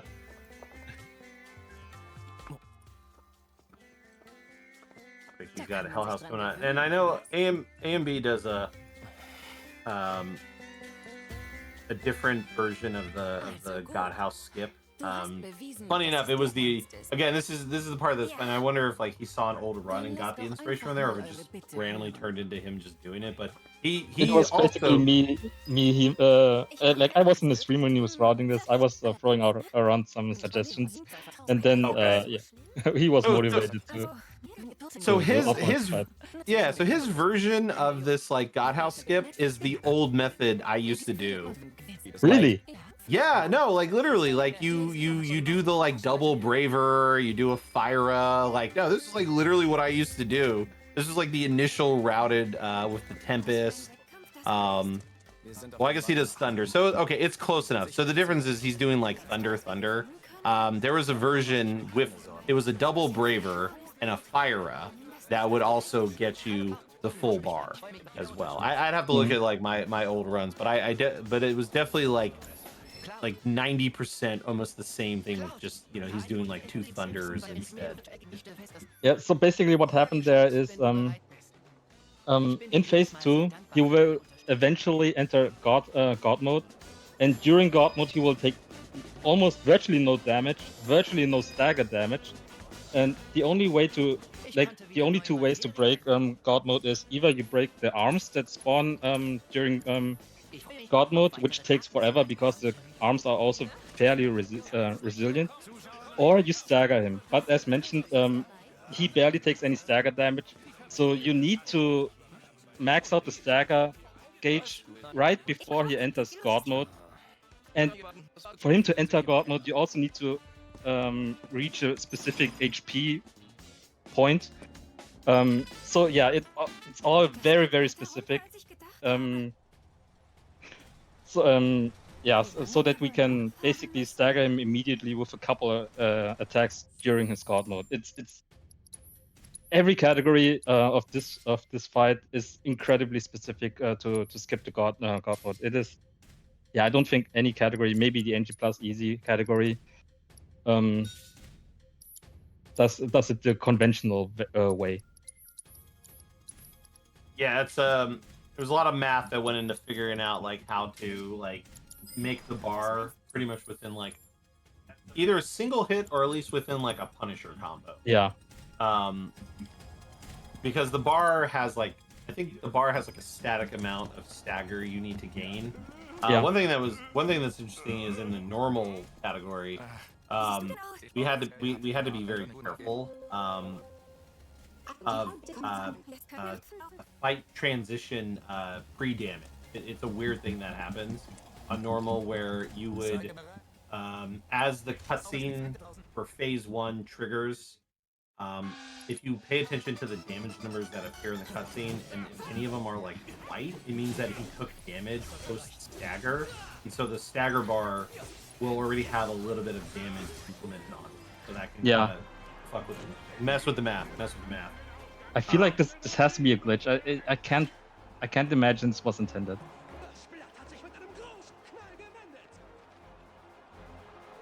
Yeah, it's weird. Like, I mean, thankfully you only see it in normal. Now I don't know if like No, it's on hard mode too. Oh, it's on hard mode too. Okay. Yeah. Yeah, I don't know if it's just like delayed damage or something, but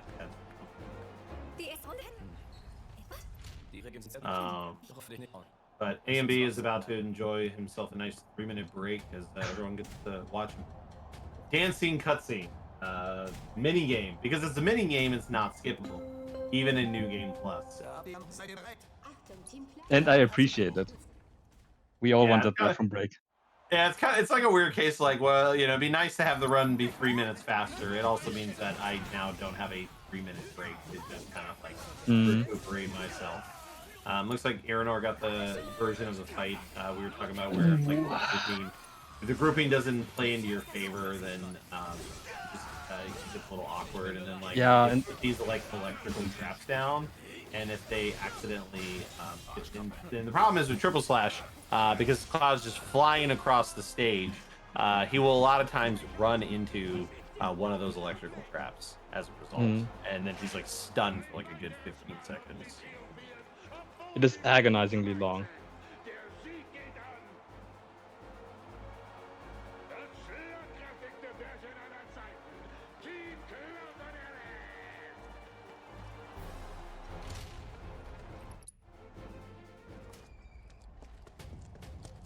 Also, as you can see on AMB's run, Aerith is not exactly wearing the most, let's say this, beautiful dress. It is the worst dress available for her. Like, she has 3 different dresses.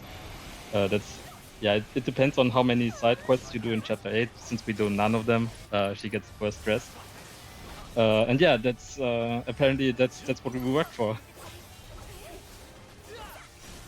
We ain't got time to be doing them side quests. She can make do. She can make do with the pink dress. You want the red dress? Do it on your own time. Right, good cutty sweepy fight for Earinor. Then Earinor is gonna have her shot at Hell House. And then her Hell House is gonna be, I think, the version that I do. And I don't want to say.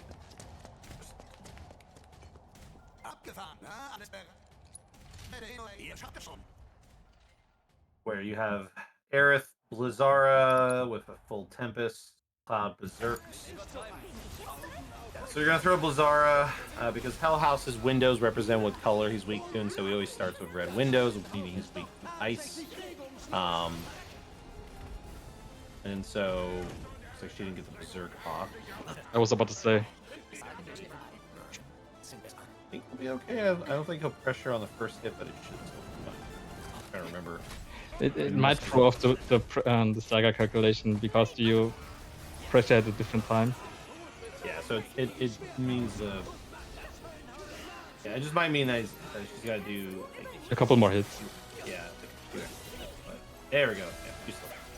Yeah, thankfully, if you're not controlling Aerith, her Tempest move won't build stagger when you swap off of her, so that's why like that move is able to go off and not actually cause any issues.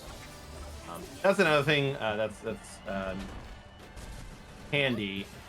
Something. Oh, A&B is actually on PB pace. Interesting. All right. I mean, his run has been very good, so I mean, I'm not entirely shocked by that. Despite, I want to mention this. Despite the Aerith fleet, he's 1 minute ahead. Wait, The Arif what? house. The Arif house. Oh yeah, house that's is- right. Yeah, that's right. He bumped into the things like twice. Yeah. That's true. Yeah, no, it's still pretty good. Yeah, he's even mentioning this in chat. He didn't forget about it. I doubt he did. But very good Hell House from Earinor there. So very in good, very phase good 4, as Woady has mentioned, the windows signify the elemental that. Did you split? Oh yeah. The element that Hellas has assumed, and basically you need to hit it with the appropriate weakness of that element in order to have it crash down on to the floor before it attacks you. It's. I don't know about you, but I always have trouble distinguishing between wind and ice because the green and the white kind of look very, very similar. Nope, I have the same problem. Yeah, it's the white windows have like a weird green hue to them. It feels like. Exactly.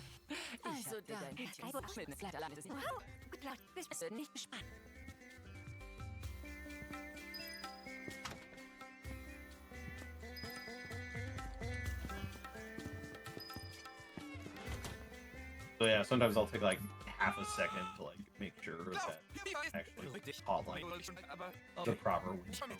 Yeah, that's fair. Okay, I'm not sure where Glint is at the moment. He's cutting sweepy? No, no. I think he's just it's the first round. He's just starting. Yeah, it's the first round. Yeah. Ich wäre auch gern so cool wie du, Bruder. Aber wenn's drauf ankommt, gewinnt immer der Romantiker in mir. Okay, Okay, A and B is out of the dance section. You want to push Cloud a little bit to his destination. But yeah, it gets very awkward. It's very easy to accidentally push him into the NPCs, and this just delays everything. It's a little bit messy, but he did good there.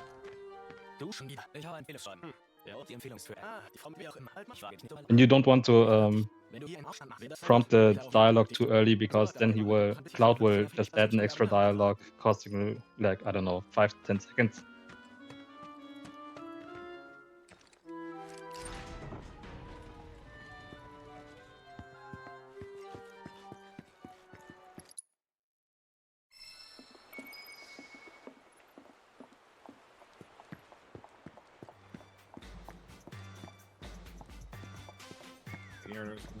Get her break, Glint. Pretty good. He went for the version of the strat where you do the deadly dodge and you actually swap the Aerith and do the Fyra herself. That one makes it a little bit more like consistent because Intergrade added this like kind of like weird thing where when you shortcut an action from your teammates, they like roll. They do this like weird roll out of their current animation or motion before they actually use the ATB. So it created a bunch of like awkward delayed actions that used to be a lot more instantaneous.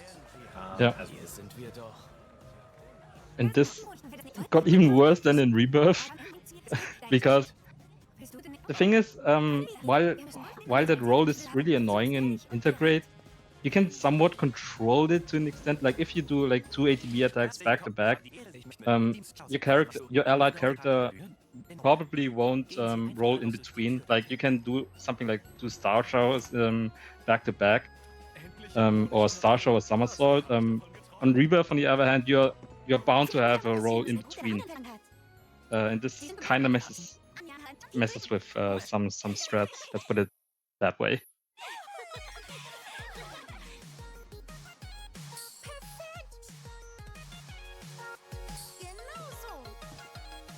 Okay, A and B about to leave chapter 9. Glint about to fight Hell House, looks like. Ah, yeah.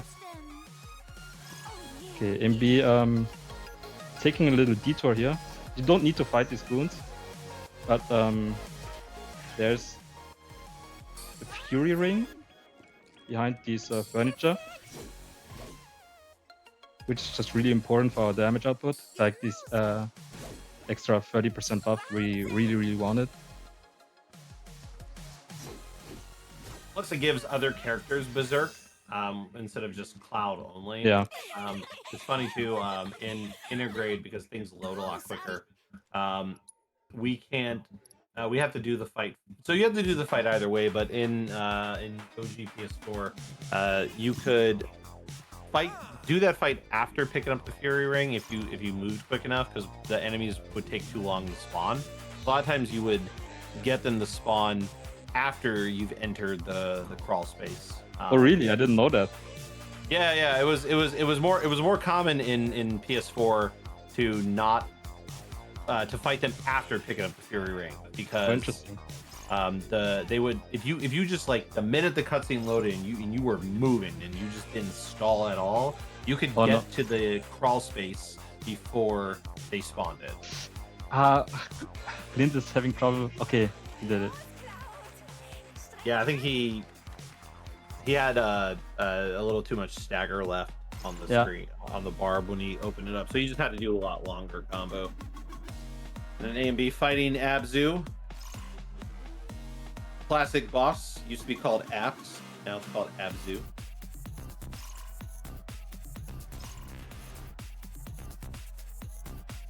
General strat for the Abzu fight is basically so when you put him on fire, he does this kind of like flailing about because he's like being burned and stuff, and so we use that to kind of basically keep him from doing anything. So we'll we basically have it to where like fight starts, kind of like poses at you, and then you kind of like beat him up, and then you throw fire at him, and then while he's on fire you stagger him, and then when he's staggered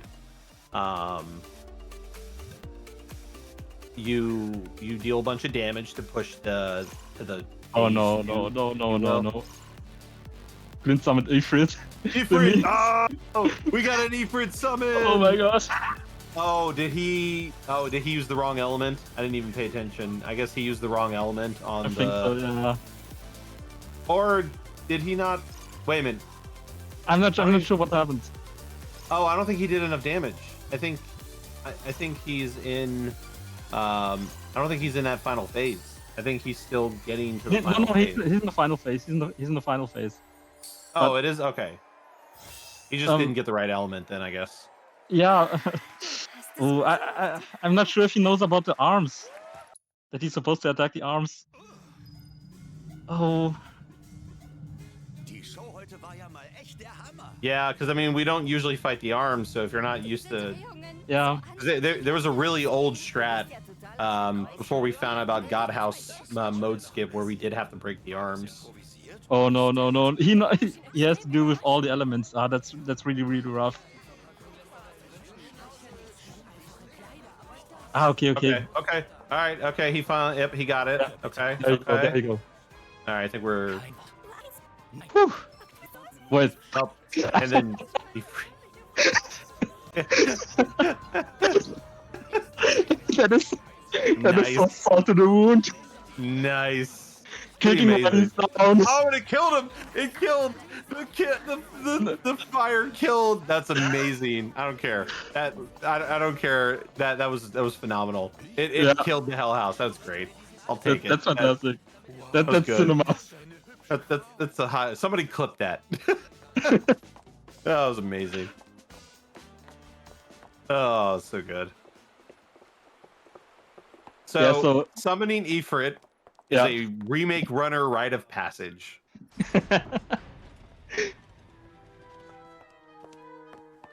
The accidental summon has happened to all of us. Yep. Yep.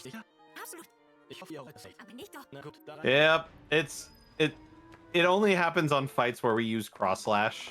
Though then that begs the question, why was cross slash involved in this fight? But whatever. It went out of the It was but yeah, it was you'll see it on like the final boss fight, which is hilarious. Like there have been world records that have it, which is just funny to see. So the games are sped up because of a patch update back in November that added a 2x cutscene speed up option. Yeah, I was about to say, like, the accidental summon, like, there's a reason why this happens to runners. Because the summon option isn't available usually in tactical mode, but after some time and like after the summoning conditions are satisfied, it will appear in the tactical menu. But usually when we enter the tactical menu and want to enter the limit, it's the bottom option. But when the summon is available, the summon is the bottom option. So it can easily happen that you accidentally click that. Yep. Very, very unfortunate. Happened to me in Rebirth too. Oh, right, the Rebirth, that's also a thing, huh? Wir müssen schnell zu Cloud. Yeah, Der müsste in Cornelius Zimmer sein. I've definitely summoned on the Mithril Golem fight. Yeah, makes sense.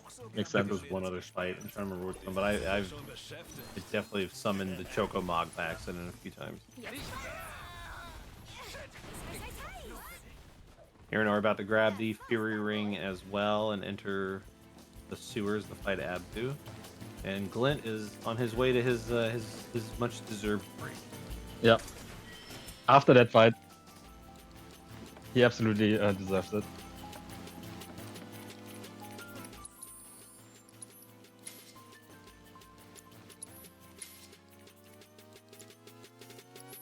Yeah, so in the sewers, there are a lot of mob fights here. Very, very annoying, very infamous, very... not in this chapter. You can manage them fairly well here, but the enemies themselves, they are like the blue goo can put you to sleep. The crabs can put up a guard where they take no damage. They can stall you out so hard. It gets way worse in chapter 14. Yeah. Yeah, thankfully on easy, a lot of these enemies are pretty weak that we're able to use like Aerith's Soul Drain. Like Aerith's Soul Drain can typically take out the crabs in like one hit, so that usually helps there. Yeah, but so yeah, you have to be careful though, because like Strife said, like when you hit them, they might put the guard up, so you have to kind of like do it before your partners start like attacking.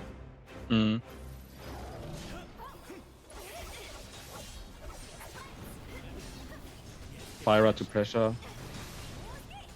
You gotta be fast here, because if you're not fast, Absu will jump into the water and to get rid of the fire. This will evidently cost you much time. In addition to that, you've got you have to be, because he's flailing back and forth, and with the way focus thrust works, you do have to be careful. Oh, interesting. She didn't go for the like. Still kind of worked out. I was gonna say she didn't go for the like immediate fire. Because a lot of times in phase 2, he'll jump on the wall. No. Up. Yeah. No, she should be fine, because like once she'll just punch it for like a stagger. Okay. Yeah. Yeah. So obviously a small time loss there because of the jumping in the water piece, but the bar was basically full, so the punch or two still staggered. Okay. Now AMB is about to enter the worst minigame in this run. Yeah, if you want to send energy to Team Morg, then do it now. It's fine. I'll be honest, I haven't seen him do this mini game, so I don't know if he's like nailing it or if he's like. He has been doing fairly well. Having like you need to keep in mind that he's also an any percent runner. Right. He usually skips that part. Yeah, so any percent skips this mini game that's coming up here, and so this pump mini game, it's 3 stages, and the idea is that you need to mash the X button to widen this like target point that you can use to activate it. So you mash the button, it gives you like a larger range to work with, and then you have to stop the lever within that red bar area. And if you fail, then you have to like do it again. The most common sequence runners will get is a 1-2-1. Well, the first one is usually really easy. The second one is like a middle between slow and like fast. Yeah, he's got a 1 so far. It just seems like, I don't know, a lot of people seem to mess up on the second one the first time, which is why a lot of times people will get like a 2. Case in point. There you go, yeah. Yep. There you go. Because it's like it's a little bit faster, but it's not that much faster. And so what happens is you psych yourself out into thinking it's so much quicker than it really is. And so he's got a 2. And then the third one is like extremely faster, but there's like kind of like a tell. I forgot which marker it is. Like when it passes, I think it's like the 4th marker or something. Look, 1-2-1, the runner special. Like I said, folks, The classic. it's the classic. It's what feels like 95% of runners will usually get. Nur uns aufzuhalten, würden sie doch niemals all die Opfer in Kauf nehmen. Ich habe keine Ahnung, wie sie durch die Zerstörung von Sektor 7 profitieren könnten. One time I had like a 1, 2, 3 or something. It was bad. It was like 1 to 3. That's rough. Because each attempt takes like an extra 13 seconds, and yeah, it's not good. Stammt aus der Zeit, bevor Marco benutzt wurde. So he's got a couple more fights, and then he'll be in. Oh, the Bizarro was an accident. He meant to use fire there. Yeah, I was about to say, I was like, what was he cooking up with that fight? I was like, a Bizarro on a Sahagan, like that. That was the wrong recipe. I was gonna say that's a stretch, man. I think it's not even weak to ice. Yeah. That comes in Rebirth with the variant. Okay, this so far looks very good. Like these first 2 Sahagans, they always grew up together, so that Fyra is consistent in hitting both of them. Just need to deal with the first. Wow, this was really good actually. Honestly, I low-key missed the normal strat for that fight, because the normal does goes for ATB. Oh, what is the name of it? It's not stagger, it's the other one. The one with the assist. Thank you. So normal goes for ATB assist, and that 3 Sahagan fight is where refocus is done. So there's this like crazy strat to, Ooh, like, but that sounds really refocused. Sounds what? Ancient, like old. Oh yeah. Well, yeah, but I mean, unfortunately, there's not. When Intergrade came out, there normal lost a lot of its activity, and I'm fairly certain the 2 runners were just doing their PS4 route for the most part, with maybe some slight variation. True. Nobody's really normal. sat down and integrated a new route into normal for the PS5 version. It's true. At least not to the extent that easy's been rerouted. Or hard. Okay. I know you put a lot of work in the hard. Yeah. Like the Sid and I on hard mode, you guys, Woady, Big Sid, Crystal for easy, yeah. And AMB now for easy as well. Normal needs to catch up, guys. Yeah, he was. I mean, and A and B was doing any percent. Like he was putting a lot of work in the grinding. I mean, realistically, like I think he only did NMG because of the relay. Like I don't know if he would have did it if it wasn't for the relay. Yeah, but he told me that during the routing process, he actually came to enjoy it. Like, and I think he will continue grinding this out a little bit even after the relay. I guess we'll see. I mean, I don't know how his pace is still doing, since he said he was like a minute 19 ahead. I want to say it's pretty good. Like he failed on the pump like once. I mean, it's okay. And the other fights went well from what I saw.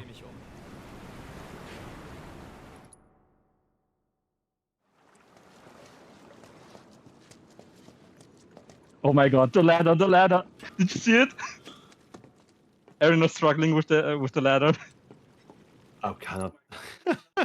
like ladders and triangle interactions are glazed in butter and oil. It is sometimes really frustrating to climb up a ladder or get a hold of a triangle button. It's so easy to run past them. They're the real bosses in this game. They are the real bosses, the real villains.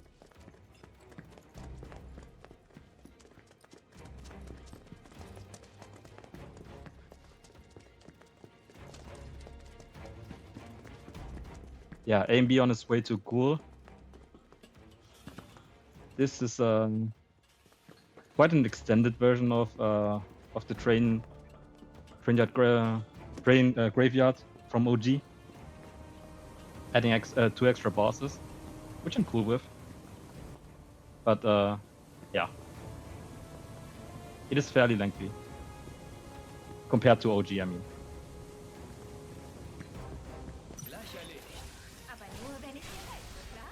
I want to say I don't know if he used the Phoenix Downs to deal with the ghosts.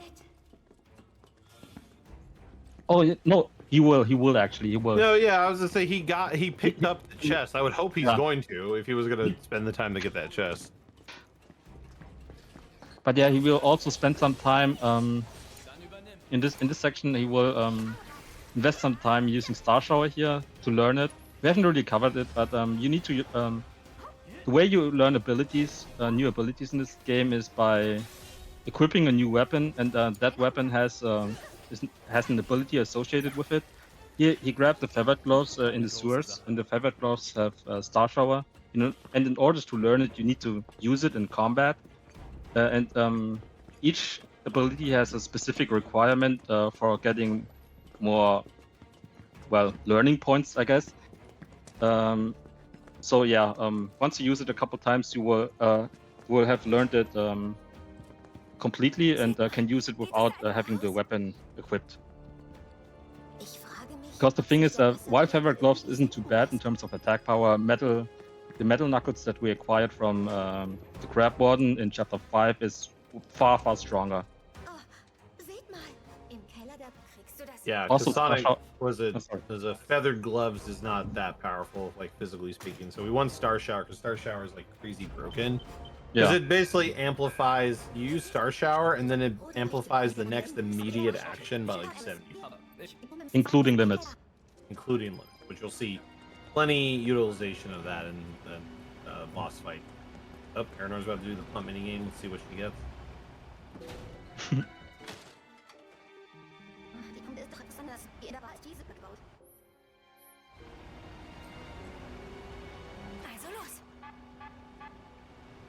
And yeah, Star Shower can also amplify Star Shower.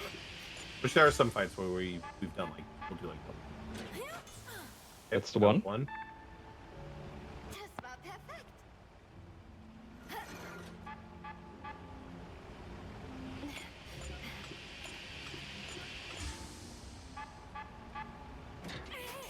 Ayo.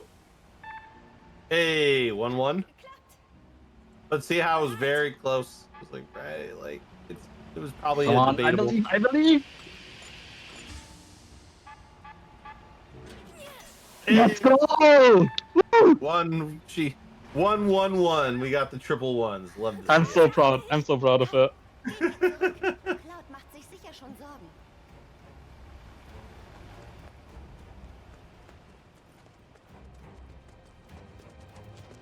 Looks like we've got Ghoul coming up on A and B side. Mm. Ghoul's an interesting fight. It's an undead enemy. Like most bosses, it's got 2 phases. So phase 1, the way Ghoul basically works is like you have to deal damage. Once you kind of deal enough damage, it pressurizes, and then when it pressurizes, it goes into this like ethereal state. And so phase 1, what we do is we basically just go in, we deal some damage, it pressures them, we stagger them, and then we just kind of wail on them a bit, push to phase 2. And then phase 2, what you'll see will happen here is you're going to like carry in real fast with Tifa to then do a what I'm assuming will probably be like an uppercut dive kick, which should deal enough damage to cause a pressure. And then we're gonna have Cloud throw a elixir. Because this boss will take 9,909 damage, which will basically kill it in phase 2. And the reason why we don't throw an elixir in phase 1 is because we only got the one. Yeah. There were some old routes. Where we did used to pick up a second one because there was in chapter 9 there was an elixir in a chest behind Chadley, and so for a while there we did pick up 2 elixirs and just used both of those to do that fight, and then it was just found like, well, Picking up the elixir, like we can do the fight pretty quickly without it. Yeah. In phase 1, and like it's a time lost to run behind him, go up the stairs, and open the chest, run down the stairs. I gotta say, I think not even A and B is on PvP pace, but Earinor as well. She's doing really, really good. Like apart from the Reno fight, most of the things she did here was very clean. Yeah, he's like, from what I can tell, probably like a minute and some change ahead, because his ghoul was like a 247. I know. I mean, Earinor at the moment. Like A and B is definitely ahead, but I think Earinor is ahead of PB pace as well. Although now with the call to arms, I'm not so sure.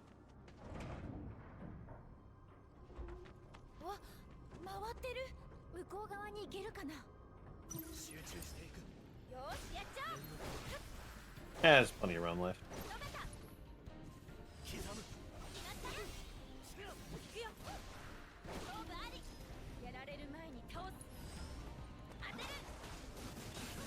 Yeah, A and B building here the star showers. Oh no, he got the, what was it, the shield. Okay, fine. And one star shower to finish all those 4 crypt shades. Nice. Yeah, by now he's learned it, so he unequips it in favor of for the metal knuckles. Oh, so his route makes that change here. Yeah, you guys do it in chapter 12, right? Yeah, we usually do it in chapter 12 in the right before the Reno Root fight, because Tifa doesn't do a ton, and because we also haven't learned it by then. Like, because we haven't usually learned it by then, because we'll learn it on the climb in chapter 12. Yeah, that's what I thought. Yeah, so one more route change here that AMB did is he skips the Mithril rod for Aerith. Yeah. Which is her strongest magic weapon. Like, I mean, she only uses magic. This we sat there for quite a while to figure out Eligor and how to deal with him without the Mithril rod, and came up with something really interesting. Like, it saves around 20 seconds to skip the chest here. But yeah, he probably loses like 5 to 10 seconds to the fight. So minor time save, but still. We'll get there in a minute. Once we deal with these drakes. Double Aurora to deal with one drake, and then the Cerulean drake, the second Aurora. Okay, and the Brave Up for the finish. Nice. And meanwhile, Tifa just runs to the next section.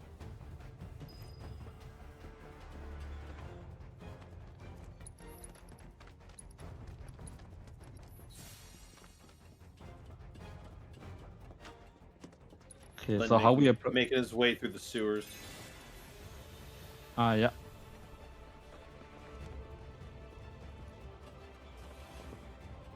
Oh, we got Eligor coming up here. Yeah, so with Eligor's interesting because in phase 2 he starts flying around and will become weak to the wind element. But the problem is, once we stagger him, he will fall off to the ground. And then if he's on the ground, it will take him forever to get to the air again. Because the cutscene only triggers, the phase push only triggers once he's in the air. So what we need to do is, when we stagger him, we need to deal enough damage to push him as well. So what he's doing here is an Aurora, I think, throw the Tempest, now cast the Aurora, this will trigger the stagger. And the Tempest will now push the phase before he falls to the ground. Otherwise, you would lose a ton of time.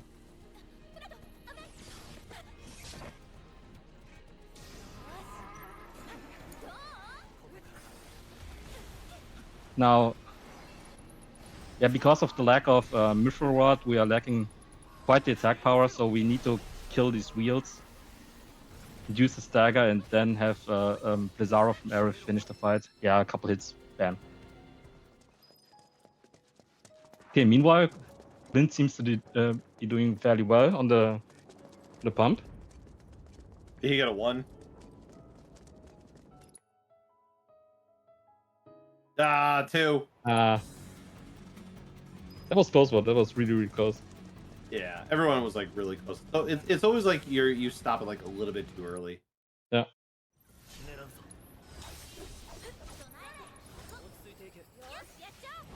Like 1-3 so far.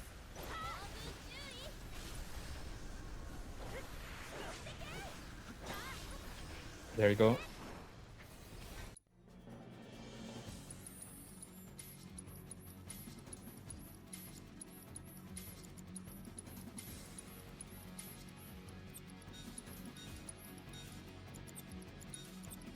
Oh, just missed it.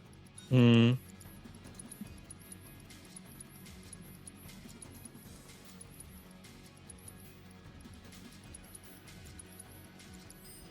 Right on the edge. Nice.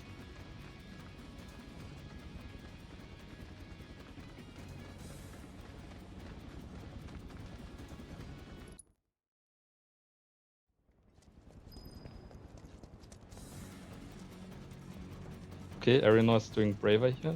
Doesn't she have any Phoenix Downs?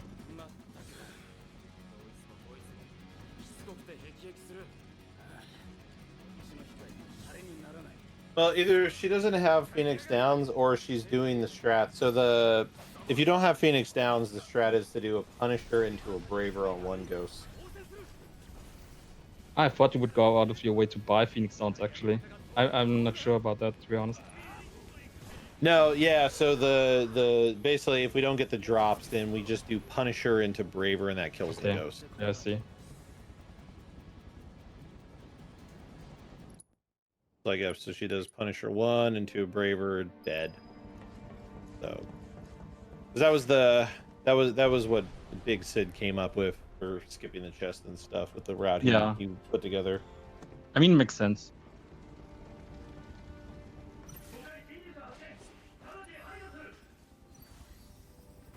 Okay, meanwhile, AMB is in chapter 12, dealing with the Heli Troopers. Luckily, on easy, they are weak enough that a single firer kills them, and we don't need to engage in aerial combat, which is pretty rough in Remake.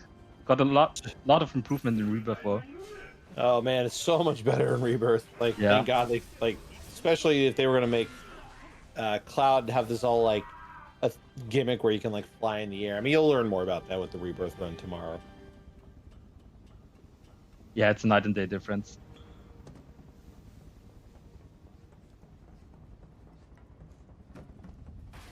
Okay, meanwhile, Earinor is dealing with Ghoul. Look good. Getting the initial counter. Braver to pressure, then Fire to stagger. Yeah, this was... It's good phase 1. Basically textbook, yeah. Yep, Aurora from Aerith to finish off the damage. And of course, yeah, and we'll have our... Oh, she's going a different route, huh? Yeah, she just went for a wider turn, that's all. Okay. I mean, makes sense, so that way you don't need to deal with the punch. I was a little bit scared there for a second.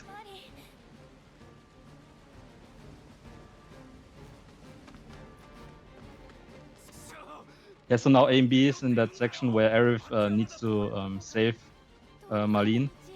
We really want to dodge these NPCs here because they can really get in your way, and here you want to make use of the NPCs by having them push you forward. Yeah, I think Earinor is almost 2 minutes and some change ahead of PB. Let's go. I think it was like a 305 ghoul in her recent PB. Okay. Yeah, nice. Like really, she was up until this point. She has been playing really well.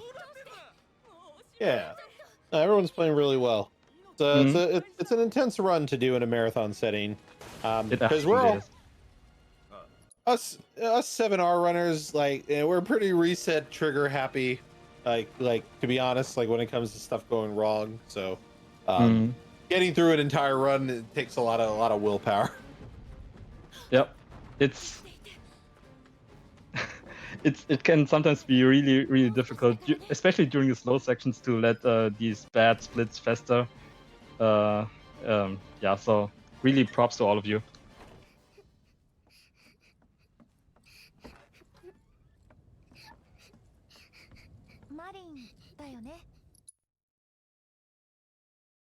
Okay, A and B about to enter next phase with Cloud and Tifa.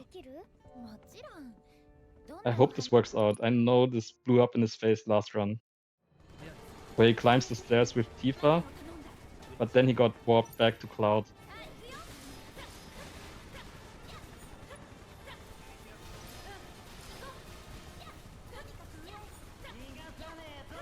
Yeah, you want to skip all these fights, and now you want to have Cloud warp next to you. Yeah. This is not consistent, by the way. This blew up in his face yesterday. I'm glad this worked out today. Yeah, I was gonna say I'm surprised he goes for that. I've tried to do that one before. I am not a fan of it. Yeah, so the problem here being it depends on Cloud's position, whether he's in an escape zone or not. So basically, the way it works is if you want the other character to warp next to you, he needs to be in a different zone than you are. Like, for instance, if where Tifa was, she was in the combat zone, and Cloud needed to be in an escape zone for him to warp up, and it just happened so that he was in an escape zone. But there's like, but there are ways to guarantee it, but not in NG. Let's put it that way. Yeah, and in this fight, we just wait for the Grenadier and the Heli Trooper to spawn. Nothing really of note.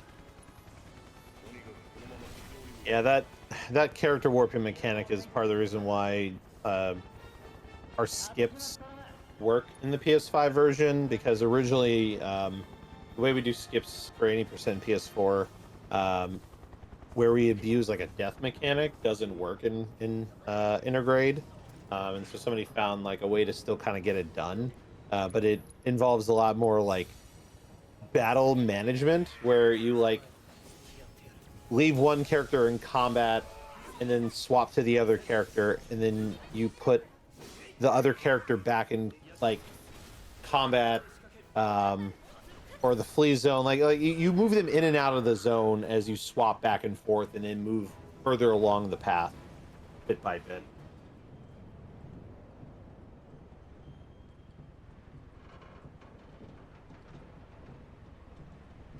Yeah, those skips are relentless. They are very unforgiving.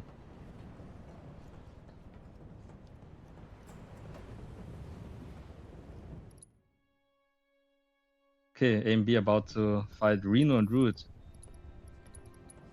Also a new fight for this for Remake compared to OG, where you're not only fighting Reno but Root as well, the final phase at least. Not too difficult of a fight, but you do hope for a good RNG in the final phase. Like, you want them to stay together. Ideally, you want to see EMP triple shot from Reno, so that he will stick to Root, and you can get them both with the same Star Shower.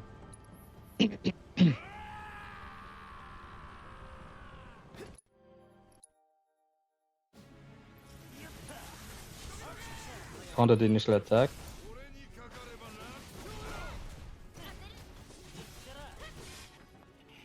Yeah.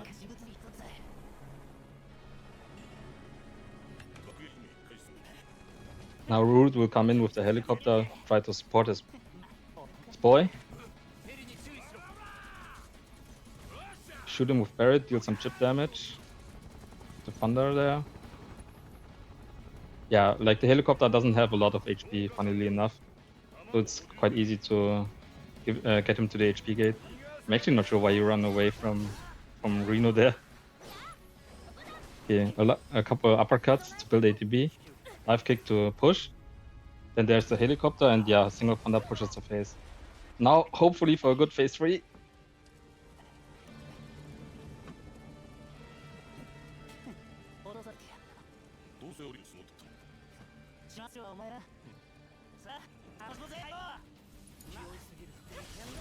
Flash strike. Huh? Yeah, flash strike. Yeah, okay, they separated.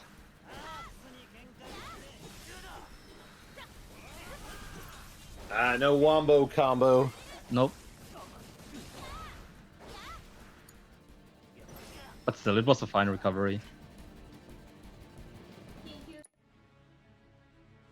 See if he got the plate skip. No. Oh, he did He actually. Yeah, he got the plate skip. So if you stand in a certain spot before that cutscene starts, the game preemptively like removes like part of the flooring. So you don't have this like moment where Cloud like staggers briefly, like when the like plate rocks and then like loses some of the grounding. It saves probably like 5 to 6 seconds, I want to say. Yeah, pretty much.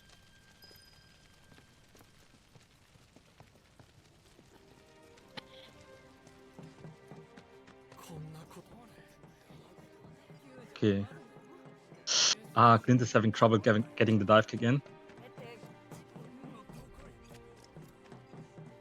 Okay. Doesn't have ATB. There you go, there you go, yeah. I was gonna, okay. Whew. I was like, if it unpressures, it's gonna be a problem. Mm. Alright. I think what we didn't mention yet, the uppercut builds very, very good ATB and can be cancelled with the parry. As well as it naturally flows into a dive kick very, very well. Like usually with dive kick animation, she would jump into the air and then drop with the dive kick. But the way it works with the uppercut, you can combo them together so that the animations like flow really well into each other naturally. Yes, cutting some animations. This is one of the more basic techs in Remake.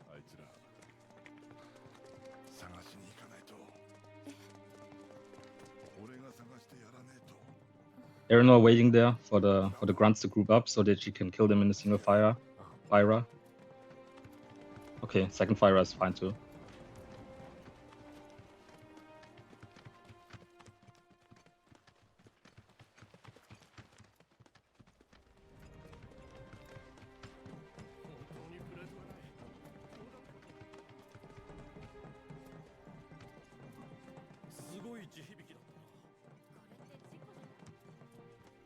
AMB is running back to Sector 5, to Aerith's house, trying to find Aerith. Oh, not trying to find Aerith, what am I talking about? Trying to find Marlene.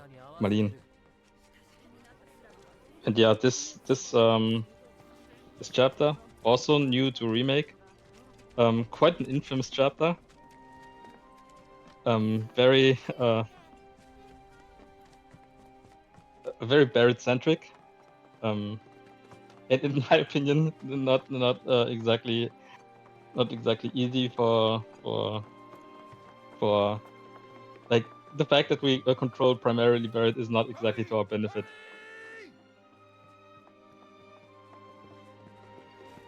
It doesn't help that the fights themselves are like the mobs are very, very jank. Like the dogs are very dodgy. Gorgeous can feast you. Like yeah, it's a very frustrating chapter in my opinion. Yeah, the dog dodging thing is just so janky at times because like we talked about before, like when you start attacking a dog, it will possibly like dodge away or it will I'll just dodge. And so because of Barrett's not really strong in magic or physical or really anything. His primary the weapon he has right now, the light machine gun does favor magic. So what ends up happening is, we try to use like, I'm not sure if A&B does this with like Magnify Blizzard or Magnify Blizzara. And so like if a dog dodges, then it messes with like the sequence of events because then like the Magnify doesn't trigger and then of course he doesn't get hit by it. And it's just a lot of like managing ETB with Barrett by himself is just like really tricky if something goes wrong. Yeah, so he actually uses magnify thunder actually, in order to avoid that exact problem that you mentioned. Okay, so he does the magnify thunder strat. Okay. Yeah. Yeah, nice. Yeah, I do that one in chapter 17 with the mob of dogs there. Yeah, I do as well. And A and B too. Yeah, thunder is the one way to avoid that. If the dog is not already dodging. So something to keep in mind is like, let's say you go to cast thunder and your teammate attacks the dog and he dodges mid thunder cast, then you'll miss the thunder.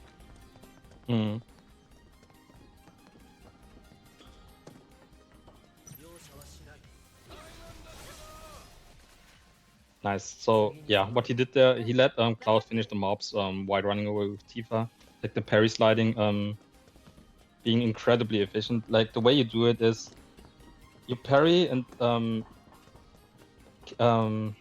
press triangle, press triangle at the same time. This cancels basically the ending leg of the parry and allows you to re-parry again. It allows for very fast movement, which you will see here. Like we will avoid all of these fights. Tifa will just zoom through all of these until the end, where we need to fight a sweeper and a smogger. This is the part of the run where Bing's Brew plays.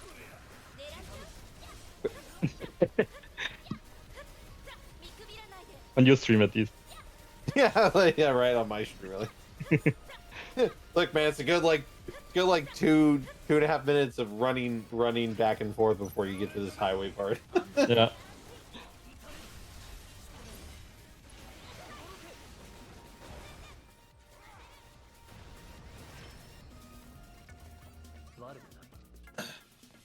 Yeah, it's pretty interesting. We've got Glint over on Team Chocobo, finishing up chapter 11. Earinor's more than halfway through chapter 12, and then A and B is now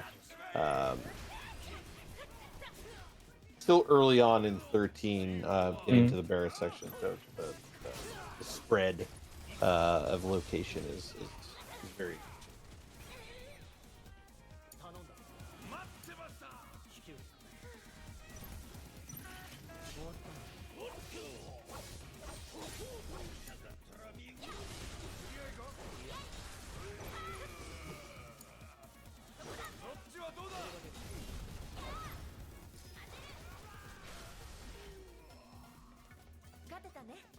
Nice. Yeah, so these mob fights have been fairly clean.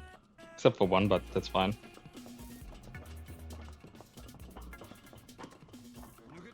Yeah, so now...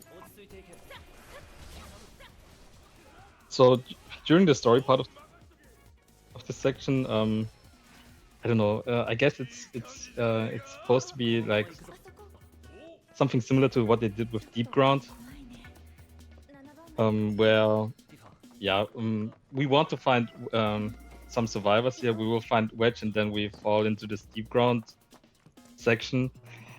I mean, it makes sense that we focus on Barret for now, since he's been gone from the story for quite a while. But yeah, I don't know. I wasn't too fond of this part casually, if I'm being honest. Like even casually. It does take you out, I would say. Like, it does take you out of it.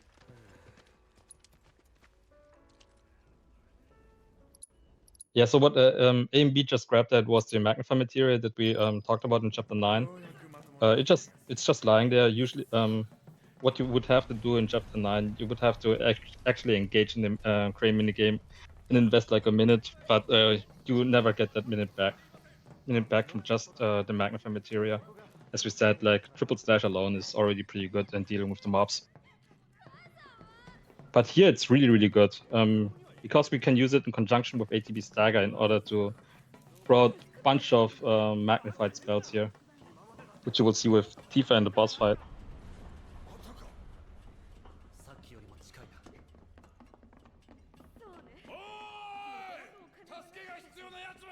Okay, meanwhile, Earinor about to approach Reno and Root, doing some slight re-equipment here.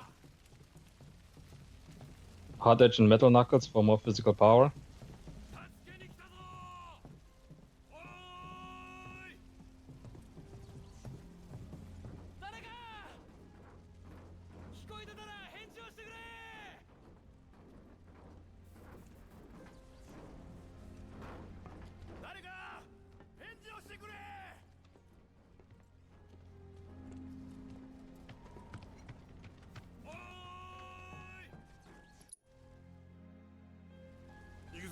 The counter, that's good. Star Shower.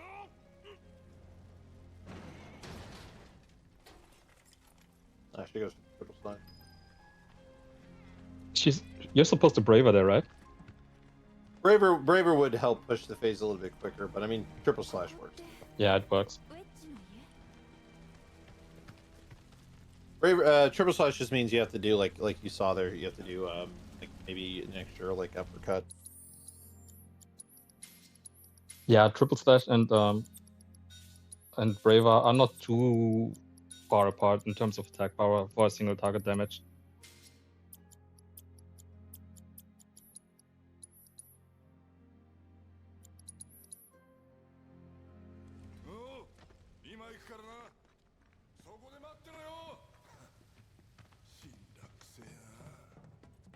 Okay, now for phase 3.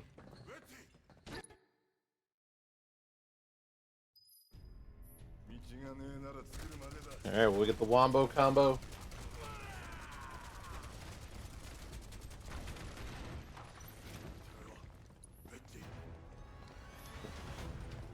You got it. You do. Nice. Nice. Hey. Let's go.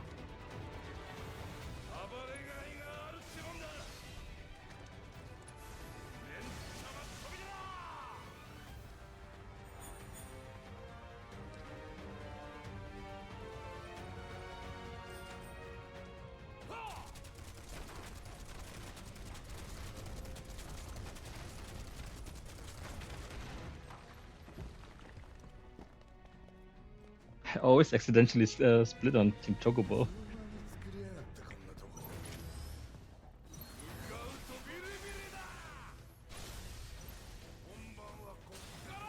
I was gonna say, I think you split on Chocobo. Yeah.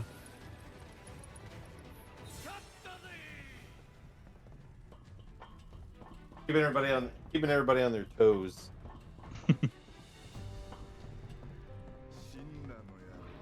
4 AM here, so I'm not. Okay, yeah, these are the dogs here that we mentioned. This was really good.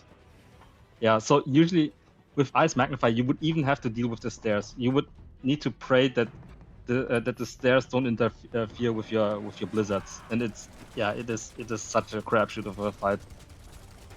With Thunder Magnify, you bypass that problem entirely.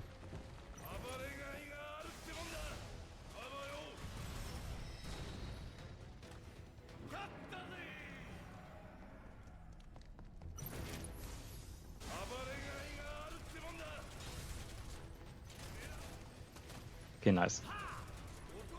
Didn't get a feast either. This was really clean, really good. Always love to see the lack of feast. Yeah.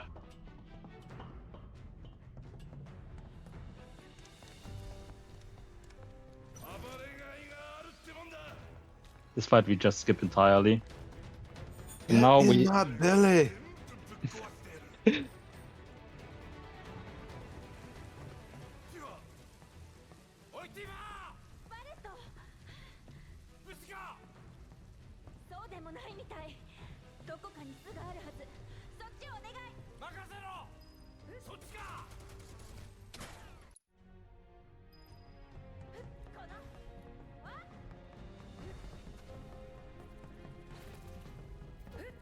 So now we have a fight here, but we can also escape from this. Switch Tifa. Position herself right around here. This is important because if you don't, Barret cannot shoot those things. Like if you try to position yourself in front of the ventilator, Barret won't be able to shoot at them for some reason. So you need to gain some distance between the ventilator and Barret. I don't know why, but it works. What we're gonna do here, Blizzard M is now on Tifa. We use Blizzard M to stagger the mono drives here, as well as this the cutter, giving us a limit, allowing us to finish off the fight while Barret runs towards the ladder. Nice.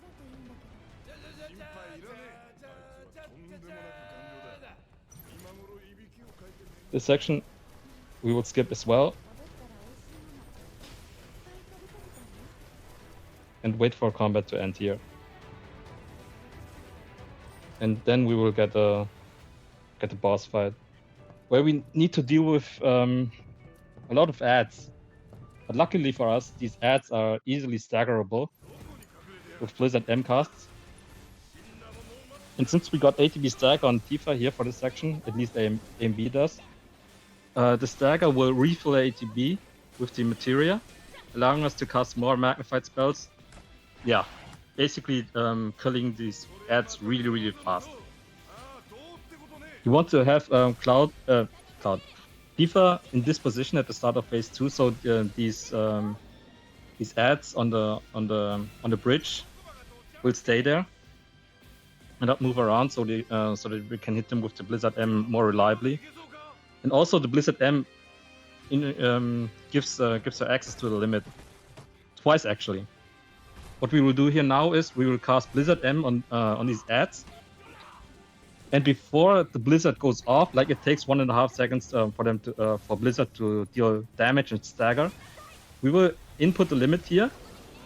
Bam, limit was exhausted, and then due to the stagger from the Blizzard M, limit was immediately refilled, giving us another limit for this phase to, yeah, basically end with a Star Shower limit. Yeah, the Star Shower gives us a 70% boost to the next attack, like, and the 70% to a limit is crazy. This was perfect.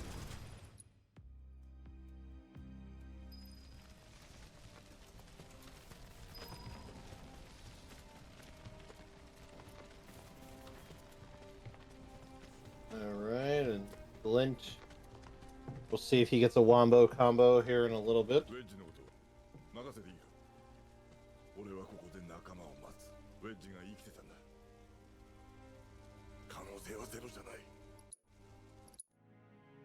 So, can you dupe limits elsewhere with the same trick, like magic cancel to limit? It depends on the enemy. Like not every enemy is can be staggered that easily. You will see something similar in against Abzu. But yeah, it kind of. Sorry. I was gonna say I guess he's doing a different strat because it looks like Tifa doesn't have enough ATB. Oh, Glint, yeah. Was that on purpose, though? Sorry, I wasn't paying attention. No, I don't think so.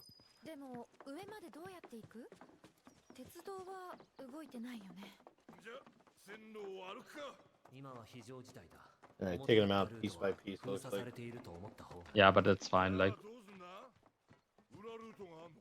I would say Root is the worst enemy. He's definitely more annoying because he's a lot tankier, especially if he puts the shield up. Because if Rude puts the shield up, then what happens there is you have to do like, I forgot what the math was. It was like moves that have like 50 cut or something. 50 like cut. Yeah, it's like 2 moves of like power 50 cut to break his shield, and then that's what pressures him. Oh man, I remember the early Reno Rude strats where we would use arrow. I actually don't know what it entailed. It's been so long. So I'd have to look at some of my earliest runs, but they're in the first runs I was doing. The Reno Rude strat was so different. Because and to be fair, on PS4 it would be a different strat because one of the issues is that Braver is not as good in PS4 because it has insanely bad end lag. It was insufferable in PS4, yeah. Like because there's no animation canceling like there is in Intergrade, which was one of the nicer things they added. But yeah, like we almost never used Braver for most things because in PS4 you would Braver and then you'd have to like literally wait for him not only to land but then to like step backwards and pick his sword up, like basically like get back to 0, and you couldn't cut the animation off early. So Braver was just not very good to use, and it also deals more damage in Intergrade.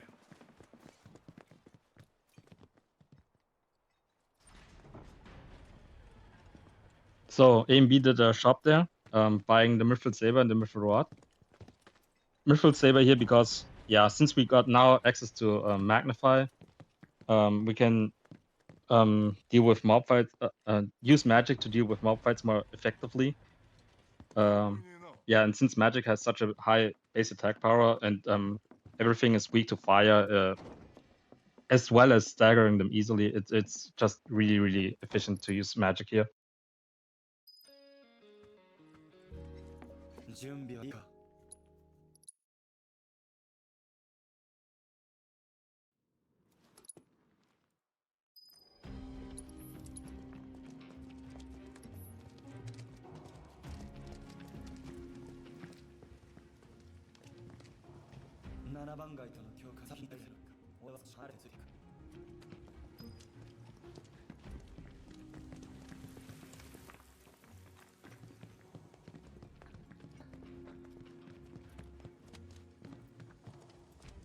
All right, and A and B is back in the sewers in chapter 14. As Earinor is about to enter the underground barret section. Yeah, where A and B is at, chapter 14, sees us returning to the sewers. So, if you liked the sewers one time, I hope you enjoy it a second time, because we're back. This time, because we're trying to, as you recall in the original game, we're trying to head up to the Shinar headquarters, and we need like grappling hooks. And in the original game, you needed like batteries. This game, you don't need batteries, we need grappling hooks. And the person who has grappling hooks is Leslie, but Leslie wants our help. Tracking down Don Corneo to try and help find his like missing wife. And so we follow him into the sewers as we're looking for Don Corneo.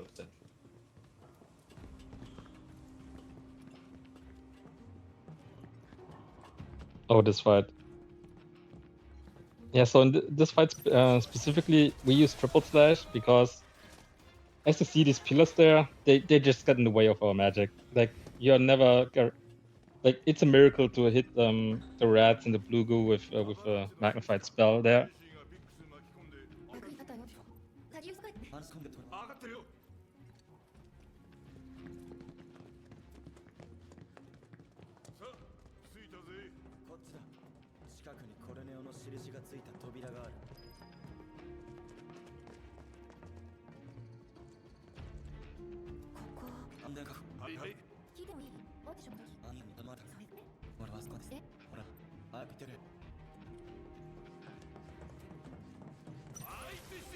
Here, Fire M should be good enough. Yeah. You want to let Leslie get through here, because basically the earlier Leslie reaches the destination point, the faster, the earlier you can get to a jogging motion.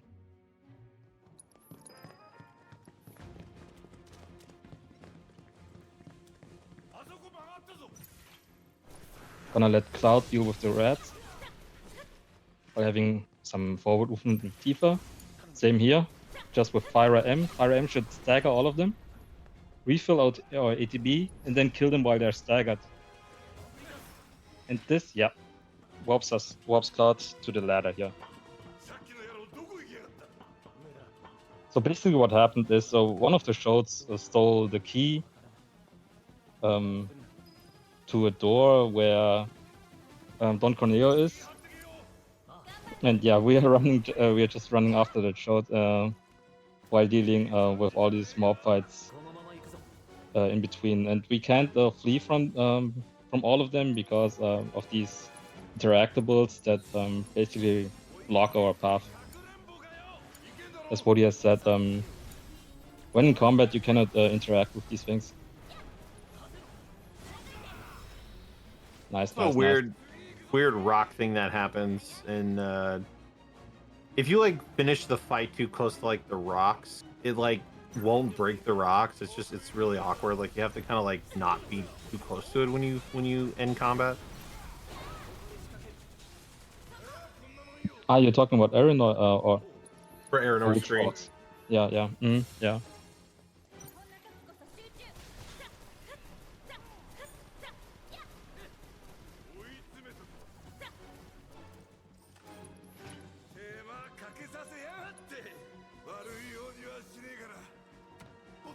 Okay. I wonder how Lizard M will fare here. Will do.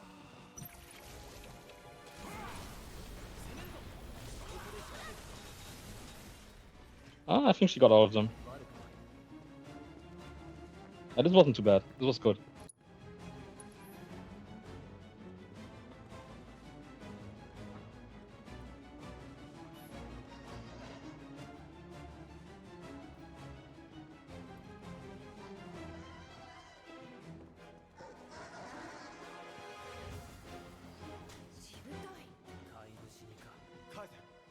I think AMB, yeah, he does a menu here. He will equip the hard edge for the increased power of the limit that he will get, that you will work for in the Absu fight.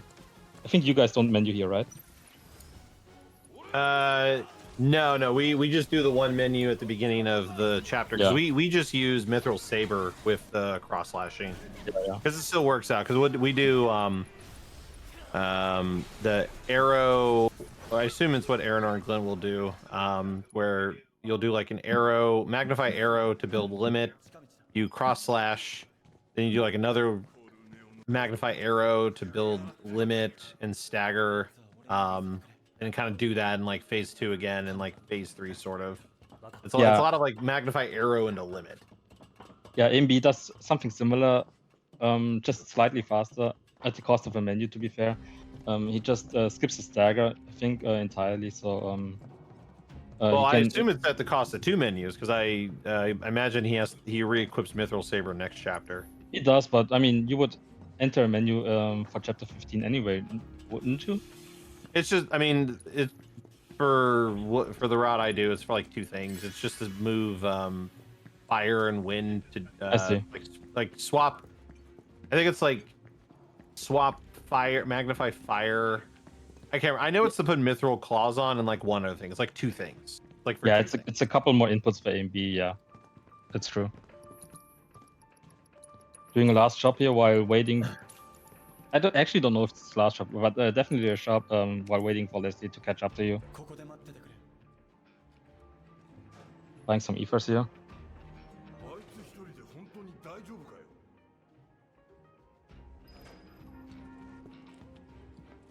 Yeah, as Woady has mentioned, AMB will do something similar with the Arrow M. The Arrow M, well, first the counter, then casting Arrow M. This will also activate ATB Stagger. Get him the limit. Nice. Yeah, it looks like he doesn't do the. He doesn't do focus shot. He hasn't even learned focus shot. Oh, he doesn't. Oh, he doesn't even. Oh, he doesn't learn focus shot in his route. Yeah. Interesting.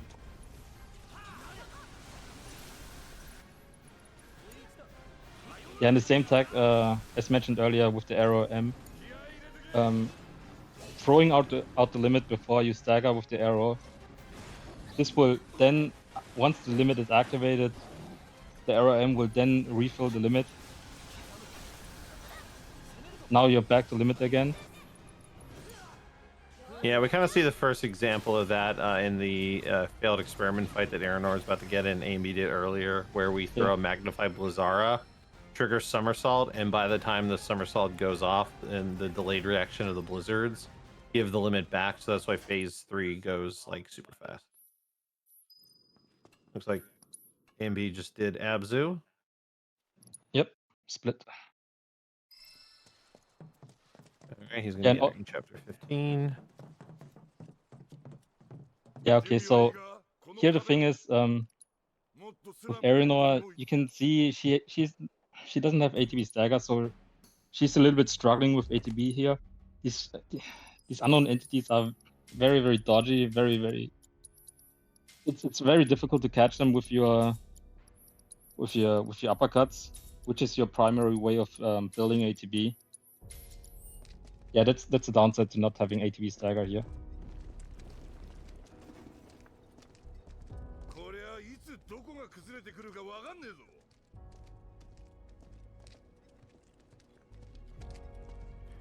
Ooh, the dive kick was probably not on purpose. Fun fact: you can actually punch them from below the bridge. Yeah. Yeah, meanwhile, Barry is fighting for his life to just deal with this one.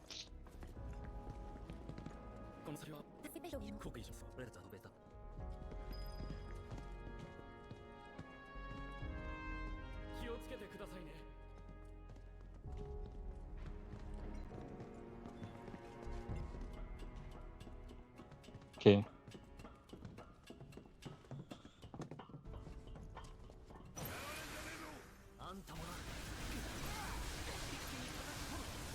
I think she will do the same thing here. Throw Blizzard M or Blizzara M, both work. Yeah, On as far as I normal- know, everybody sorry. does that. I Yeah. was gonna say, as far as I know, nobody does like a different strat. I think I could be wrong. I can't even Yeah, remember. I what the I strat just was. wanted to emphasize, like on easy, a Blizzard M is fine to stagger. Blizzara M is actually a little bit overkill. On normal and hard mode, you would have to use Blizzara M to stagger them. Like the benefit to using Blizzard M, aside from the MP, the less MP cost, is that also the animation is faster. Like the higher you go in your tiers with your magic, the longer it takes for you to charge up the spells. Tier 1 spells basically have no charge time. Tier 2 spells have a second of charge time, and Tier 3 spells have 2 seconds of charge time. This may not sound like a lot, but if you get interrupted during that charge time and lose the ATB in the spell, it gets really ugly.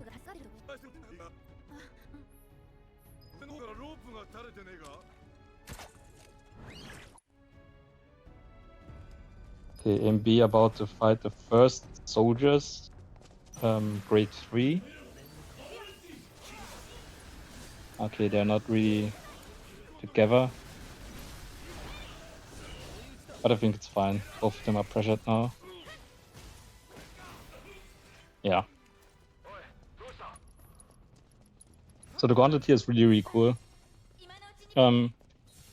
Same principle that we have mentioned with the Magnify and the Stagger, just with Arrow M this time. We'll first dash forward, build some chip ATB, cast Arrow M. This will stagger everything. The party members will take care of it. Here, Arrow M, stagger. The second Arrow M will kill them. Now we dash forward to the next wave. Triple slash. Arrow M will stagger again. ATB stagger will activate. Here with the with the Fyra. Now hopefully for the finish. He doesn't have MP. Okay, yeah. He won MP. If he had another MP, he could have casted another spell and finished the fight more cleanly, but still, this was okay, this was good.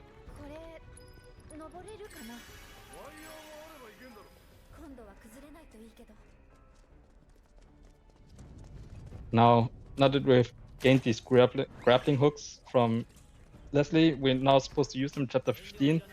The way they work, it's very janky, honestly.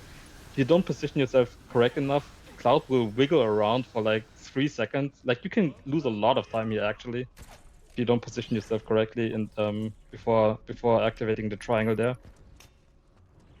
Yeah, it's pretty wild how much time loss you can have from just bad positioning. It's insane. Like several seconds here and there every time it happens. Yeah.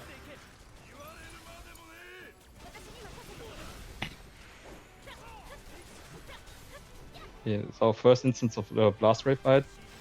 These are very unique unique mobs. They are not staggered in the traditional way.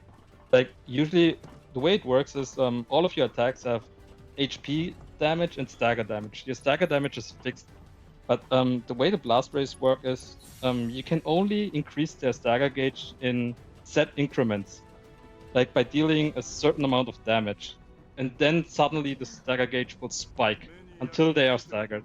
They are, to my knowledge, the only maybe Rufus is another exception, but yeah, one of the few exceptions that work that way.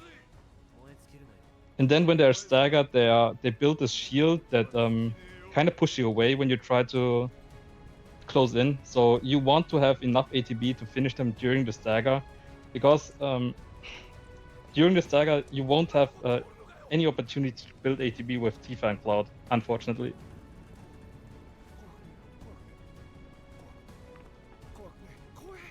You can kind of do it with Tifa, but it's like really awkward to like parry force her closer. Really? You can? You mean with a couple punches? Yeah, like you can parry, like force your like way closer with her and like punch. It's awkward as hell. Like I've done it before, but like it's not good.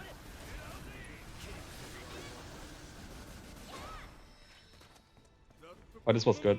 The arrow M to stagger and kill everything, then the triple slash to close the gap, dash out to finish the fight while a Cloud moves towards the exit. Yeah, I love doing that. I love using triple slash as like a gap closer. It's great. Yeah.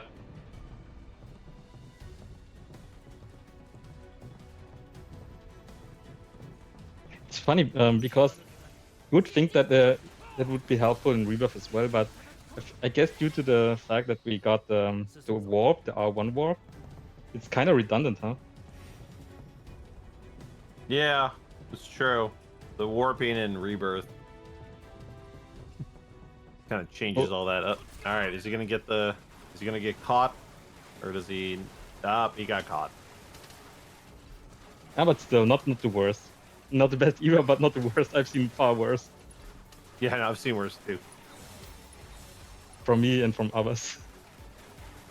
But yeah, so the Valk run and gun mini game is kind of interesting because like if you approach it properly, you can kind of just run the entire way and not have to and not get hit by the minigun.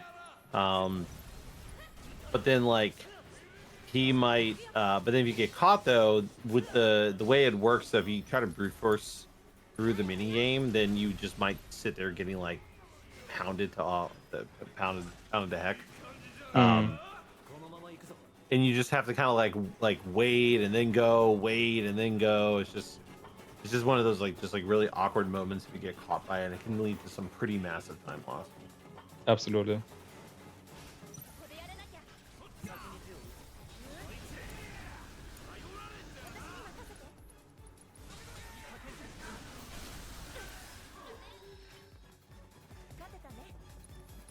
Okay, MB about to fight Valkyrie now. Valkyrie. Another notorious fight. Although not that bad in easy compared to normal, I would say. No, yeah, normal's definitely a trip. Definitely a very dangerous fight, normal. Yeah, so the problem here being like in phase 1 and 2 in particular, like you have no real way of getting ATB on Cloud and Tifa because he's airborne the entire time. It's a mess. It's not pretty, but yeah, it works. This is kind of the dev's way to give Barret some shine, I guess.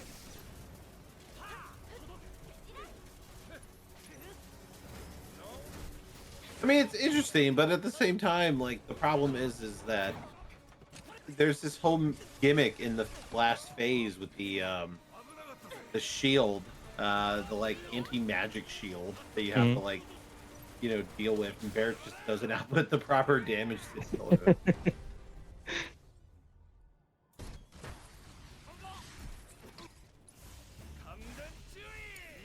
Yeah, you need to cast two thunder spells. Yeah, I was gonna say, it looks like A and B strat involves doing double thunder, in order to do it. Which I mean, I get the logic there. And then he basically uses the laser to deal damage to Valkyrie, but also the tank. And then the power of the keep, because on easy, we can cast a spell like Thundara and not get knocked back by the laser. Exactly. And then the Thundara will hit during stagger, and yeah. Basically, that's the fight.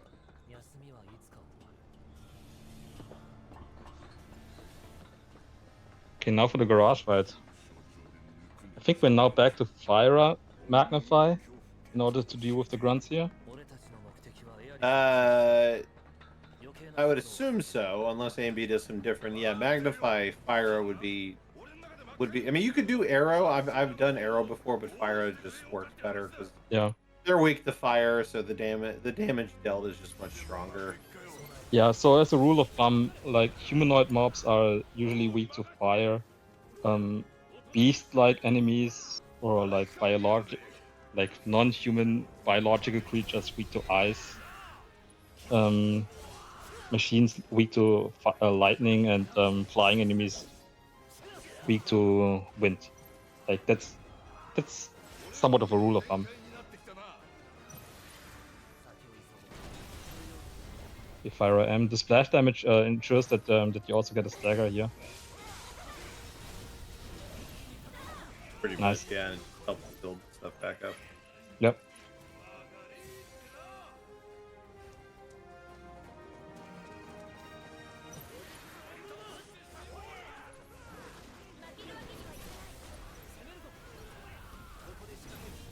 Yeah, that's the power of the ATB stagger. I think at this point in time, it's even a level 2, getting you even more ATB on the first stagger.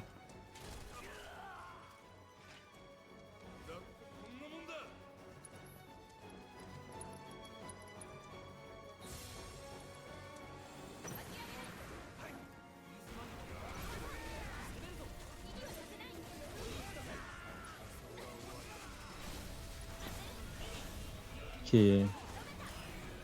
I think he will use crosses, yeah, to finish off the soldiers here, because they're quite beefy. This was good. This was really, really good, Garage.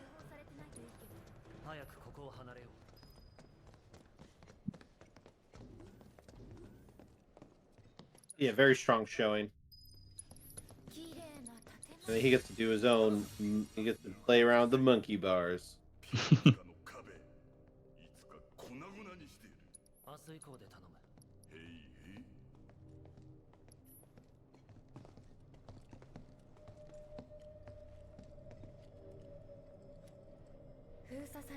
Meanwhile, Earinor finishing up the last fights here. Yeah. It's about baby Abzu time. We haven't mentioned it, but the Sahagins can also frog you. Like, there are so many status inflictions and gimmicks like the guard in the sewers. It's...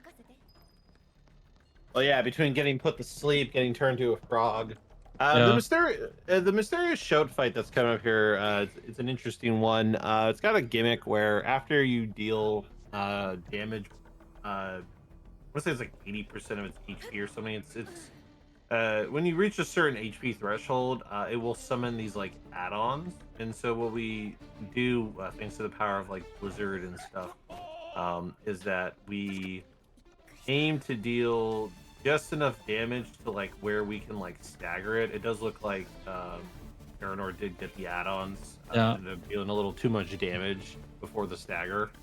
So that's why she's just fighting these like extra creatures. But yeah, we found like the general idea of the strat is like you overcharge, you get a bar of ATB of Barret, you get a bar of ATB of Tifa. They both cast like Blizzara. Blizzara will like heavily fill the bar up.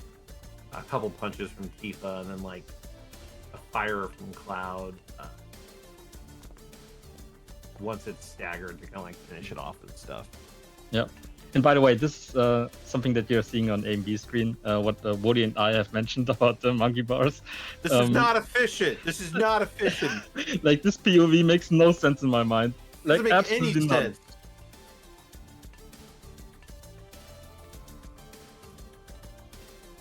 But you know what? I mean, he's getting it.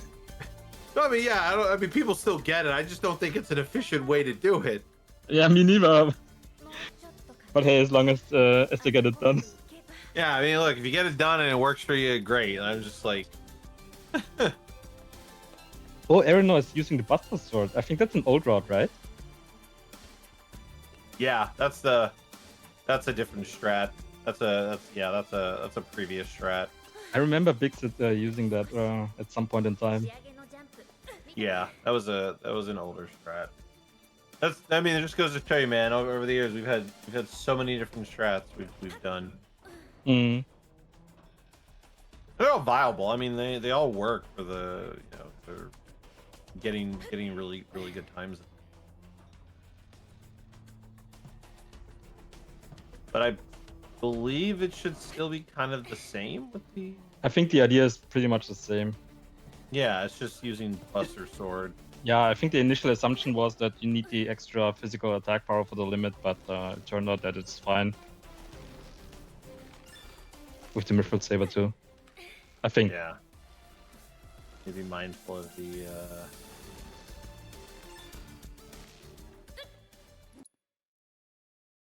Mindful of Abzu's HP or Cloud's HP there. Oh yeah. Oops. Really threading the needle there. Living on the edge. Yep, living on the edge of glory. But yeah, it's basically the same strat that A and B did with the like. It's just Hard Edge has a higher attack power than Buster Sword.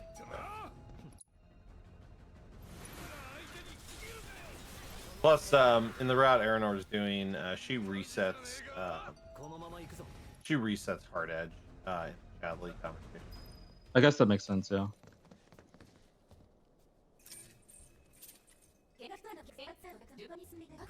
Thank God for limit. There we go. Go. Yeah, so hopefully. Yeah, no, she should get through. She's just still gonna get through the door. Yeah, Abzu can die really close to the door, and then like I don't think you can open the door. I think like his character model actually blocked. Yep, yeah, then soft locked. I even had it at times where Abzu died on top of you and you couldn't move at all. Oh, I've had that. I've seen that. Yeah. It's I actually don't know if a save load would fix that if it makes the character model disappear, but yeah.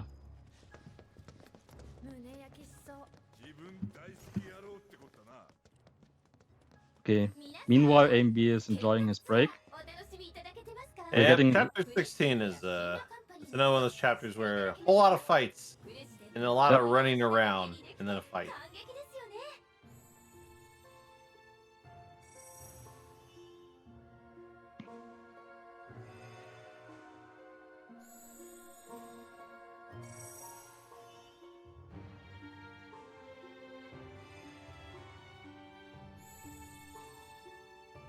It's also one of the last breaks. That's why he's just kind of standing there.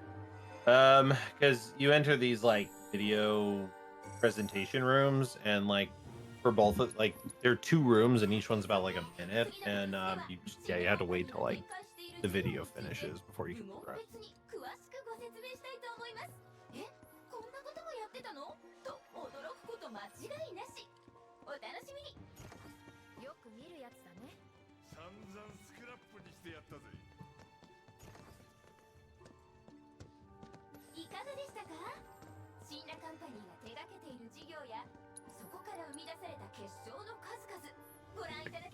Glint's gonna do the mysterious shout fight. See if he hopefully he can skip the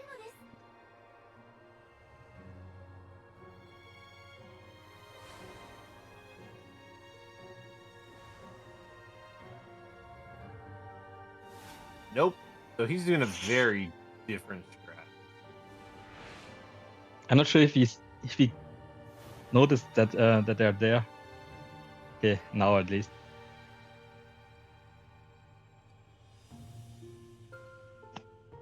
Okay, but still, it wasn't too bad. No.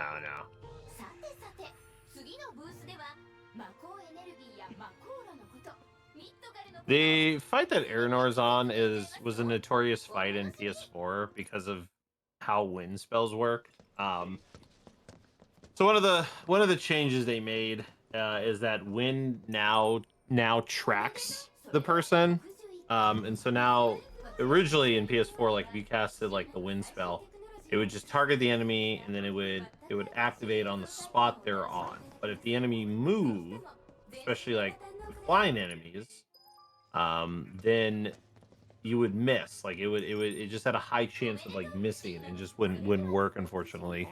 So in Intergrade, they made it to where it actually like just stays on the enemy the whole time, and so the Cerulean Drake fight that Earinor just did was just very notorious for just going completely sideways out of the blue because they would Yeah. move too much. This like on the PS4 version, it was really a contender for being one of the worst fights in the run. Definitely led to a lot of time loss if like Yeah. if you just had horrible luck with what the Drakes were doing, because either their positioning was bad or they were just moving around too much. Yeah, there's even an integrate. I mean, it's a little bit rarer, but in theory, there's a possibility that the drakes are too far apart and Magnify will only hit one of them. Yeah. So yeah, and then on PS4 you got the problem with the wind not tracking. Like, this was a fight that was bound to go wrong. Let's put it that way. On PS4.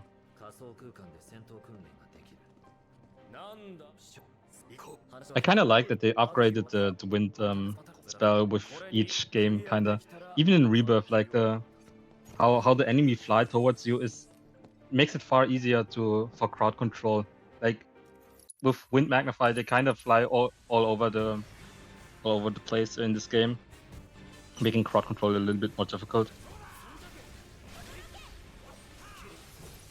Yeah, looks like Glint's also doing the same shit that Earinor is doing with the Buster Sword. Buster Sword and the Mag Arrow spam.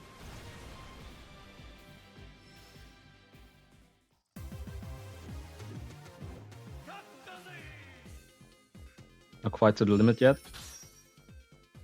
Now.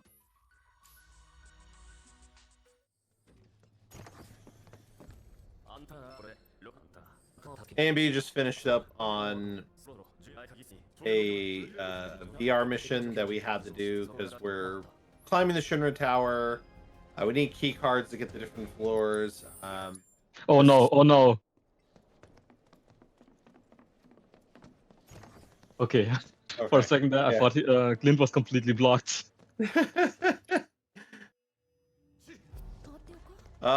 So we're climbing the Shinar Tower. If you recall from the original game, there was a bunch of these like mini games, like things you did to get like key cards and stuff. While they don't have the same kind of like plethora of mini games, like guess the password or guess this and things like that. I mean, I guess they do, but like it's not tied to like the key card acquisition as much. But when the mayor is like, oh, like go talk to like this guy and like he'll give you an item, and you do the whole like mayor is the best thing. He needs you to do like a VR mission, so it's the game's kind of like introduction to like the VR combat sim, and like its function, and probably one of the like maybe last tutorials we get, but like yeah, it's just little quick side fight we have to do. I think don't you get a tutorial with red or something like that? Yeah, I guess that's true. We get the tutorial of red. I mean, there's probably more tutorials. Yeah, but I'm just like an autopilot, like exiting out of them in my run.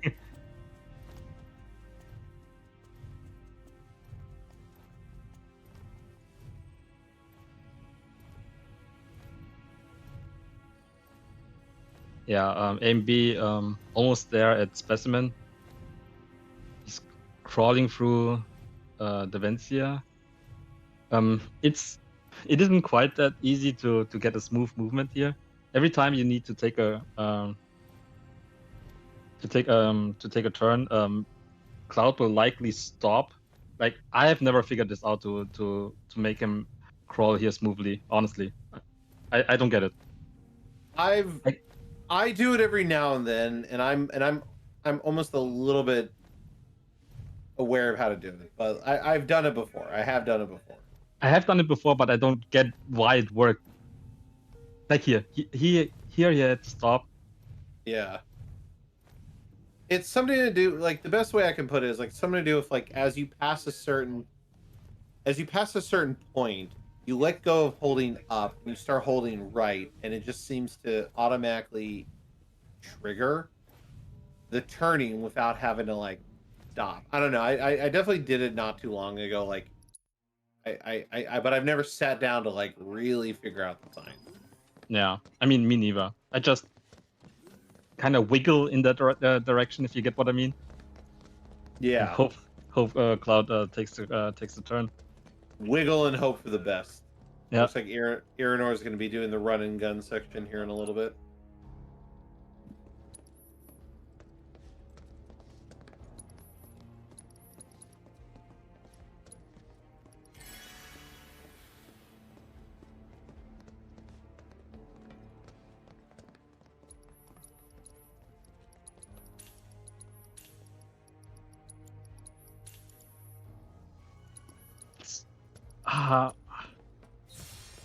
You don't want to get caught there.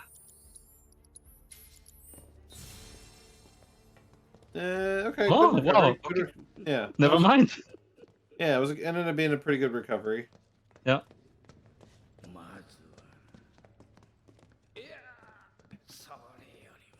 Okay, Amy about to fight Specimen here. So the basic strat here being, Yeah, he goes for the claw break. yeah, he wants to build stagger for the limit finish. Like the Blizzara here is meant to Blizzara to add build staggers and builds limit, and as well as activating ATB stagger.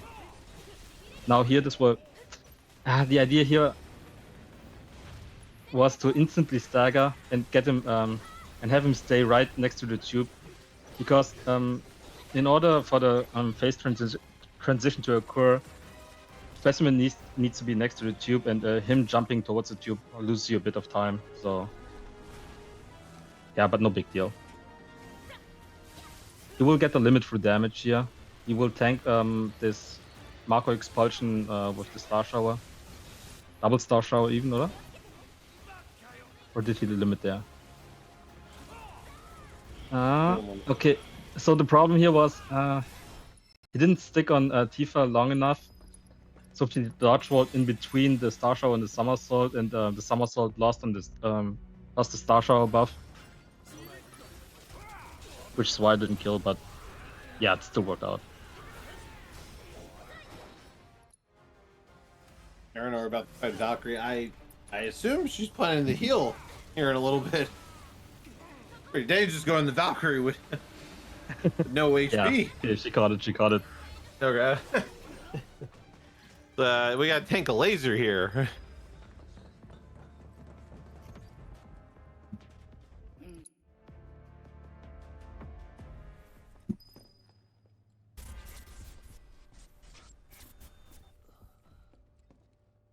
Is that part of the strat?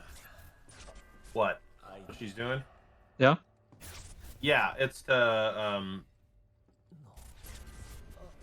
you build, so you overcharge a Barret, and then you build 2 bars of ATB with Cloud. And then he Thundaras. She should have.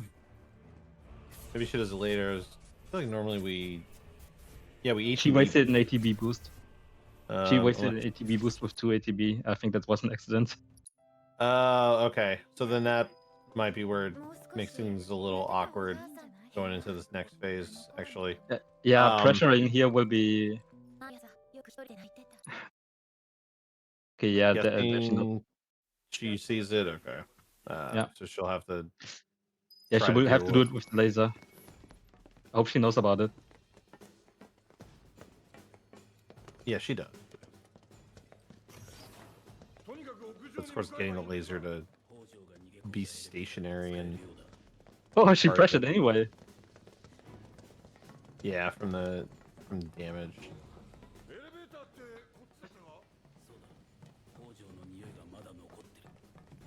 Okay, now the laser's gone. She lost the means to effectively pressure.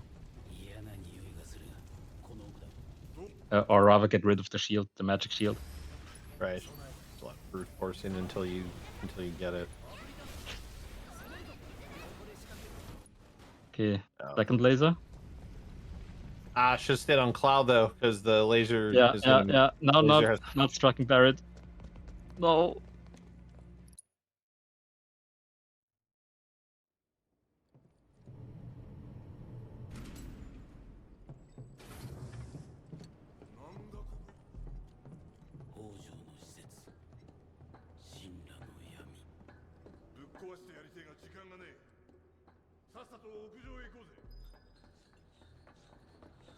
But yeah, the general strategy is open with overcharge, switch the Cloud, get 2 bars of ATB, Thundara, ATB boost, switch to Barret, do a couple combos and like Thundaras.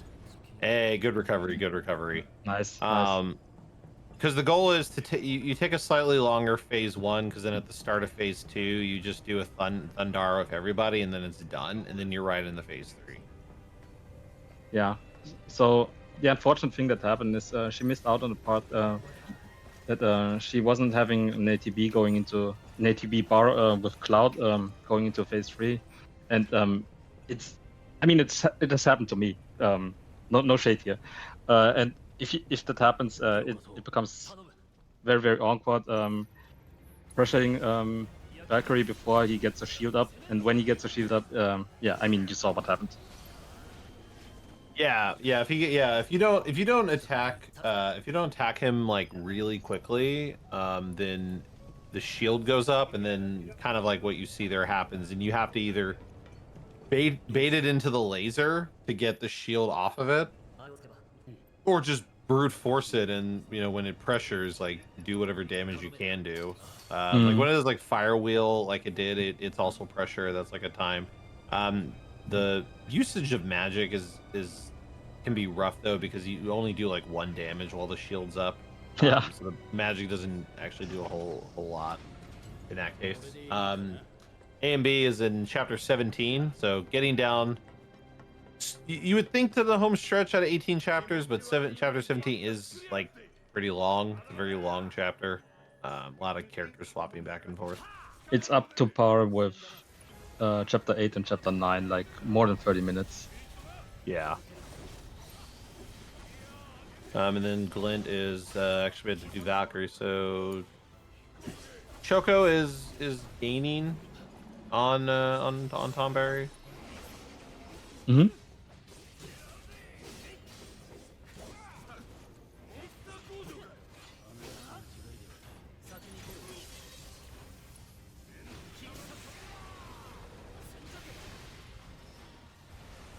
Okay, so overcharge.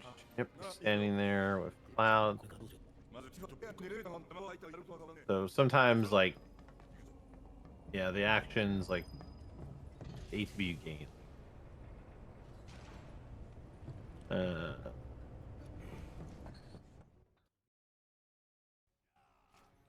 He's not going to ATB boost either.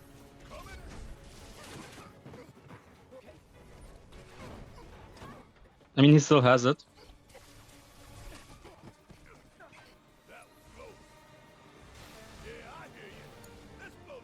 Okay, now boosting would be a little bit awkward.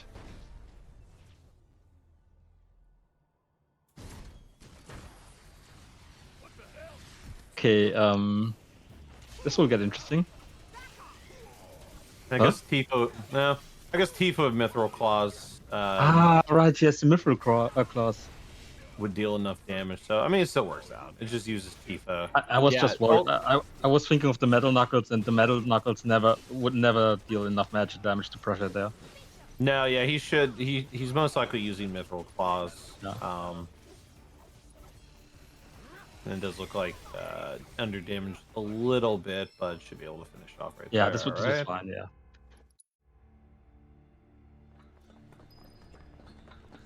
But yeah, basically only Barret would need to cast 2 spells, kind of like what A and B did. But Tifa with Mithril Claws and Cloud can pressure with just 1 Thundara. Somehow, I don't think it's all for us.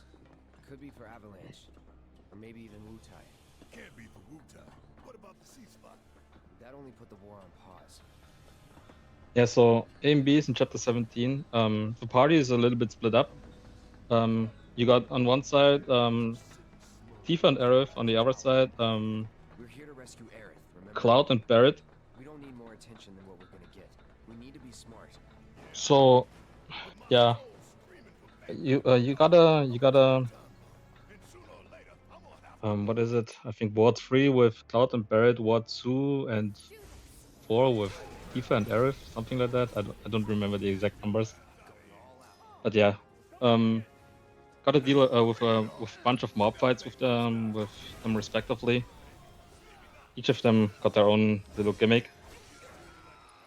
At least on hard mode, we always do a menu swapping around the first strike and the magnify, so that we can deal with the mob fights more effectively. I'm not sure about you guys if you swap out the first strike. I think you do. Yes.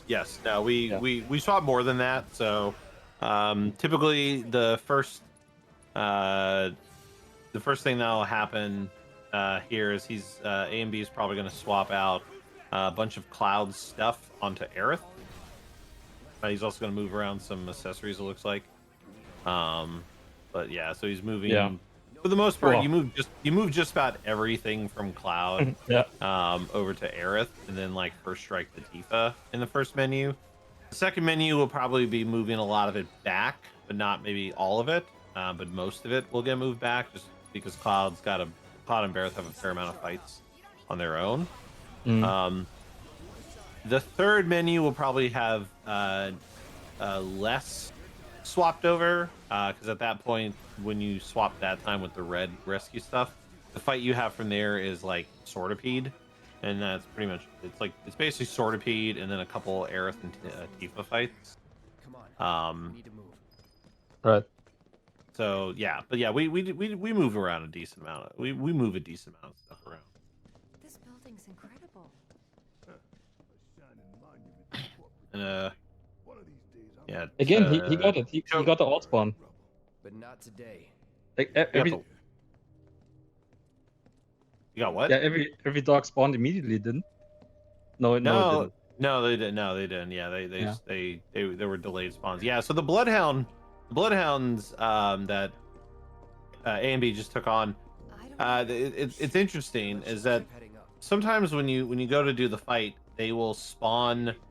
Like all the dogs will just come out of the cages automatically, and then there are times where you do the fight and like they'll come out in like waves instead. So it obviously if they all come out one time, then the fight can end up being ultimately like faster than if they come out in like waves. But you can't really we can't control what happens. It's one of those just things that just kind of happens.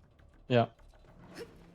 But yeah, that fight followed the same principle as like with the unknown entities or the shows. Like Pandara M just staggers the dogs fairly easily. The dogs are fairly susceptible to stagger, and Pandara M, while not dealing a lot of stagger damage in general, is enough to stagger them.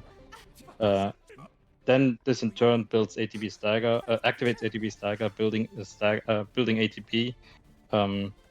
Allowing us to another cast of Pandara M and finishing them off that way. The Nins here, they are really difficult to put down. Like when they attack you, they have a really high keep, like a 60 keep. And the only way to interrupt them is with a limit or a tier 3 spell, which AB just demonstrated with the tier 3 spell. That's the only way to prevent them from moving, which is really important because they jump around a lot. So it's really difficult to have them to hit them with your Star Shower.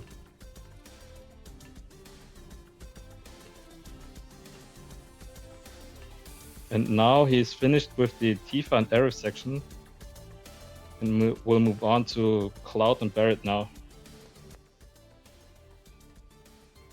Earinor enjoying one of her final breaks. Mm-hmm.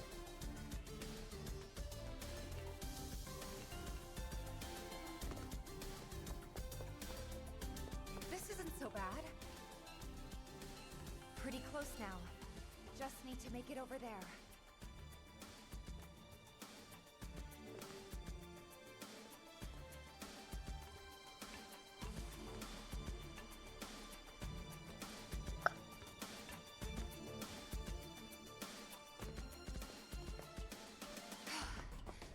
Almost there. Just need to get across those platforms.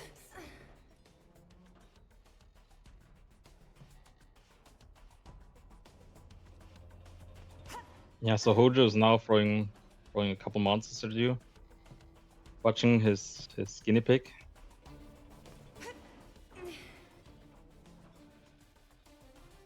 Two Zenins. I think you open with a triple slash hit, yeah. Usually you would. Yeah.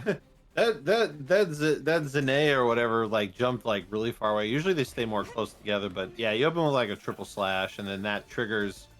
Because like Red 13 is joined at this point, and you can kind of manipulate the actions that Red 13 does. So like a lot of times when we use like triple slash, it will make Red 13 use Stardust. Stardust Ray. Like Stardust Ray in relation to it. Yeah. So we do the triple slash there because then the Stardust Ray goes off and it kind of helps AoE hit the Zenanes. Or Yep. Zenays or whatever.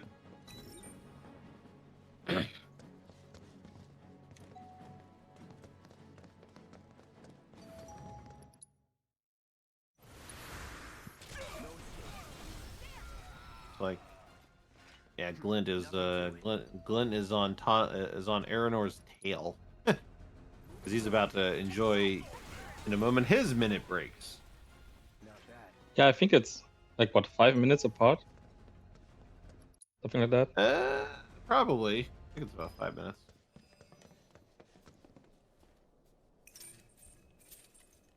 Based on previous splits, looks like it was like 6 minutes. Okay. If it is, then bring it on. Let's get this party. Okay, AMB about to fight the sledge worms now. I don't think they're that bad on easy, but I do remember on normal people had the hardest time with it. Shinar HQ. The hell did you expect? I mean, they're still annoying. Yeah, they die quicker, but I mean, you can still get pretty hardcore trolled by them. Yeah, so they have this gimmick that they can go underground, and especially once you deal enough damage and pressure them, they do this very, very frequently, and it's just the worst. You cast their Fandara, and if they go underground during that, it's yeah. But this was pretty good. Yeah, he ended up getting the spells off quick enough because like when you pressure them, you kind of get them to not, because it's like whack-a-mole, so they do kind of like dodge around the map pretty aggressively, and so thankfully if you pressure them, it kind of gives you like an extra like second or so. It gives you like an extra moment before you have to before they run away from you, so you have enough time to usually cast like the Thundara Cloud to like actually kill them. Now for the brain pot fight. Like you need to deal, like it's a little bit of a mini boss. In that he has two phases. Once you push the phase, he will summon a lot of clones. Yeah, you want to deal with them by, I think by staggering them, right? With Fire M. Yeah. Yeah, the general strat is you basically spam magnify Fire, but you want to try to make sure you're throwing it at ones that have full HP or are not staggered, just to maximize the like output, and get the ATB back. Because then you're staggering the non-staggered ones, and then you're finishing off the staggered ones because then the fire that's hitting them is taking them out. Is it a thing that the Brainpot A can cast stop? Yes. Okay. Yeah, brain pod. That's why like brain pod A gets taken out first. It can cast the stop spell, and then like that just puts you. Yeah, I wasn't sure about easy mode, but yeah. It's not super like the only reason it should have it on easy mode is because you chose not to target the brain pod A with the initial fire. Like that. Okay. That's just on the runner. Like it should never happen, unless you're doing like an old strat or you're not targeting brain pod A at like the beginning of the phase. Congratulations! Now, moving, please proceed to the 61st floor. Welcome to the Visual Entertainment Hall, where we show Oh, Earinor does a shop there? technology. She does. So she does her shop here and her menu for specimen here instead of a little bit later when you pass by the vending machine. Okay, I see. I didn't even know about this shop, like the existence of this shop. Yeah, we actually in I don't know if normal still would do it, but in normal we would do that shop. Forgot what we buy there. But yeah, I would do a shop. I would go to that shop and buy some stuff on normal runs.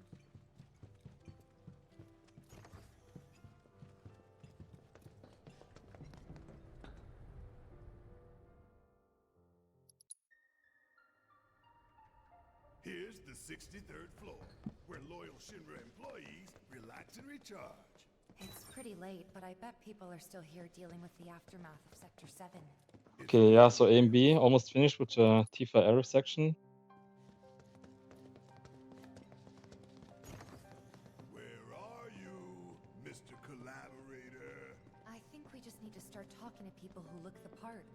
Yeah, A and B is. I mean, honestly, at the rate it's going, he's probably going to be like Combat sim. just about done with Chapter 17 as they're entering Chapter 17. The man is the best. That's right. Because he goes and gets the ether. You actually do have time once red Just starts as free coming there. across. You do actually have time to like go and get the ether and then come back. We would normally do that in normal.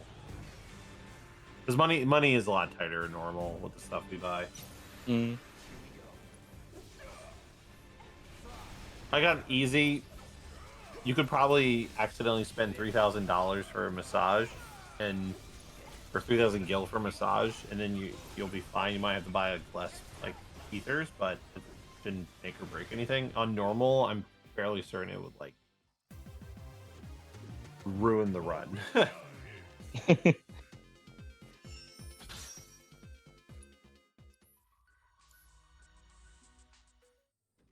Nice, But yeah, yeah, this was really good. That was very good, very good. So yeah, he's wrapping up this, so now he's about to get into like a boss rush mode.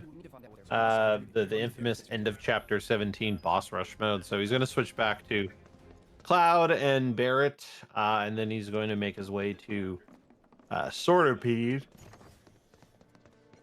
Another random enemy turned somewhat boss fight.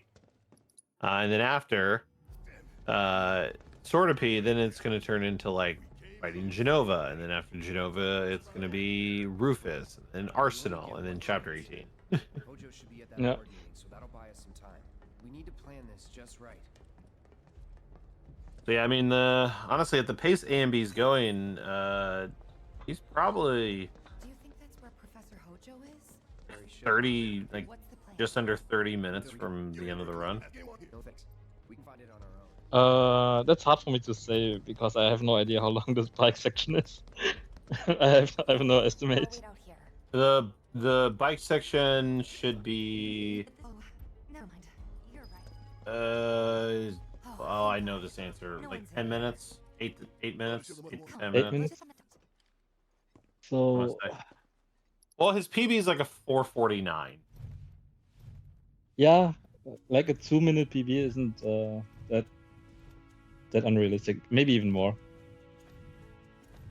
Oh, he got the bad braver. So Swordopede is an interesting boss with some wonky hitboxes. So the thing with Swordopede is like you got to hit it like from the face. Yeah. And so what happens there is sometimes depending on when you tell Cloud to do braver, what ends up happening is if it's just slightly off and you hit the side of Swordopede, then Cloud ends up bouncing off and not dealing the damage. So he ended up not getting through that phase as fast. Yeah, but luckily he managed to stack up very, very quickly, allowing him to still wrap up. Yeah. Oh, looks like Earinor is on specimen.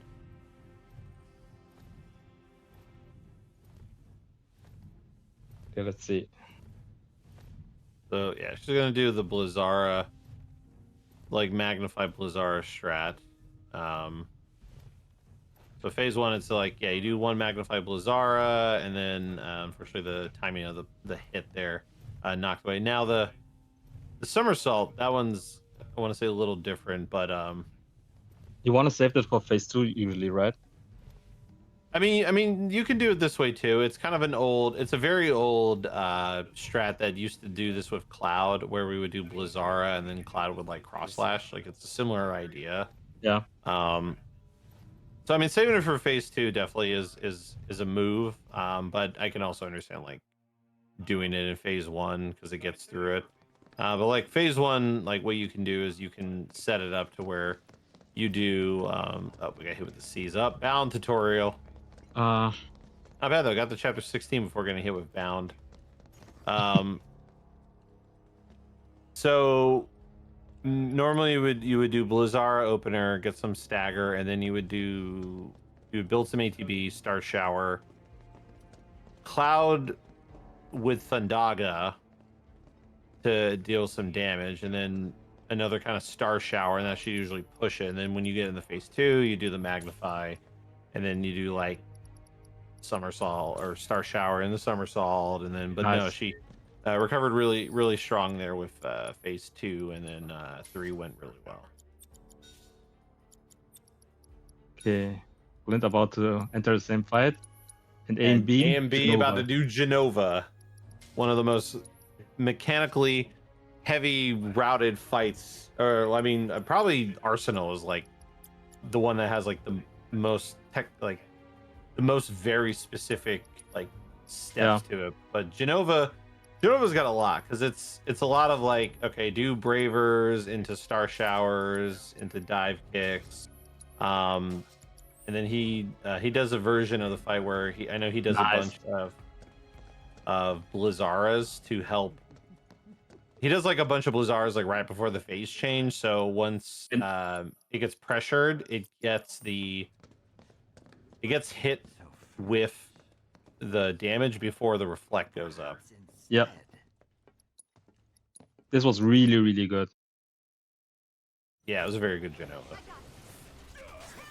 And then Glint is so now we're in phase 3 with the tentacles.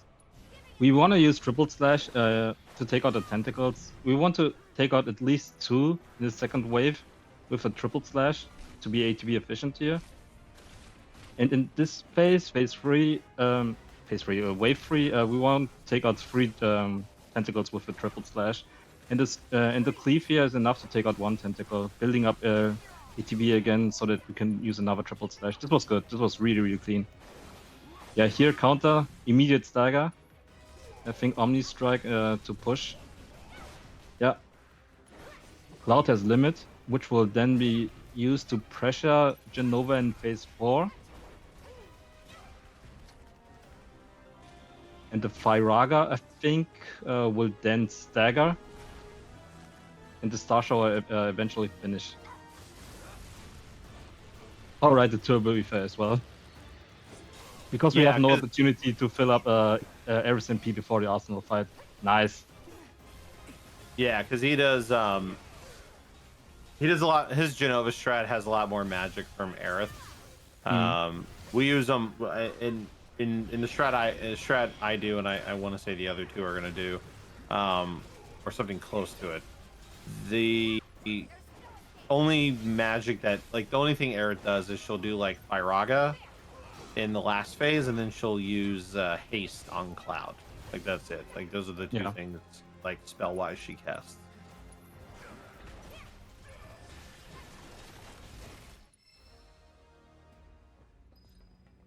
Okay, now he's about specimen. Yep, and then we've got a Rufus fight here. Rufus is an interesting fight. So it's 2 phases.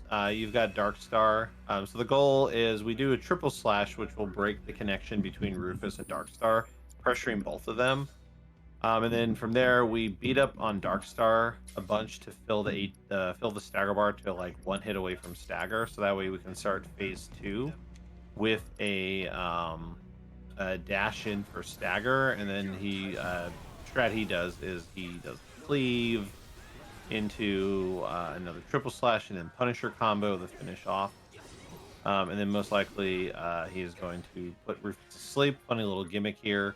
and then he'll do a Braver to stagger, and then it's basically just a full Punisher combo, or part of a Punisher combo until you get ATB into a slash. So very quick Rufus fight there. Wish you could now do we have- that in Rebirth, huh?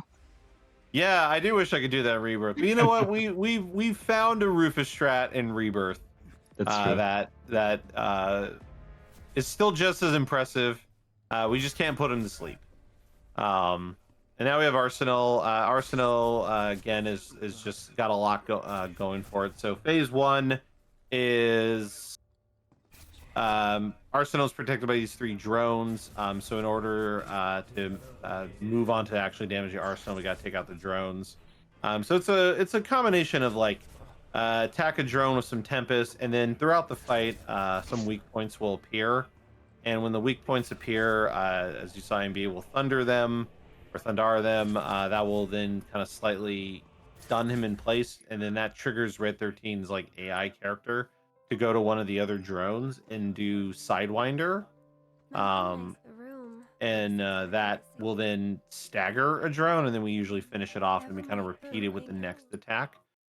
Phase 2, it's a lot. Basically, from this point, the way it works with Arsenal is like we hit him with Thunder, and it's going to stun him briefly, and then before he gets back up, or before it gets back up, because what happens with Arsenal is when it's stunned, it puts up a shield for the element that it's been hit with. So we stun it, and then we break the wheels, because when you damage the wheels, it does not only damage, but a massive boost to stagger. So we break a wheel, it basically puts Arsenal within like a single stagger. And then we just wail on it while it's staggered, and then break the wheel again, and then kind of repeat that in phase 3, and then phase 4 is just throw a bunch of thunder spells. You got through that fight so fast I couldn't even explain half of the technicality that goes into it. No, like this was absolute textbook. This was perfect. Yes, that was a very good boss rush for A and B there. Very, very impressive stuff. And Team Mog is in the final chapter of Remake here. So chapter 18 is the return of the bike minigame. So if you recall from the OG7,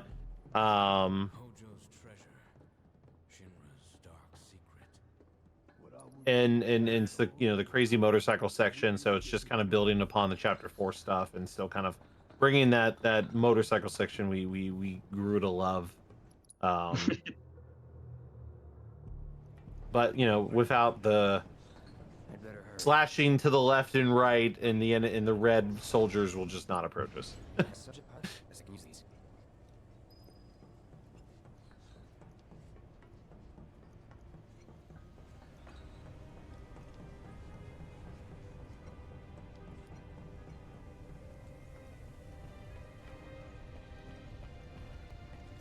Glint and Earinor are both in chapter 17. They're pretty neck and neck, or very close, because Glint is making his way to the same fight that Earinor is.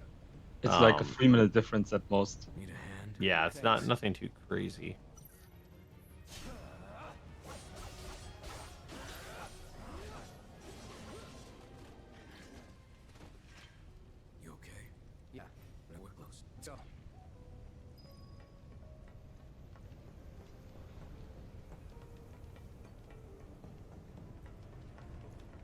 Yeah, so here we get a return of the morph unit, just in a different form. So what you want to do is you want to tank all these hits in order to build up the triangle command, the spin slash that Cloud does. Like he has 2 versions of it, the ranged version and the melee version. Because yeah, he's a little bit further away.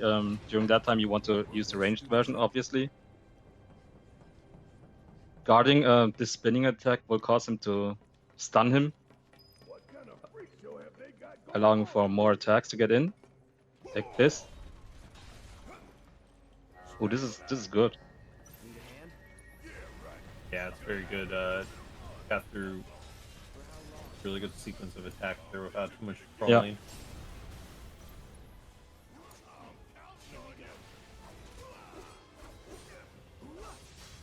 Now the 2 soldiers Sorry. It's 5 a.m. Yeah, I was gonna say, how you holding up, Chief? It's good. It's good. I'm seeing the light at the end of the tunnel. See the light at the end of the tunnel. You're almost there, and then don't worry. Tomorrow you can just be a viewer for the rebirth run. I will relax. Yeah. I'm the one that gets to go to bed and then wake up and do a run. Yeah. So we got the 2 soldiers here. Yeah. Sorry. I was gonna say, like, if you're drowning there in tiredness, I got you. I was gonna say it's the two soldier C classes. They can be a bit trolly. Essentially, what happens with this fight, I mean, he's taking them out, but basically, they're kind of like Roche. They fight you kind of similar to how Roche fights you, and so it's essentially happening is that they're trying to attack you, and then they'll do the thing where they might run ahead of you and then dash back at you, and as they get weaker in HP, that's when they get a lot more kind of like dodgy, and like they'll evade you and do the like run ahead charge attack, and you can just kind of bleed time when fighting them, because the general idea is that you want them grouped up so you can kind of beat them up together. But if you're damaging one more than the other, then they're gonna be a lot more evasive, and so you just might find yourself kind of fighting to like hit one of them at times.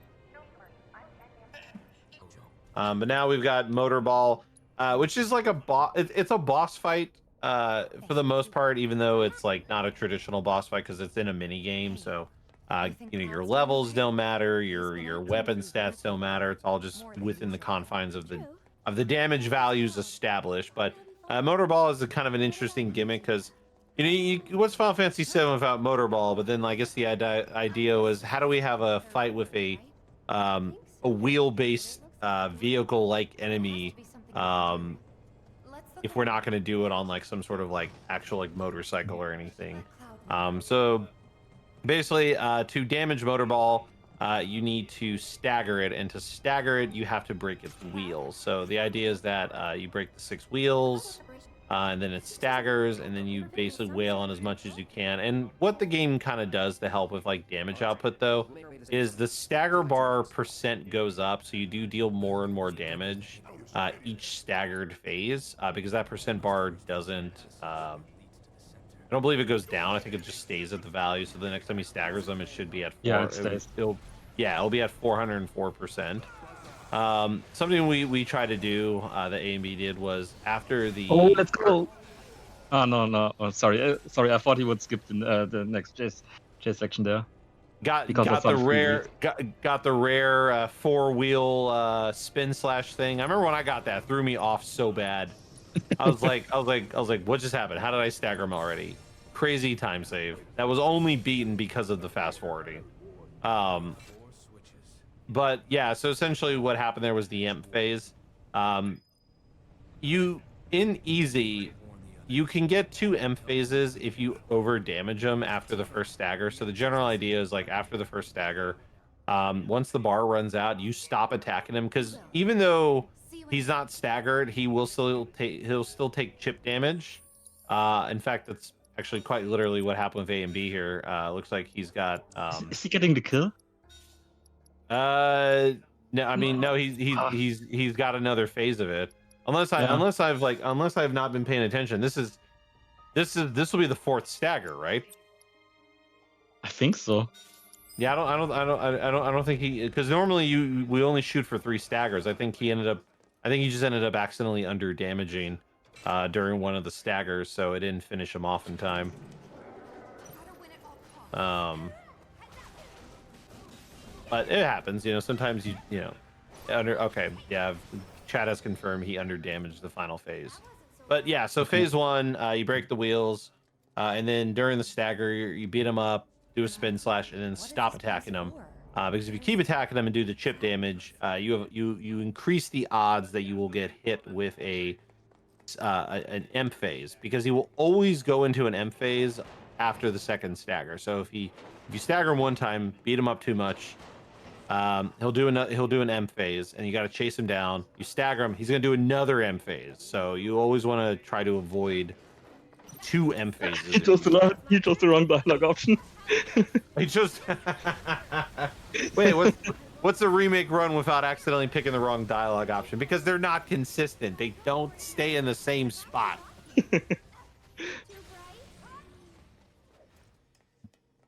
And then A and B is entering essentially the final fight. So he's got his final 2 boss fights. First one is very lengthy. It's basically like a 6-phase fight against the Whispers, the Harbingers of Fate. It's against death. It's death coming to restore the timeline. And then we've got Earinor and Glint going through their Tifa section. Earinor is getting ready to swap back over to Cloud and Barrett. So the Whisper fight. So it's an interesting fight. Phase 1 and 2, we are basically just going to do a bunch of ATB actions and just beat up on the Whispers while waiting for the big guy, Ultra Big Boy, as Barrett likes to say, to do correction for the Phase 1 transition attack, and then I think the second one's like Succession or something. I can't remember. It's like some sort. Intercession. Like Intercession. Thank you. Basically, why we're only doing basic attacks is because there's this weird thing where if we use ATB actions, we over deal damage. Like we deal way too much damage, and it seems to trigger Ultra Big Boy to do other attacks, and we don't want that because it just wastes time. The animations are really slow. So for like Phase 1 and 2, like Is this really the exit? the only thing we really do is like Focus Thrust, because Focus Thrust does really bad damage.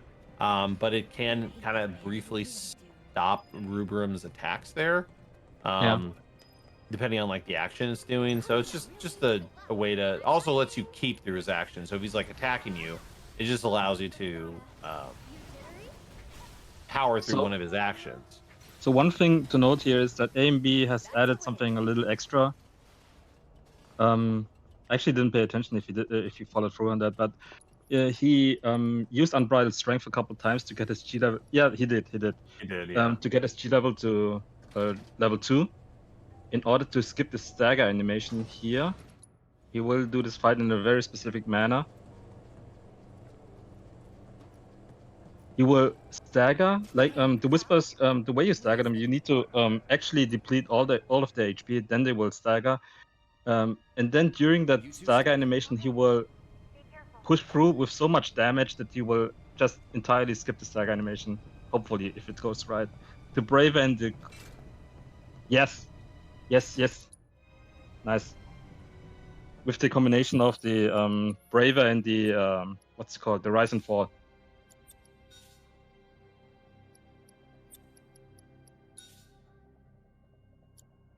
Yeah, because you got so much downtime during Phase 1 and Phase 2, you can comfortably build that ATB with Tifa.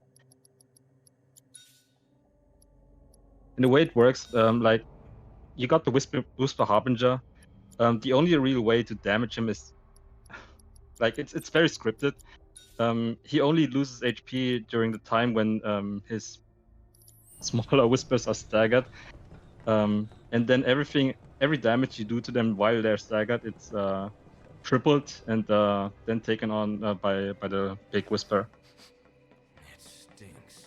More of Hojo's experiments. Yeah, and we only start to be able to damage him in the previous phase where Rubram was by itself.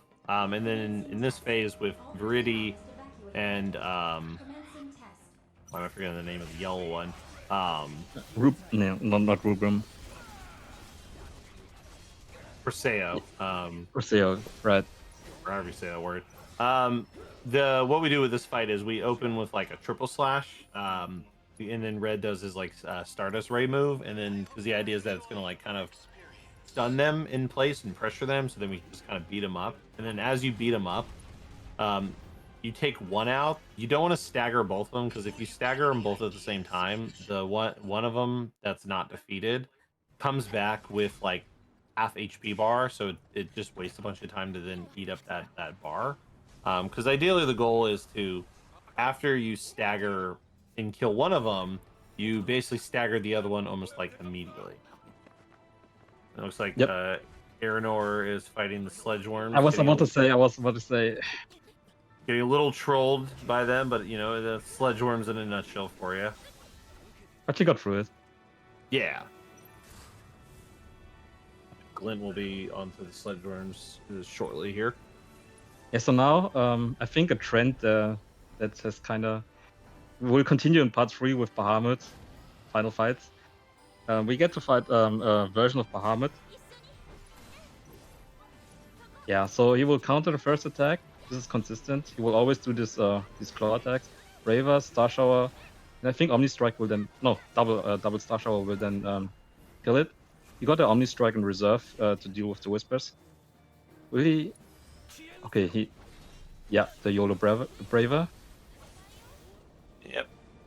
Now, yeah, you time it just right, you can Braver it right as it becomes selectable. Exactly. Nice. Oh, and what we I don't know. Did you mention it about the Sephiroth fight in the order where your party members will appear? No, I hadn't mentioned it yet. So basically, what's been happening throughout this fight is there's a hidden point value that's been tallying up based on your actions. So who's basically who got the stagger, who got the kill, how many ATB actions they're doing, and what happens here is based on the entire Whisper fight and those actions, your party order in the final boss fight against Sephiroth that we're about to get into here pretty soon on A and B side gets determined. So basically, whoever has the most will come in first, and then whoever has the next most will come in second. So the goal is to not hit Barrett because Tifa and Aerith are just much more effective in the boss fight against Sephiroth than Barrett is. You broke Wolverine's heart with that. You know what? He's had 5 years to accept it. All right. And so now we're on Sephiroth. So we're in the final fight for Team Mog here before moving on to the next game. So phase 1 basically opens with a bunch of combos because the goal is to then damage. Basically, we're trying to damage Sephiroth enough to where we stagger him, but not hit him after he's been staggered. Because if you stagger Sephiroth and hit him, what happens is Cloud like knocks him to like a platform, and so it's just like a slow animation. And then phase 2, he's automatically pressured, so we open with like focus thrust, and then we get the aforementioned kind of like platform transition thing. Like this one's not avoidable in phase 2, and then we just do a bunch of like kind of beating him up. Some Bravers, Tifa goes to gain ATB, just to have for phase 3, and then in phase 3, we should see Aerith join us, and then Sephiroth is going to use one of 3 elemental infusions. He does not do ice infusion first. He'll always do lightning, wind, or fire. Lightning infusion is fine. I think the one we want to see is wind. Wind infusion is the preferred one. But lightning is fine too, as you can see. Because what you do is you hit him with the weak element. Let's go. Yeah. This is world record. I was gonna say, yeah, I was looking at that, and we're about to see a world record here, folks, because it's basically cross slash and the fight's over. And I want to see all the GGs. Time for Team Mog. Go. Go Final Fantasy V runner. But yeah, that's another world record, folks. That's world record by like a minute. Yeah. Like just under a minute. With the Aerith meme. With the Aerith, yeah, exactly. It's a world record one with Aerith memes. Wow. No, honestly, that was a hell of a run. Yeah, 4:45:20. That is exactly 1 minute. Previous world record is 4:46:29. That is exactly a 1 minute world record.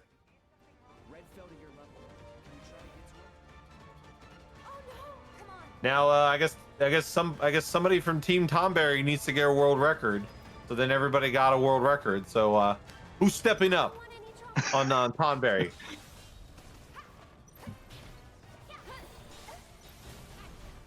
Well, yeah, I'm stunned. I was like, I don't even know where we go from here. I mean, this was amazing. Yeah, like really, apart from the memes with the Arif escape section, this was basically perfect. I haven't seen like a really quote unquote big mistake. Yeah, no, I can't think of any big mistake, if I'm being honest with you. I mean, yeah, I guess the motor ball was slow because it was 4 phases. Oh yeah. I mean, that was probably it, really, the Aerith memes and the motor ball stuff. So, Worked up a good sweat. but yeah, I mean, I guess let's if the Final Fantasy V team wants to at least quickly introduce themselves before we continue with the boss rush mode from the other runners, I'd say go for it. Hey everyone, I'm B-Dude, and with me today is going to be our Pixel Remaster Savant. I wouldn't go that far, but James runs here. We're going to do some commentary on Final Fantasy V this evening. Maybe morning for some of you. Morning.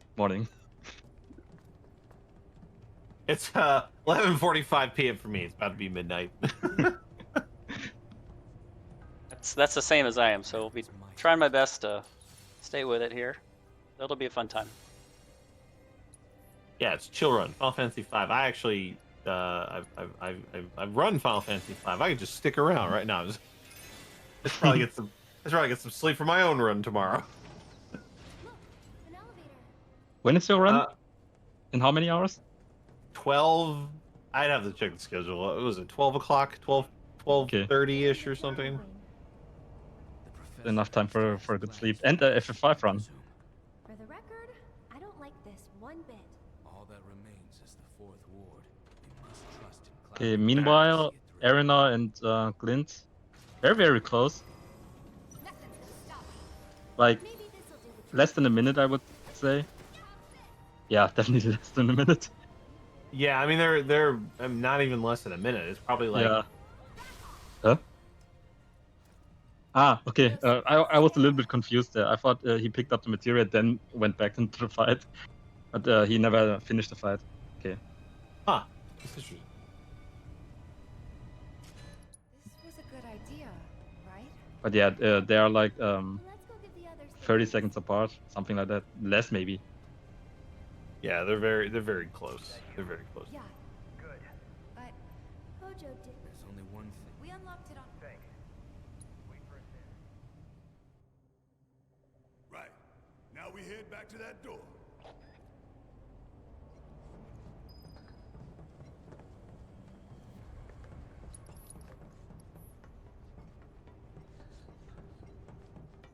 We made Wedge wait a while to be Okay, let's see. Hopefully she won't get trolled by with the Braver. He really likes you. Maybe. Yeah, you.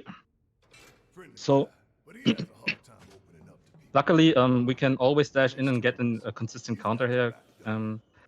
Getting wow, this was really good. Getting ATB on Cloud consistently. Yeah, okay, this uppercut was bound to fail. Fandaga to keep him from moving.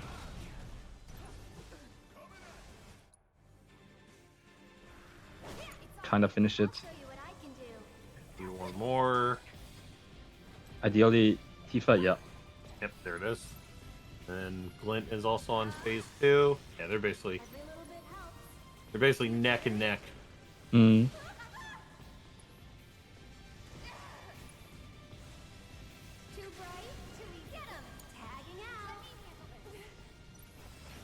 Huh.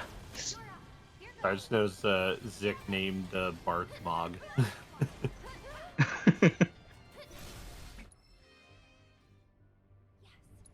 Alright, now they're both going to be getting to Genova here in a bit.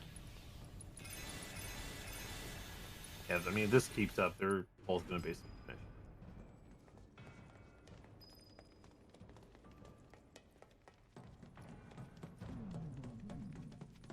I think it might be locked from this side.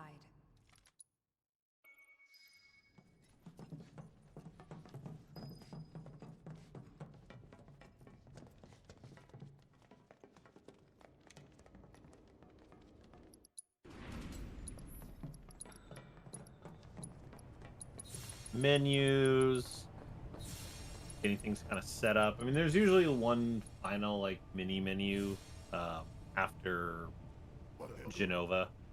We may find out soon. So these will be the last like 2 menus they should be ultimately doing. Mm.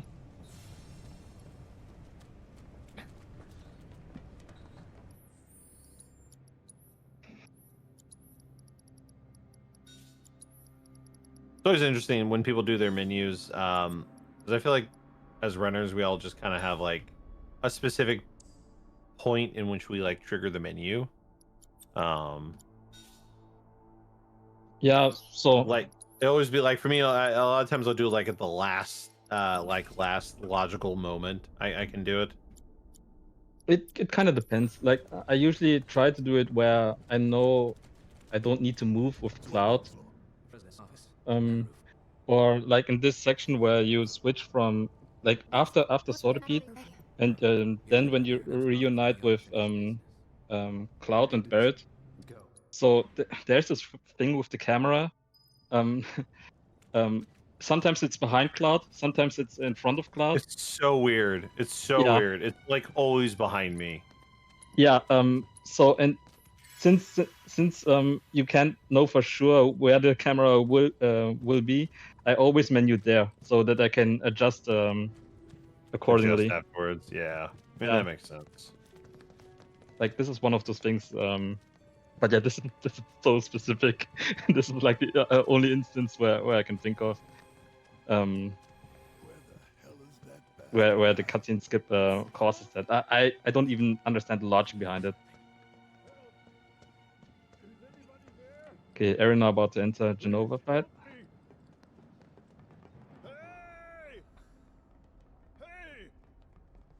Help me, please. Then Earinor's Genova fight's gonna be a little bit different because it doesn't do the Blizzaris stuff. Yeah. So basically, like beginning phase 2, you do triple slash to trigger this. Oh, got hit with the stop, Ooh. unfortunately. Yeah, so Genova summons up, going for okay, going for a retry instead. I mean, I can understand once you're out of the rhythm, it's yeah, because Genova has this like rotation thing. So the way it basically works. Oh, Glint got hit with the stop too. They both got hit with a little pull. So when you pressure Genova the first time, a little pull summons that runs around the ground. That if you run into it, you'll actually be stopped.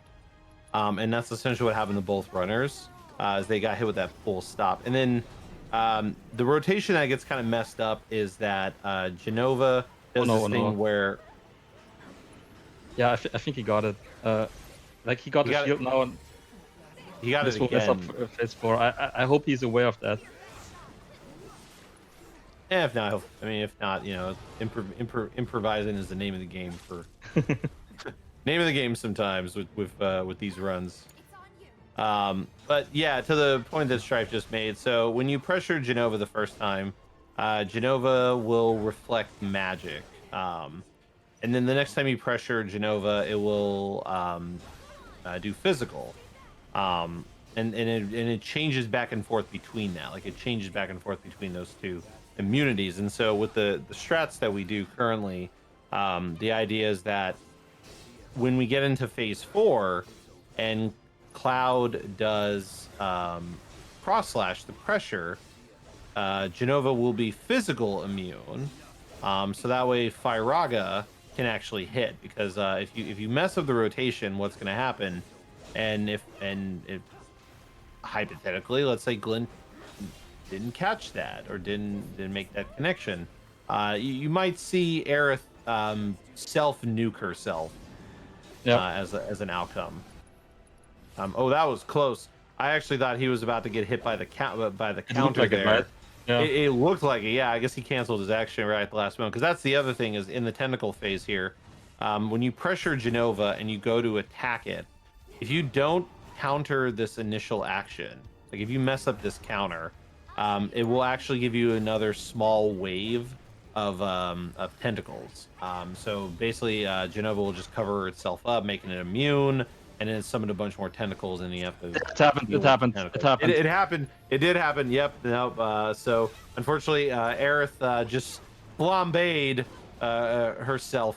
Unfortunately.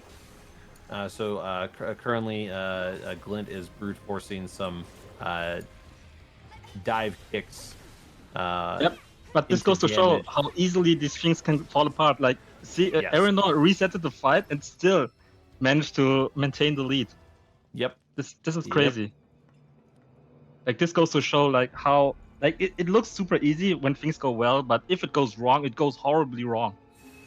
Yeah, that's the thing about the run that I always find interesting, and I wonder from like a viewer perspective, like when they watch us do our fights and like the fights go well, like I wonder like what's the perception of like, oh, this looks easy, and then like the reality of like, is it actually easy? Yeah. Or is it just something we've spent way too many hours doing the same thing over and over again? It's definitely the latter. Like, it's, I mean, just they're on the same frame, aren't they? Practically. Okay, Yeah. practically, Yeah. No, they are. Oh, that's funny. Everyone okay? All right, whose system's gonna load faster?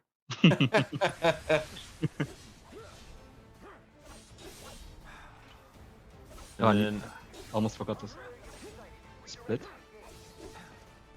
Oh, for Rufus. I still got time because Rufus is split.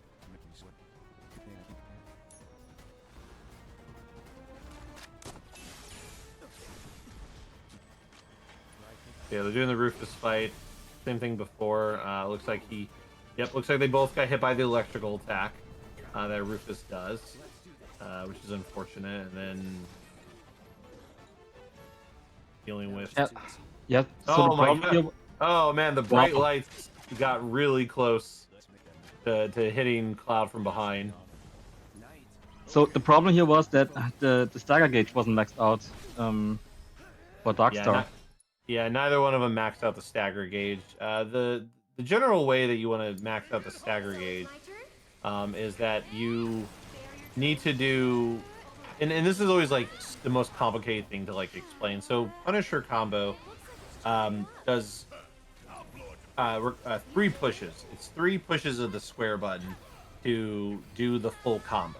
And so in notes that we write or when we talk about strats for the fight, we say things like Punisher 2, Punisher 1, and then you could say like Punisher 3 or Punisher full to like mean either or.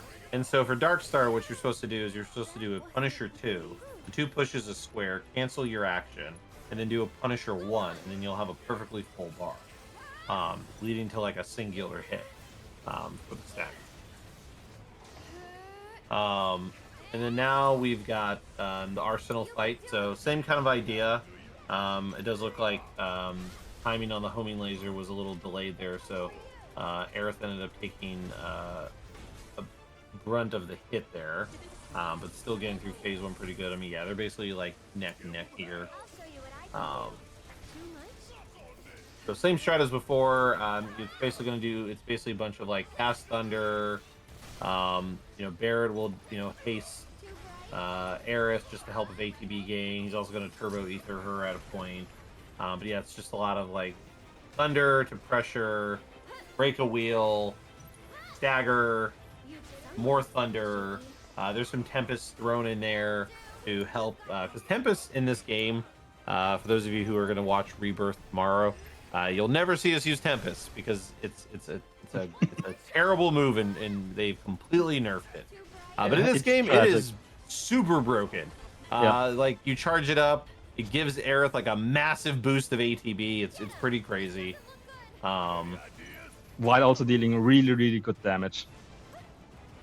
It does look like Earinor may not have pressured in time. I don't know if she knows the strat there would be to use a different spell to pressure, because it looks like she's still trying to use Thundara. So this is the thing I talked about before, where if you don't stagger him properly, then what happens is he'll become immune to the spell. So even though she's like throwing thunders at it, it's doing like massively reduced damage. So the way you would push against that is you would need to cast a different spell. So just any other spell. So like a Fire Aga or Wind or Ice. You can also technically do physical damage. Like if Barret sits there and does enough like gunfire, it should also eventually trigger it too, and then that kind of like makes him like physical immune. But yeah, currently Earinor is just trying to get through, basically trying to brute force through this phase. I mean, she's almost at the stagger, isn't she? Yes, she's getting to the stagger, as and then there's the pressure probably from physical damage, and then now the stagger. So, and then Glint is in the bike section. So it does look like Choco has pulled ahead slightly, but Earinor will be joining here in a little bit. At a ATB, yep. Oop. Whoops. All right, good time. It was one of those good moments where you take a second and don't click the wrong thing. Yeah. yeah. I mean, because battle retrying in remake and rebirth can be iffy if it's a multi boss fight, because you may accidentally like reset to the previous fight. Like you could have accidentally reset to before Rufus. Yeah, or accidentally enter the title screen or something like that. Like, it's good to take a moment.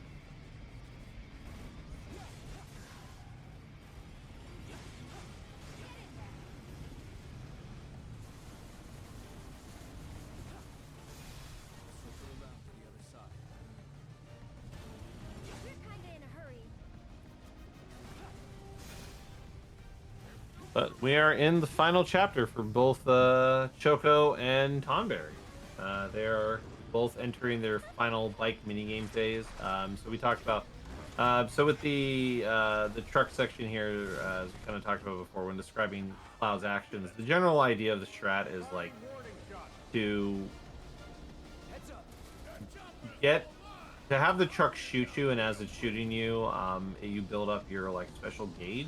And then you can either kind of do what Earinor did, where you kind of like build it up, dodge away, and then try to get close and then spin slash. Now, when you've got the soldiers there, though, what ends up happening is you're not able to get like super close to the truck until the soldiers are gone. Another version of the fight is the wind gust move, where you get pummeled by the machine gun from the truck, and then you fire the wind gust move, and then if you fire quick enough, you can usually build another bar before the firing stops, and so you just kind of tank a ton of hits in order to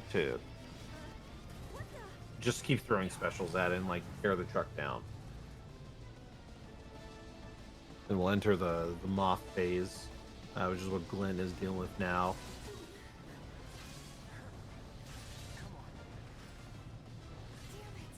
I'm so glad that all of this is skippable on hard mode.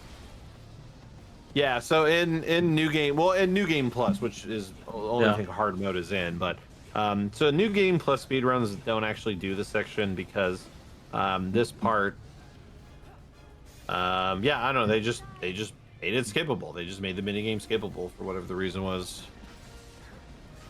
Yeah, the thing is, like on hard mode, I actually played through this casually on my first hard mode playthrough. You take so much damage from everything. Red doesn't heal you in between phases. Like you could never tank those attacks to build your special. And yeah, it would just draw out the fight insanely. That's what I've always heard. I've always heard that I think people have would struggle with doing this on hard. So I guess they just gave people kind of an out. I'm guessing that's why in Rebirth the mini game that matches this is just skippable even on new game. Maybe I don't know. I thought that was interesting that they made that skippable. Maybe, yeah. It's interesting that because it'll be Rebirth's second showing from last year, but the patch that added like a ton of time save wasn't present during last year's relay because it came a few months after. 2 patches, in fact. Yeah, because one was the patch that let us skip the Palmer minigame, and then the other one is the speed up one. But all right, we're on the Soldier C class fight. So seeing how, so we're kind of talking about how like, as they get weaker, you'll see they do kind of on Glint screen, they're doing like the running forward and then kind of dashing back. So the general idea is like you're trying to keep them as grouped up as possible, so that way you can just spin slash them a lot. You can also try to bait them into taking damage from these like exploding shots from the helicopter, because if they do get hit by those shots, it does interrupt whatever action they're doing. So like if they were in the middle of trying to charge at you, then they'll just like kind of stop and just kind of stumble for a bit before resuming normal function. And then Earinor is also on dealing with the 3 C class goons. Another thing is, when you jump off of a ramp, as like Earinor did there, she was instantly given a special bar. So the game does give you a full special. So sometimes what you can do is when if you have a special, is you use it right before you hit the ramp, and then when you hit the ramp, you'll land and get another one. So sometimes you'll like spin, fly off a ramp, land, and then spin again, and that can sometimes really chunk down the enemies. But it looks like Earinor has now made it through, so they're both entering Motor Ball. So they're still pretty close to each other. And then depending on what happens with Motor Ball, if somebody gets an extra phase or not, kind of like A and B got, then we'll see if one takes over the other one.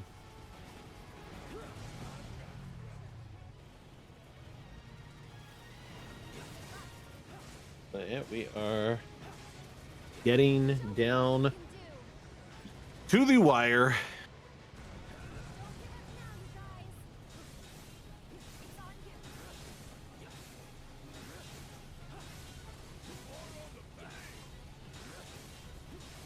Gotta say, chat, I get all the chants, but man, some of these don't even rhyme. I don't know where like these are coming from. I don't understand the boar thing, to be honest. No, I get it. Ride this boar for Earinor. Like it's a stretch. It's a stretch, but it's clever enough. But like spam this freeze to slow down Zik. Like I don't get it. I mean, I get the rhyme, but I just don't know what it means.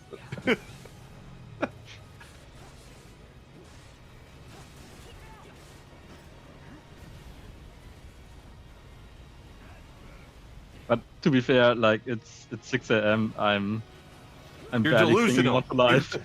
You have reached the delusional phase of this point. And Earinor too, like really,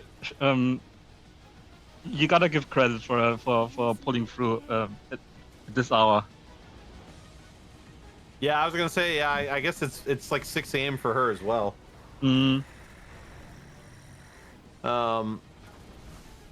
And so like, yeah, they're both fighting Motorball. Let's see, he is.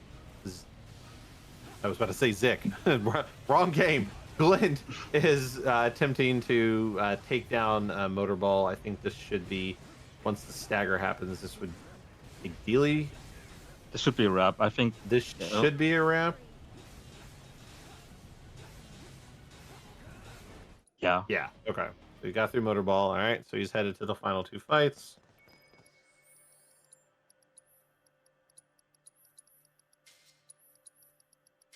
Then, okay, he does a small little menu to, I guess, do shortcuts for Blizzara.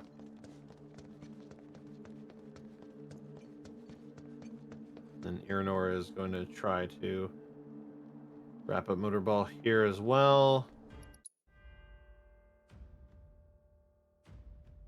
Yeah, hitting that front wheel is always so just challenging. Yeah, so let's see. I think. Oh. Yeah. Come on, please.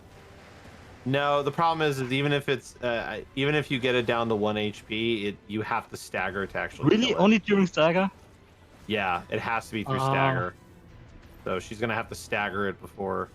Yeah, the spin slash to take out that last wheel was a little dicey because you lost a few seconds of damage to deal, having to get back in place. But I get hitting the front wheel is like awkward because you have to kind of like slow down in a way to like hit it. But yeah, the minute it staggers, like a single hit should kill it. But yeah, unfortunately, yeah, this boss fight you cannot defeat if it's not staggered. So if he's not staggered, oh, and now he's just trolling her. Oh yeah. Even with the shield up on the wheel. Yeah. Okay. And then just now, basically yeah, just hit kill. it. Yep, single hit. All right, made it through Motor Ball. All right. Now entering the final fight. Glint's already in phase 2, like almost phase 2. Yep, he's running through the tunnel.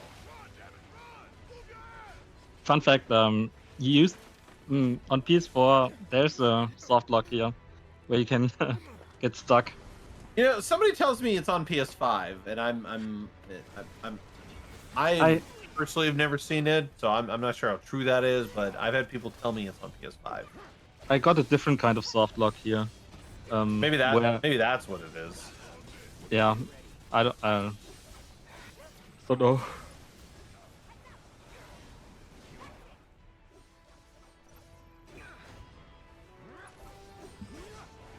So yeah, like we talked about, basically we are avoiding using too many ATB actions.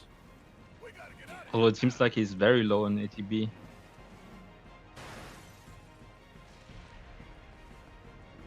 But he got the haste up. Yeah, I'm guessing. I didn't catch it. Did he do like double focus thrust? I'm not sure, to be honest. Okay. I mean, it's fine. I mean, it's just gonna be a slower fight against Rubrum. Yeah. But it's doable. I want to say also like AMB is the only one who does like that like unbridled into like stagger animation thing. Because the other strat is to do like a double star shower. So that way, yeah. Yeah, so like the strat. So I've skipped the stagger animation too in kind of a different way, but it's very tight. So the strat would be to dash in. You do like star shower ×2 with Tifa, and then Cloud kind of does like a counter, or it's like I can't remember if it's like a braver into a counter, but like essentially like as like the minute you stagger Rubrum, the second star shower animation finishes, and then that pushes it. That makes sense. It's also tight, but I mean I've gotten that like occasionally too. So like that's the strat.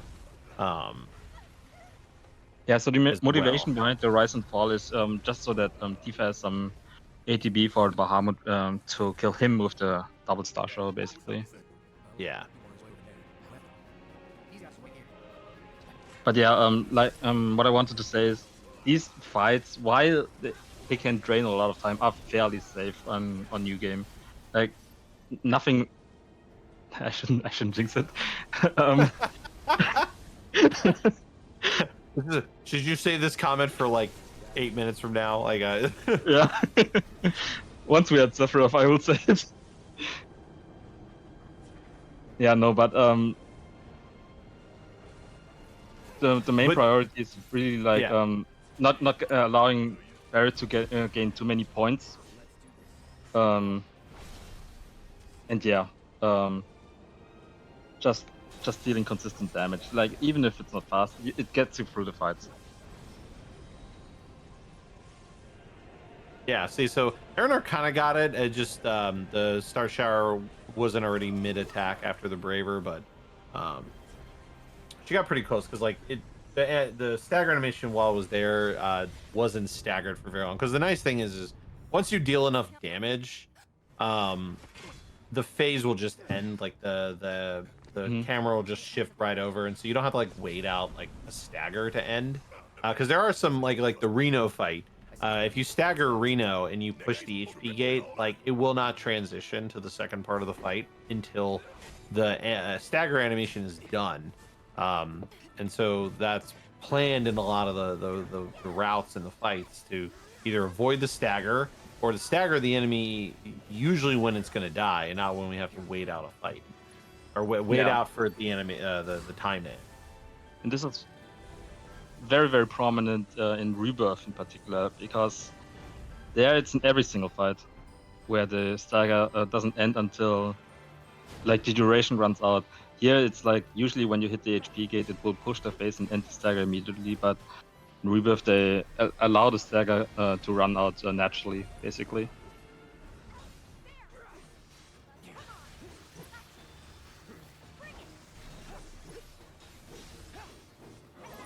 It looks like they both kind of, yeah, that was unlucky there. The two of them were on top of each other. So he got both of them at the same time. Yeah, they were on top of each other, so they were staggered together. So as you can see, we talked about this before. Had like a full bar, but recovered quickly. Still staggered it pretty fast and everything. So it still worked out just it worked out just fine. And Glint's going into the Bahamut. Oh no, sorry, he already did the Bahamut phase. He's in the just finally destroying the different guys phase. Yeah. Glint will probably enter the Sephiroth fight before we know it.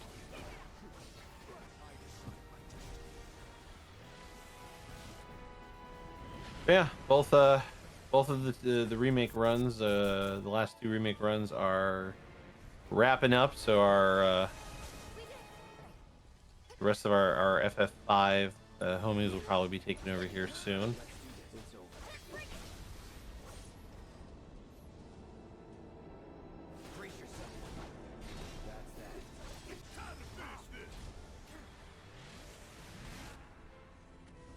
So Earinor is entering the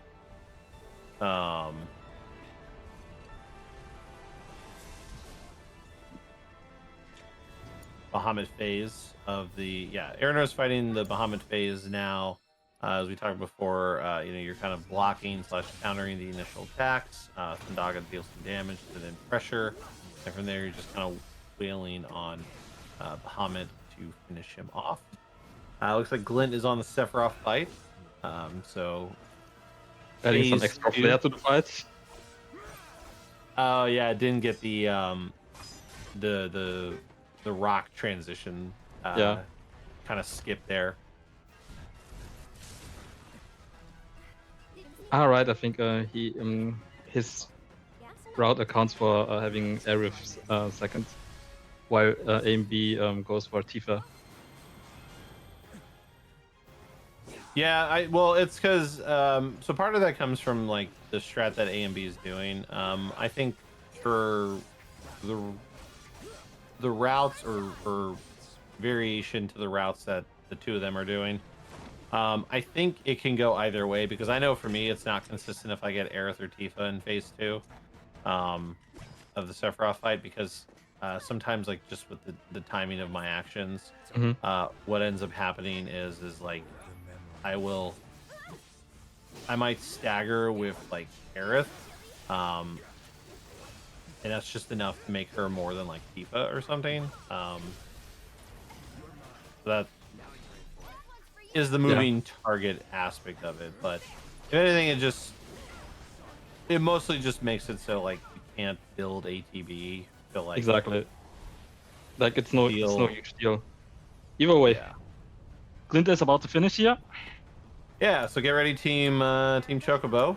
Glint needs to cross slash, and that is time for Team Chocobo. Good job, GG's. Off to the races. You go, Rupon. Then I guess we'll probably. I think because it's 2 here, and I know Earinor is entering kind of the final fight, so I don't know if we should just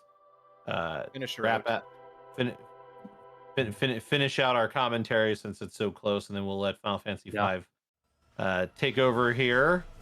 But yeah, Earinor, final fight for Team Tonberry. We're gonna bring this one home. So same thing, Punisher Hob, do a couple Punisher combos, do a triple slash And then right as you stagger Sephiroth, you do an operator swap where you swap out of Punisher mode back into operator mode into a Braver, and that will typically push that phase into a focus thrust. And then after we land, you basically just do like an entirely, you basically do like a full Punisher combo. And then that full combo with a Braver will push this into phase 3. We'll see which we'll see which infusion we get here. If we get wind, we would have all elements. Oh, did Glint get fire? Yeah. Nice. Yeah. Okay. Now let's get wind. One of each. And fire. Boo. Boo. Boo. Sephiroth. Then fire. Oh no. Yeah, with fire, one thing you have to be cautious of is the move Sephiroth does. So after you do a couple hits, you wanna jump, you wanna kind of like dodge to the left, to kind of avoid that initial attack. I didn't know this would interrupt on easy as well. But yeah, still amazing recovery, amazing. Yes, amazing recovery. We are almost done here. All right, cross slash guys. bring it. And time GG. for Tonberry. GG's. All right, congrats. Good job, FF7 Remake runners. I guess this is the part where we're gonna let Final Fantasy V take over. I've been Woady. You will see me all tomorrow on Team Mog running for Rebirth. Yep. Was really great commentating, even though it's super late, super early, I should say. But yeah, FF5, good luck.